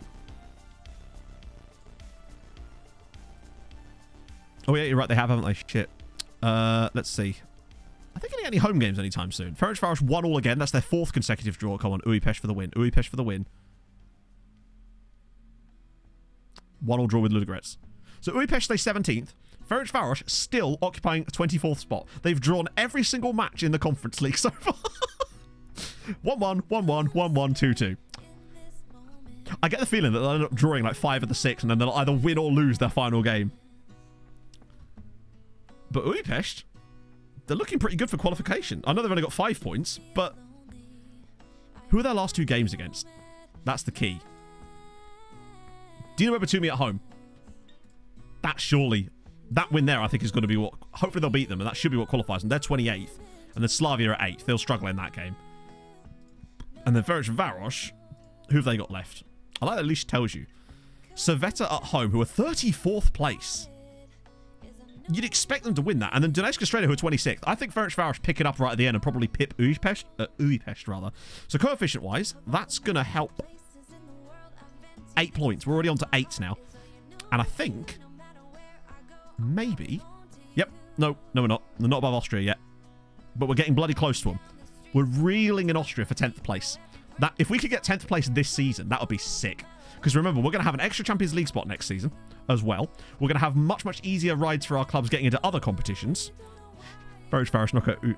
You can't play teams from your same nation, can you? In there. Or can you? I don't know. If we got to 10th by the end of season 6, that would be stunning. Because that would guarantee us a Champions League spot. Which would also allow us to speed up the seasons. The progress of the save. Once we're guaranteed a Champions League spot, we'll no longer have to have an entire stream that's basically just qualifiers. Yeah, England are quite a lot ahead. One thing I did notice as well, on some of my, when I was doing the Sims for Premier League years, I had a look at one season in England. They had 9 teams in Europe. 9 teams were in Europe. So they're going to be quite tough to overcome. But with that, it could also cause negative effects for England because... yeah, there's nothing you can do. They'll be watering it down potentially. Because they'll be possibly putting in worse sides. But then even the worst English sides are still really good. Yeah, Champions League. I mean, you can see, look at that. Man City, Liverpool, Man United. English sides have won the Champions League every single season of this save. England OP as always. 14 goals for Classy Neck, by the way, for Benfica as they top the Champions League group. It does kind of suck that England is just so unbelievably overpowered. That's with them not even being switched on. They're just... Surely England can't keep that up forever, right? Oh, Paredo's hurt himself now. The neck... I'm glad to see the neck at least developing. So we've got Zalagashek, then Pushkas. Right. Oh, right, let's come back. Weird. Benfica? I've got who now? Oh, Bobby, yeah, well, that's fine. Oh, no. Why would I ask his agent? That does not need to be in the game. Occasional roll. Yep, that's fine. That was what I was trying to pick on Diop, but I missed. That's probably it, but it isn't realistic, is it? Because, okay, riddle me this. How many times have English sides won the Premier League in the last 5 years? Because I guarantee it wasn't 5 out of 5. Like, it makes them so overpowered to the point of being silly. Like, English sides obviously are going to be winning it a lot, but not every year. It's just, I don't know. It's not as fun, is it? Pila Deco, thank you for the follow. 2, precisely. So 2. That's my point. So if they've won 2 of the last 5, in here they've won 5 of the last 5. All of them. Did I say Premier League? You know what I mean. Sounds like something I would say. It's like the other day when I accidentally said that Celtic and Rangers were in the Premier League somehow. Obviously, that wasn't what I meant, and everyone knew that, but yeah. Whatever Welsh side won the Premier League? Title of my next video. No, it's not, because we've already decided what that is. Eric, okay, we're going to have to leave that on him. He's doing fine with it, so clearly it's not affecting him too much. Maybe it's helping him. Maybe that's what Awono's missing. You never know. Maybe him coming deep is actually allowing players to run around him, perhaps. Quite, I know what you mean, Mecca. They need to get some Andorran sides in there. Ruskin with a gifted sub to Snake Jazz. Thank you, Ruskin. It's very kind of you, friendo. Right, so we want full strength as we can here. Although apparently my assistant actually wants to put Yeboah in. And I'm going to let him. I'm going to let it happen.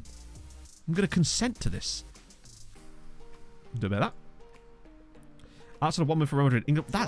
It's getting worse, isn't it? It feels like it's getting worse. Like, how am I supposed to overthrow them if they're going to win it every damn season? What went? Thank you for the follow. And I would like to know what, in fact, did went. Yeah, that'll do for that. Last 10 seasons, English have won the League Cup 9 out of 10 times. I still... It's boring, mate. Get some Scottish teams in there. I want a Tunnock's Tea Cake Cup style situation going on. It would be cool, actually, if there was like a Great British Cup each season. That would be sick. Get rid of the League Cup or something and have a Great British Cup that is allowing sides from all of the British Isles in. Or whichever one allows us to have whichever of those, Great Britain, UK, whatever one involves Northern Ireland, Wales, Scotland, and England. That would be so sick. Just, it would obviously not have that many dissimilarities, but like having Celtic and Rangers in it, that'd be fucking sick. Just having the potential for upsets where like a Welsh side goes really far in it, a bit unexpected, would be kind of cool. I think it'd be kind of sick. But no, yeah, bring Norway in. Fuck it, why not? Just at random. And just, yeah, get Gibraltar in there. No one cares about the League Cup in Scotland. Exactly. So let's make them care. I bet they'd care if Celtic and Rangers were playing in it. Regional qualifiers. No. I want full hilarious stuff. I want Truro City playing against John O'Groats. That wouldn't work because Truro City are not in the league, but still. That's what I want to see. That is another goal. I don't know who scored it. It was Pereira. Nice. We need to get back to this old clean sheet. We need to get back to our clean sheeting ways. There's our former player, Mezai. TNS versus Newcastle. I'll be well up for that. Yeah, get European qualification out of it. Be sick. Fulton Lions 2, Liverpool 1 isn't even unrealistic. Just the entire island. Oh, God. Oh, God, he's missed it. Oh, well. Oh, no. Jesus Christ. How have we not scored there? Yeah, exactly. Do it like the French Cup, but sort of. But obviously the French Cup is still like French colonies and whatnot. But yeah, it'd be stick. Not UK-centric. How do you mean? Like, I know we're obviously talking like UK-centric here, but, you know. Just particularly this one cup. Good block. Nicely done, Darla. Oh, he's even found a nice outball. Go on, watch us turn this into a goal now. Sliding out from the back. We go straight through them all. Malero pops it over the top. Airing's in. Can he score number 29 of the season? No, he can't. Good save. The French Cup is one of my favourite things in football. The fact that you have some of the insane... Oh, EPL saves. No, because I just don't find EPL saves that interesting. The only time I can stomach managing in the Premier League is if I've taken my team there from the depths. Or very occasionally when I do things like Red Zone. And that's like, I can only stomach it for the short term. Because I just don't find it that interesting to me. I like the struggle a little bit. Even though our domestic stuff here isn't a struggle with Hungary, the European front is. And that's where I always want to be David. I have no desire to be Goliath, right?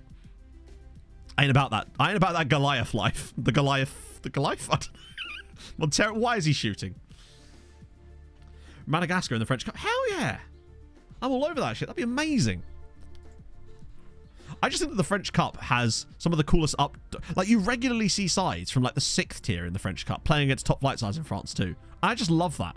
I know in England that sort of stuff happens once every blue moon, but it feels like the whole Spurs versus Marine thing, for example, happens in the French Cup every single season. Or in my head it does, anyway. Has Ceuta. Well, yeah, because you've got there's two teams that are based in technically Spain, but on the African continent, if you like, because there's Ceuta and there's also, is it Melilla, as well as the other one. I nearly thought about doing a save with one of those two. Before, it was my first idea before Frozen Fortunes, because originally my plan was I was going to try to win the French Cup with a team that wasn't based in France. But obviously Melilla and they're obviously Spain. But it kind of got me down that method of thinking, if you like, because I was actually going to try and see if I could win a European trophy with a team that isn't based in France using the French league system, but it doesn't work like that, unfortunately, because they're outside of UEFA and thus they can't qualify through it, as far as I'm aware. And even if they did, FM certainly doesn't have that in the game. FM didn't even have the rule that a match is abandoned after 4 red cards, so they just certainly didn't have that. Other day with Pedro Caceres.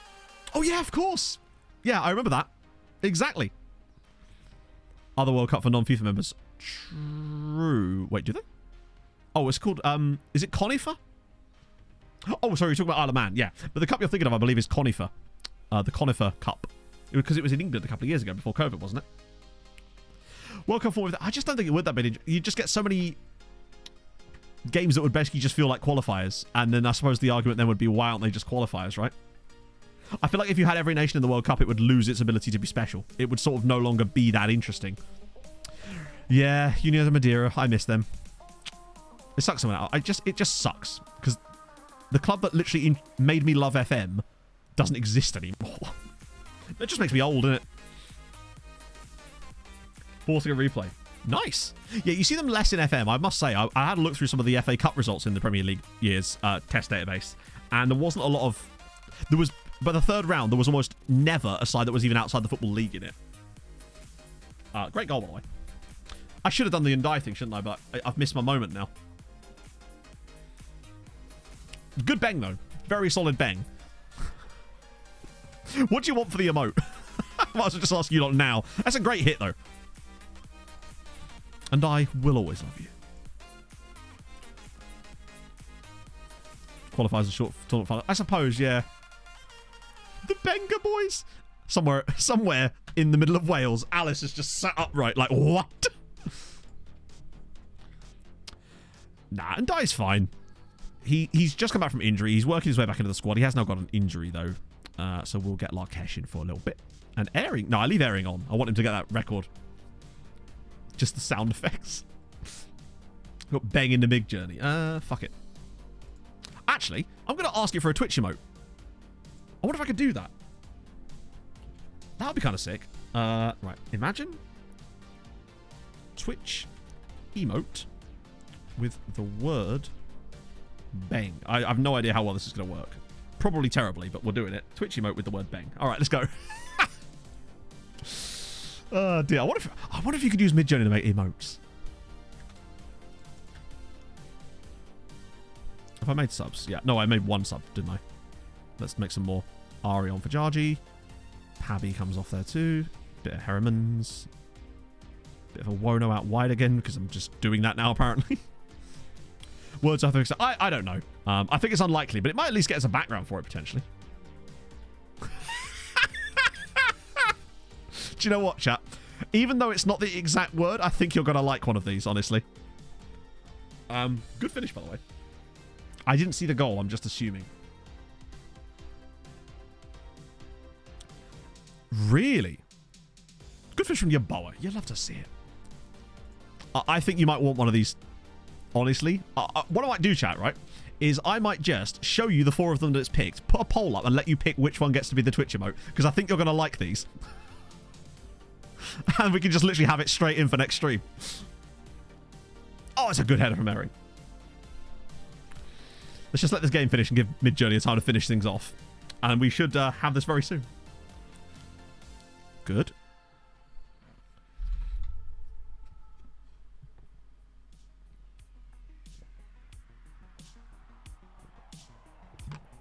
Oh, here we go. Chance for Ering. Can he finally get another goal here? Yes, he can.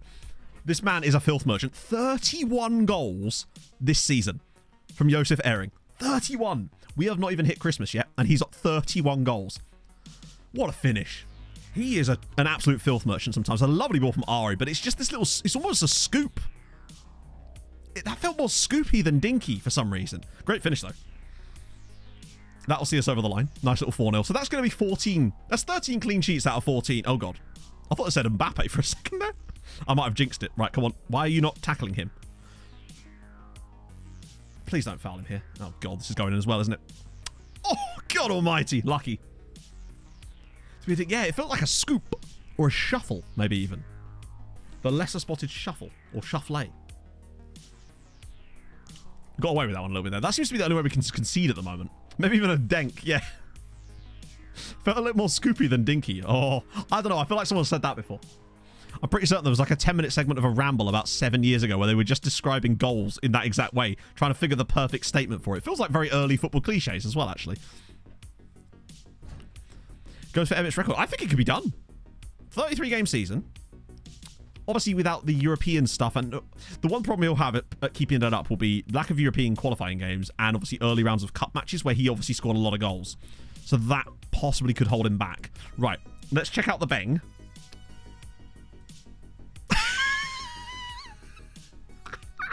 These are so good. Face pack. Not that long. I use the torrent version. I love that none of them say bang, but none of them say bang either. They're just sort of bing chilling. Oh, I have no idea. Thoughts? This is mid-show. So bear in mind, I'm going to do a poll. You're going to choose one right now, chat, which you want to be the bang emote. It doesn't matter if it even says bang. It's better if it doesn't, honestly. Right? So 1, 2, 3, 4. That's the way. So 1, 2, 3, 4. In that order. I'm going to set up a poll right now. Right, let's go. Manage poll. Okay. Create a new poll. Which one becomes the official... I don't know why I'm adding extra words here. You can read. Bang emote. Okay. And then I'm just going to put 1 and 2 and 3 and 4. Cool. And duration. I'll give you 2 minutes on it. Right. Okay. And go. There you go. Sick. So yeah. 1, 2, 3 and 4. Those are your choices. I'm actually not going to vote in it. You lot are very much on for number 3. It's, wow, this is overwhelming. I needn't have given it 3 minutes. Number 2 is like a better. It's a runaway winner for number 3, it would look like. Absolute landslide for Bung. Bear in mind, to vote, you have to click in the poll thing at the top. Typing the number won't work. I don't believe anyway. The third is just glorious, isn't it? It has the exact energy that I think we're looking for from this particular assignment, I would say. Oh, I'm going to have to blow it. I might just get working on the upgrade of it immediately. Because at this point, right, like, I don't see any of the others making a huge comeback on it. Not a lot of love for Al's Toy Barn here in number 1. And this one here looks way too professional. This one's just the right amount of chaos for me. The eyes are a bit weird, but eyes are always a bit of a tough one. Right, I want to do a few... No, this is the first one I did. It's better like that for me. Having it kind of be just random like that is good. SYC bang. So this will be our new goal emote, which, not that we've ever had a goal emote really, but we've finally got one and it just makes no sense. And it's... Because it's just BNNG. Bung. If number 3 had a beard, it would look like me. I don't know. My cheekbones are nowhere near as chiseled as that. On account of him looking like he's got testicles on his face. there is that facet to it as well. Man do be looking somewhat testiculated. I think... Oh, that's variations it's done for me there. Nah, the variations are basically the same. I'm waiting for the actual upgrade one. Because obviously I always set it to V2.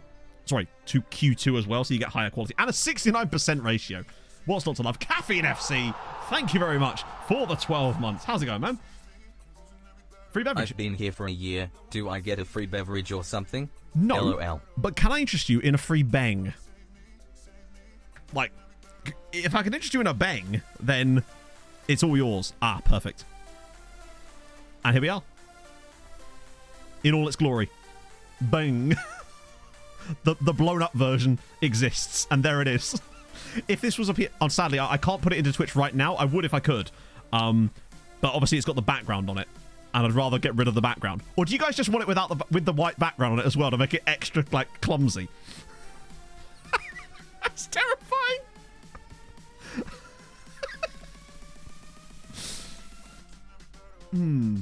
Cutout will look nicer, you're right. Yeah, I think cutout will still look better. It'll make it look more like an actual emote. So what I'll do is I'll cut that out and get that ready for next stream. That'll be really easy because hopefully the background should all be white. No, I think it does need no background because it's got the nice colours on it too. I never thought about the idea of using Midjourney for Twitch emotes. I genuinely never even thought about that as a concept.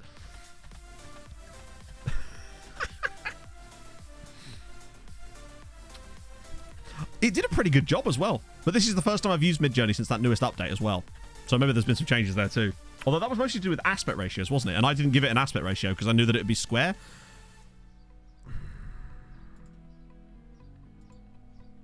Chat. Do we have to? Do you think we have to? Tabrabi, thank you for the follow. He's got that extra gold star.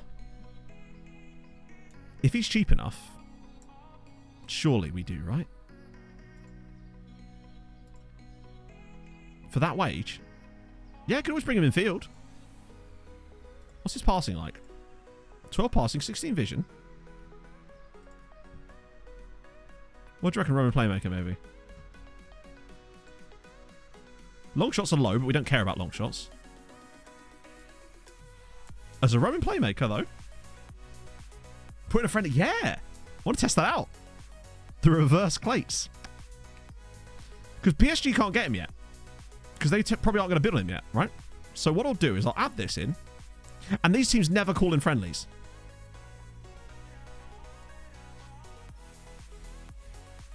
Do you know what? Honestly, even at 1.3 million, he's still worth it. AMC. I think he's got too good defensive abilities to be playing as an AMC. I'd still pay the 1.3 million.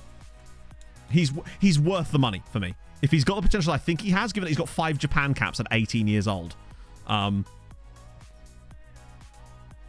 We've paid it now. It is what it is. We probably could have got him a little bit less than that, maybe with a friendly, but it happens, right? Yeah, the friendly clause thing seems to... I think it probably works, but maybe just not in this particular case because of the release clause. It might work in situations where, wow, look at this lot. Okay, that's a lovely batch of players. He's still worth the money for me, yeah. It could boost shirt sales. True, yeah. Oh, we didn't do Danny Kraft. And then I was going to get any C guys that were at 4-star as well. Because obviously they saw something in them. Get rid of those guys too. And then if there's anyone over the age of 16, these guys are just random mascara. I'll stick out French Farish. They were like 30 odd, and then we will just discard these guys for specifically 6 months. I love that option. Respawn push guys having to. Martin Novak, part Hungarian at Debrecen. Wait.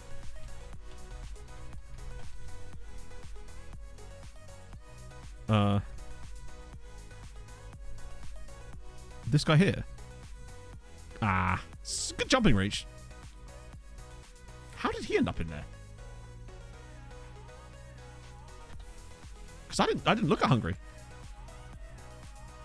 to cut off the background. You can, but it doesn't really do it very well. And no, actually, no, you can't.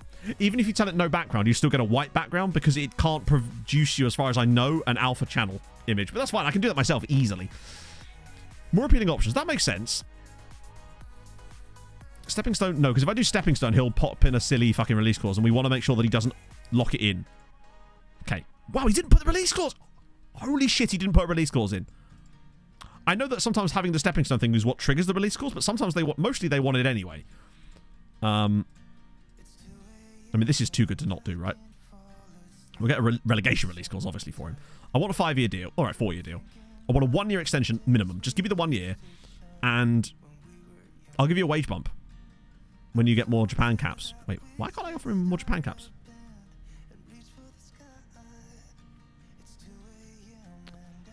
Graphics for yourself. How do you mean, Hero Dragon? I mean, yes. For the most part, anyway.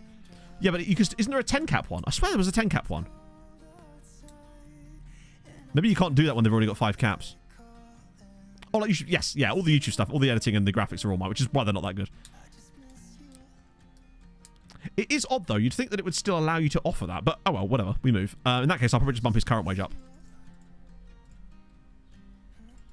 Shit, that wasn't the right button. Okay, I don't want to... Actually, you know what? That's fine, because he's good enough for that. Provided he gives me this, and that 1 year, I'm happy to knock that up a little bit. Buddy, you're not... This is not how a negotiation works, friendo. You have to offer me stuff too. There we go. I think he just didn't like that 1 year extension, unfortunately, because we've got no leverage over him. Now we just have to hope that PSG don't try and sign him back, you know. I won't reject I'll reject the loan. Oh. I actually feel like going to Zagreb. Oh. Nice. Right. I feel like PSG might come in for him anyway, because it is December, but maybe not. My hope is that because we're not in a window, they might not act. Sometimes they don't act outside the windows. But we'll see. It said cancelled. Wait, what said cancelled? Wait, what?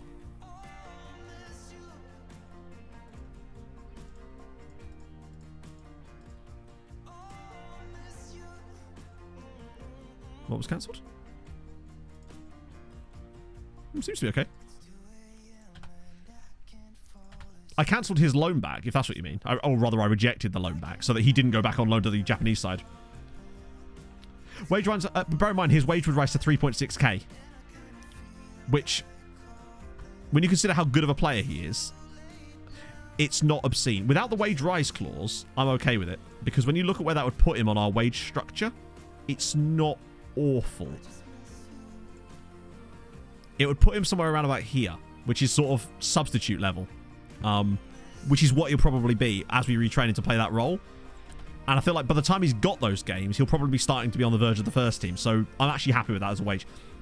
Provided it doesn't have a clause in it to extend the wage further, then I'm fine. But that's the best we can really do because we don't have a lot more leverage over him on account of the, well, the lack of... Right, we're going to sim this one so we can do the last Champions League game. Ehring. I love Ehring's just an absolute machine. He just plays week in, week out and never seems to need a rest. Love him. Novak's still got a slight knot. I might even start a Wono off the right. Let's try it. We'll have Heremans through the middle. Effie will not start this game. We'll start Diego Cruz. We'll start Diaz, it's fine. Darla, definitely not starting here. We'll start John Diaz again, because why the fuck not? Alvarado, actually, we'll leave it at left back. Moores, I don't want to start. I'd rather start maybe even Jarju, honestly. I know he's a bit tired, but that'll probably do. Right, sick. Because I want to make sure we get our final Champions League game before Christmas in. That way, I can bring it back to us on Tuesday in January. Right, let's do it. We'll just concede like 3 goals in this game and lose now. They're a decent-ish side. We can't really complain. We rested so many players here. Done it again. Heremans and a Wono off the right. Interesting. Cruz got an injury, annoyingly. This is insane. Youth and Date preview. Right, we should have already had that, shouldn't we? We usually get the Youth and Date preview in, like... This is definitely not this year's one. This is last year's one. We've not had a Youth and Date preview yet, have we? Like, usually we get it in, like, November. Odd. But that's definitely the same as last year. I recognise it. So I don't know what that's about. Remove from shortlist. Oh yeah, he was the other guy we tried to get, wasn't it? It says 20, yeah, but it says that even before it's... Like, that's just what that screen says. Let's just look. It will tell us. If I just search for youth in here. And that goes back all the way... That could probably go back a lot longer. I don't know how far this actually goes back, but... 13th of November. If we had... There's no way it would have been the 13th of November or earlier. So I feel like it just hasn't happened yet for some reason. But it's the exact same thing it said last year. So to me, that's definitely... What's going on here? Oh, because I've not got the bot selected. Hopefully it'll come in the 3 days before the sporting game. Otherwise I might have to pop it in the Discord for you. But I always remember it being in November. I wonder if we could actually do single-digit goals conceded this season. That'd be kind of fun. Big win for Debrecen. Jeff Rain, Adelaide scoring there for Uipesh. They're not that far off Europe. I think if they pull their fingers out... When they're not playing in Europe probably after Christmas, they'll probably pull it out a little bit more. Good, so we got that. Yeah, Emmett's just like, oh, it's a really bad crop and I don't want to... He doesn't have the heart to tell me. We've definitely had them in November, I swear. Because it's usually... I don't know. Darla making more positive development. Oh my god, he's...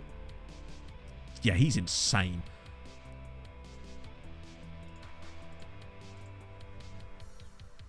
The fact that he's gaining in like determination is... He's got 16 jumping reach. He's got more jumping reach than most of our centre-backs do. He's absolutely insane. I'm so glad that he didn't go to Chelsea. I mean, they offered... Wait, what? Oh. Just as I said... Oh, no, you're not that good, buddy. You're not that good. Don't worry. You're not that good. Hopefully... Oh, no, straight to it. Can I ask the... Shit, I can't.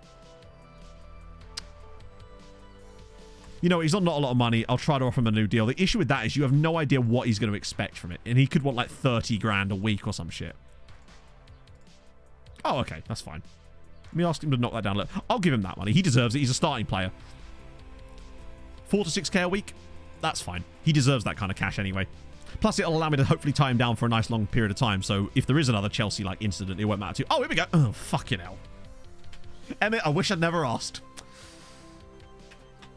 I wish I had never asked. That's actually worse than last year. Although we at least have some seat. No, it's actually worse, isn't it? Short of the required stats, there's nothing in it. So, back-to-back dreadful youth intakes. Emmett, have you lost your touch, buddy? Like, come on. Wow. No way. We actually got Yoshitaka Nakanishi. That's amazing. We actually signed Yoshitaka. Oh, man. He is going to be an absolute beast. Ambitious personality, which probably means it will be hard to hold on to him, but I feel like he's at least going to reach some potential if we get him. And he will be homegrown because he's 18 years old currently and he'll join us. He's got 6 Japanese caps and we're signing a Japanese international. I was going to say he'd be that, and he is definitely getting retrained to as a DM. 13 tackling, 17 positioning. He's just going to go where the ball's going to go. He's just going to know that information. Lights will play in defeat. That's great, I guess. Yeah, I mean, I don't know what else he'd want in that role. I like him a lot. I think he's good. Grayscale ED7 in it. Follow up on my interest. I'll follow up in a bit. We're a bit busy. FA replacement, maybe, but we've already signed a few more guys like that. Junichi Inamoto. Well, I'm thinking more Matoma. That's my hope. Although, Inamoto still does some stuff. Right. Perfect for a centre-back. Yeah, if you put another version of him on top. Sad Emmett Doran. It's just like an acoustic violin version of the ED7 song. Scored a goal against Man United, if I remember. What? Herriman's... maybe not. Why would... I know he's, like, a bit knackered, but, like, come on. Diaz Pereira. FED... no, Ari. Dala, Montiel, and Dai, Omgbar. Wait, where's Flavin Moores? Surely I still like Moores and Montiel as the starting pairing for me. It's good that we've got these options, though. Right. Any fun names? Jeremy Sanjus is a cool name. Oh, Marcus Edwards is still there. Oh, that's defensive, but they'll probably still... Ari Progressive. He has only been here... I mean, yes. Actually, yes, he has. In terms of this, anyway, he has shown progression. As for attribute development, I don't know if there's been enough time yet to see. It's mostly heading in the right way, and the things that are falling down are things that... I mean, he's got 17 tackling, which is weird that would fall. Corners I don't care about. Mentals are going up. Yeah, he's okay. There is Alvarado too, I suppose. But... yeah, there is Alvarado. Screw it, you know what, let's get Alvarado in. Mr. 1,000 jumping reach instead of Moores. I'm worried... Actually, no. The reason I like these two at the moment is just because of the partnership. If nothing else, the partnership might just be enough to see us... We're not going to win this game, but... hey, you know what? We've said that before. Maybe we will. 2 Japanese guys in a long coat. Yeah, we'll call him... this is Takeshi. This is the castle. Imagine if we had a really tall Japanese centre-back. I would call him Takeshi's Castle. That'd be incredible.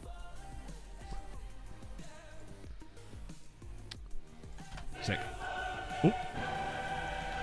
Best-selling anime series. Oh. South African guy from the Tromsø side. You mean Shibasisu Radebe. He was the guy that we signed as a left-back and we turned him into a ball-in midfielder.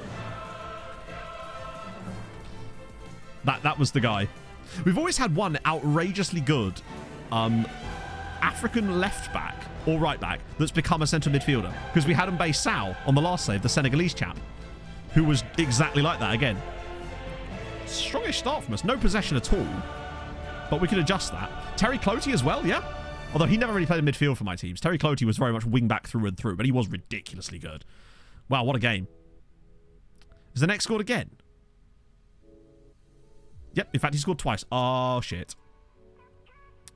It might have to be Yakubu, because Novak's hurt. Spent 15 million. Nice. They do not exist. That's true. There is no such thing as a right-back. Look at classy neck. Just going for it. Sal was a CM turned... No, he was... I think he definitely came as a right-back. We just played him in midfield a lot because he was a really good defensive player. That seems to be the way that FM produces them. You usually can't produce them the other way, although we're about to do exactly that. Oh, Airing's in. Airing's in a good save. Like I have. So the scouting, the exact scouting I'm using as of right now, which is different to what I've done for the rest of this save. Exclamation mark scouting is the video I made that explains how I've set this up as Flavian Moores gives us the lead against Sporting. Screw top 24. Are we heading for top 8 in the Champions League? It's 1-0 to MTK Budapest. What a ball. Oh, glorious. And Vindaloo, thank you for the follow. Just as Flavian Moores. Glad I started him, actually, now. Comes up with a big goal. That would push us to 3rd place? I think that would put us in 3rd place. Really? So, oh, that's kind of sick, actually. So this is like a rekindling of that game. Yeah, as things stand, we'd be 3rd place with 2 matches to go. And actually, we'd have a 5-point gap. We might be able to get top 8. If we beat Sporting, I think we've got a real chance at top 8 in the Champions League. in our second season in the Champions League. Look at this football. Airing now to Mbappe. Oh, come on. Where's that pass through? I think I can feel it. And die. Pulls it across. Airing. It's 2-0. Josef Airing's, now it's his 30th goal. Did he or did he not score his 31st goal of the season like 2 games ago? But now it's 30. It's 2-0. Holy shit. What have we created here? It's glorious. Nice football actually from Yeboah there as well. Just keeping this thing simple. Their centre-back gets too deep. Allows the space. Great ball from Airing. In he goes again. 30 goals before Christmas Day. Whew. Lovely work. And we've been good. Like, we deserve that.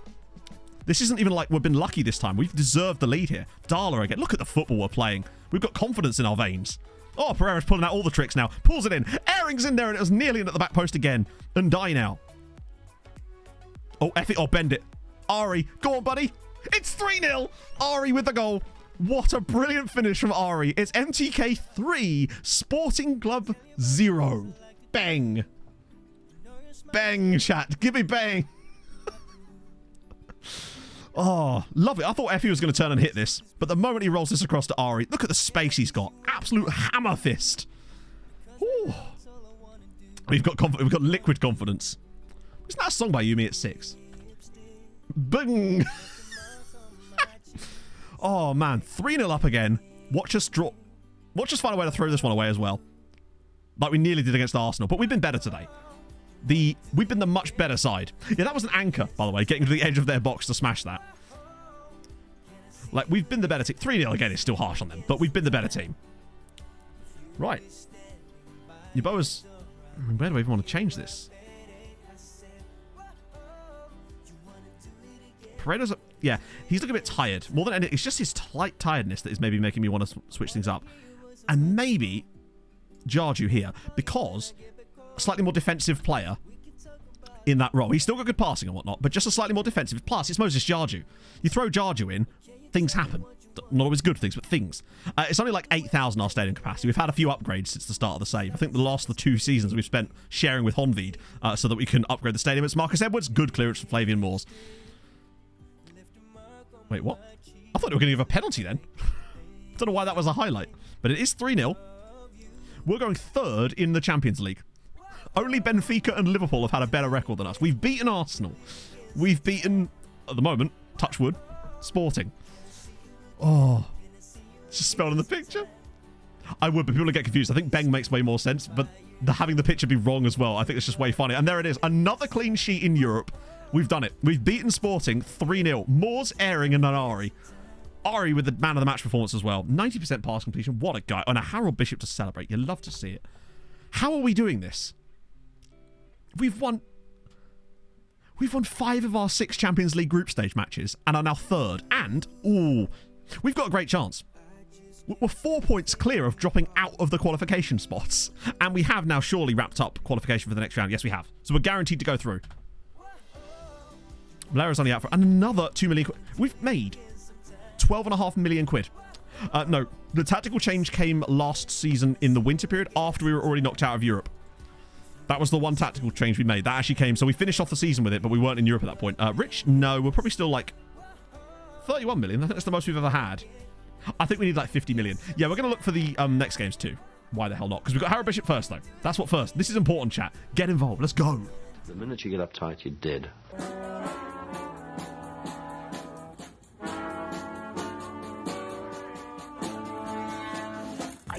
And I'm in the house where the coffee's green and the food is grouse. With sandwiches and lasagna too.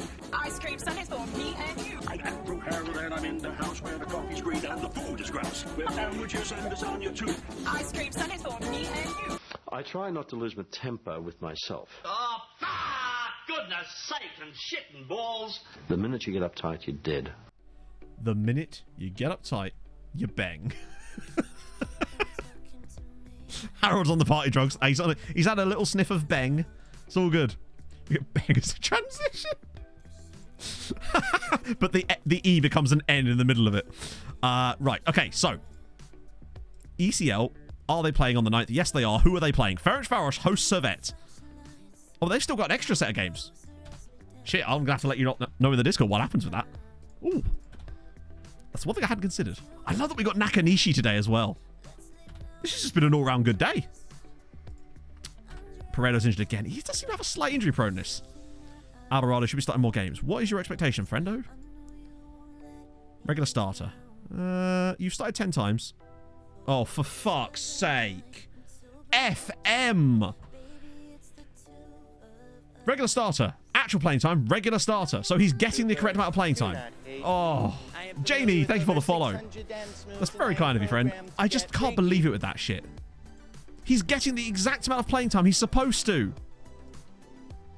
I'm supposed to be a regular starter, but my playing time hasn't really affected that. You are literally getting regular starter playing time!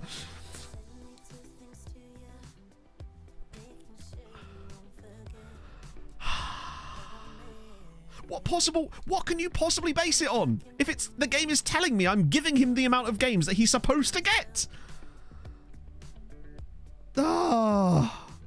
It's so annoying. They can't claim that you're not playing them enough, when at the same time you're playing them at the exact amount that the game is telling you you're supposed to. Oh, man. Spider-Man .playing time in it. Sorry, that's just unbearably stupid. There's nothing they can say that is a response to that. It's not like you're not playing him enough. It's like, it's just obscene. That isn't even a question of the playing times being obscene. That's just, it's just the game's broken. Fucking hell. Right, we move. Anyway, let's see how they got on. Come on.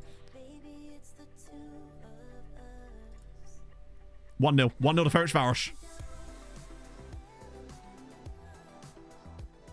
2-0 to Újpest. Come on. Újpest go 14th. Ferencváros go 18th. They've got one game to go. They're probably qualified, I'd say. Újpest, I'd say, are qualified because there's a 3-point gap back to 24th. And I'd say Ferencváros are in good shape as well to qualify. And you know what? Újpest are not out of the woods of potentially getting top. In fact, they both could technically get into the top 8 still. That's 3 wins on the same day. 9.5 points. 9.5. We go above Austria. We've done it. We've actually leapfrogged Austria by like 0.8. And we're not that far behind Turkey now either. We could potentially catch Turkey by the end of this season as well and potentially go 9th next year. 9.5 points. And we've still got 2 games left, remember, in the groups. And they've still got an extra game left in theirs as well. No national team stuff, Kane. It's all about building the league itself up to be, hopefully, the best league in Europe. That's what we're trying to do, anyway. I don't dabble with national teams because I find the management of them tedious and boring. Fulfilling the promise, but now he's had a taste, he wants even more. But then he shouldn't say then if that's the case, and that's what the game is saying, which we know it's not, it's just broken. If that was the case, then the text shouldn't say, I was expecting regular playing time and I'm not getting what reflects that, when that's literally what he's getting, you know? Yeah, Austria fucks up a lot.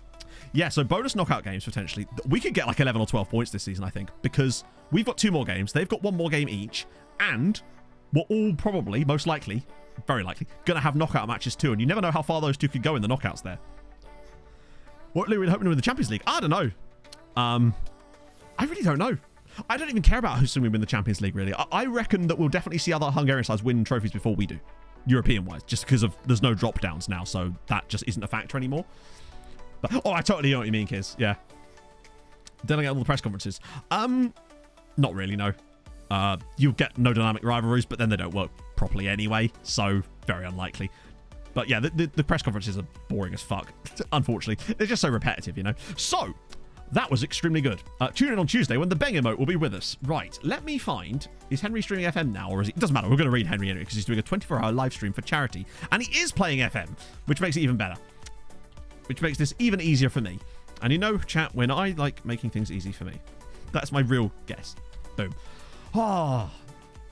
That has worked amazingly today. We've lost 1 Champions League game today, and it was the Real Madrid one. And Ruskin dropping 5 gifted subs as well. Thank you so much, man. That's so kind of you.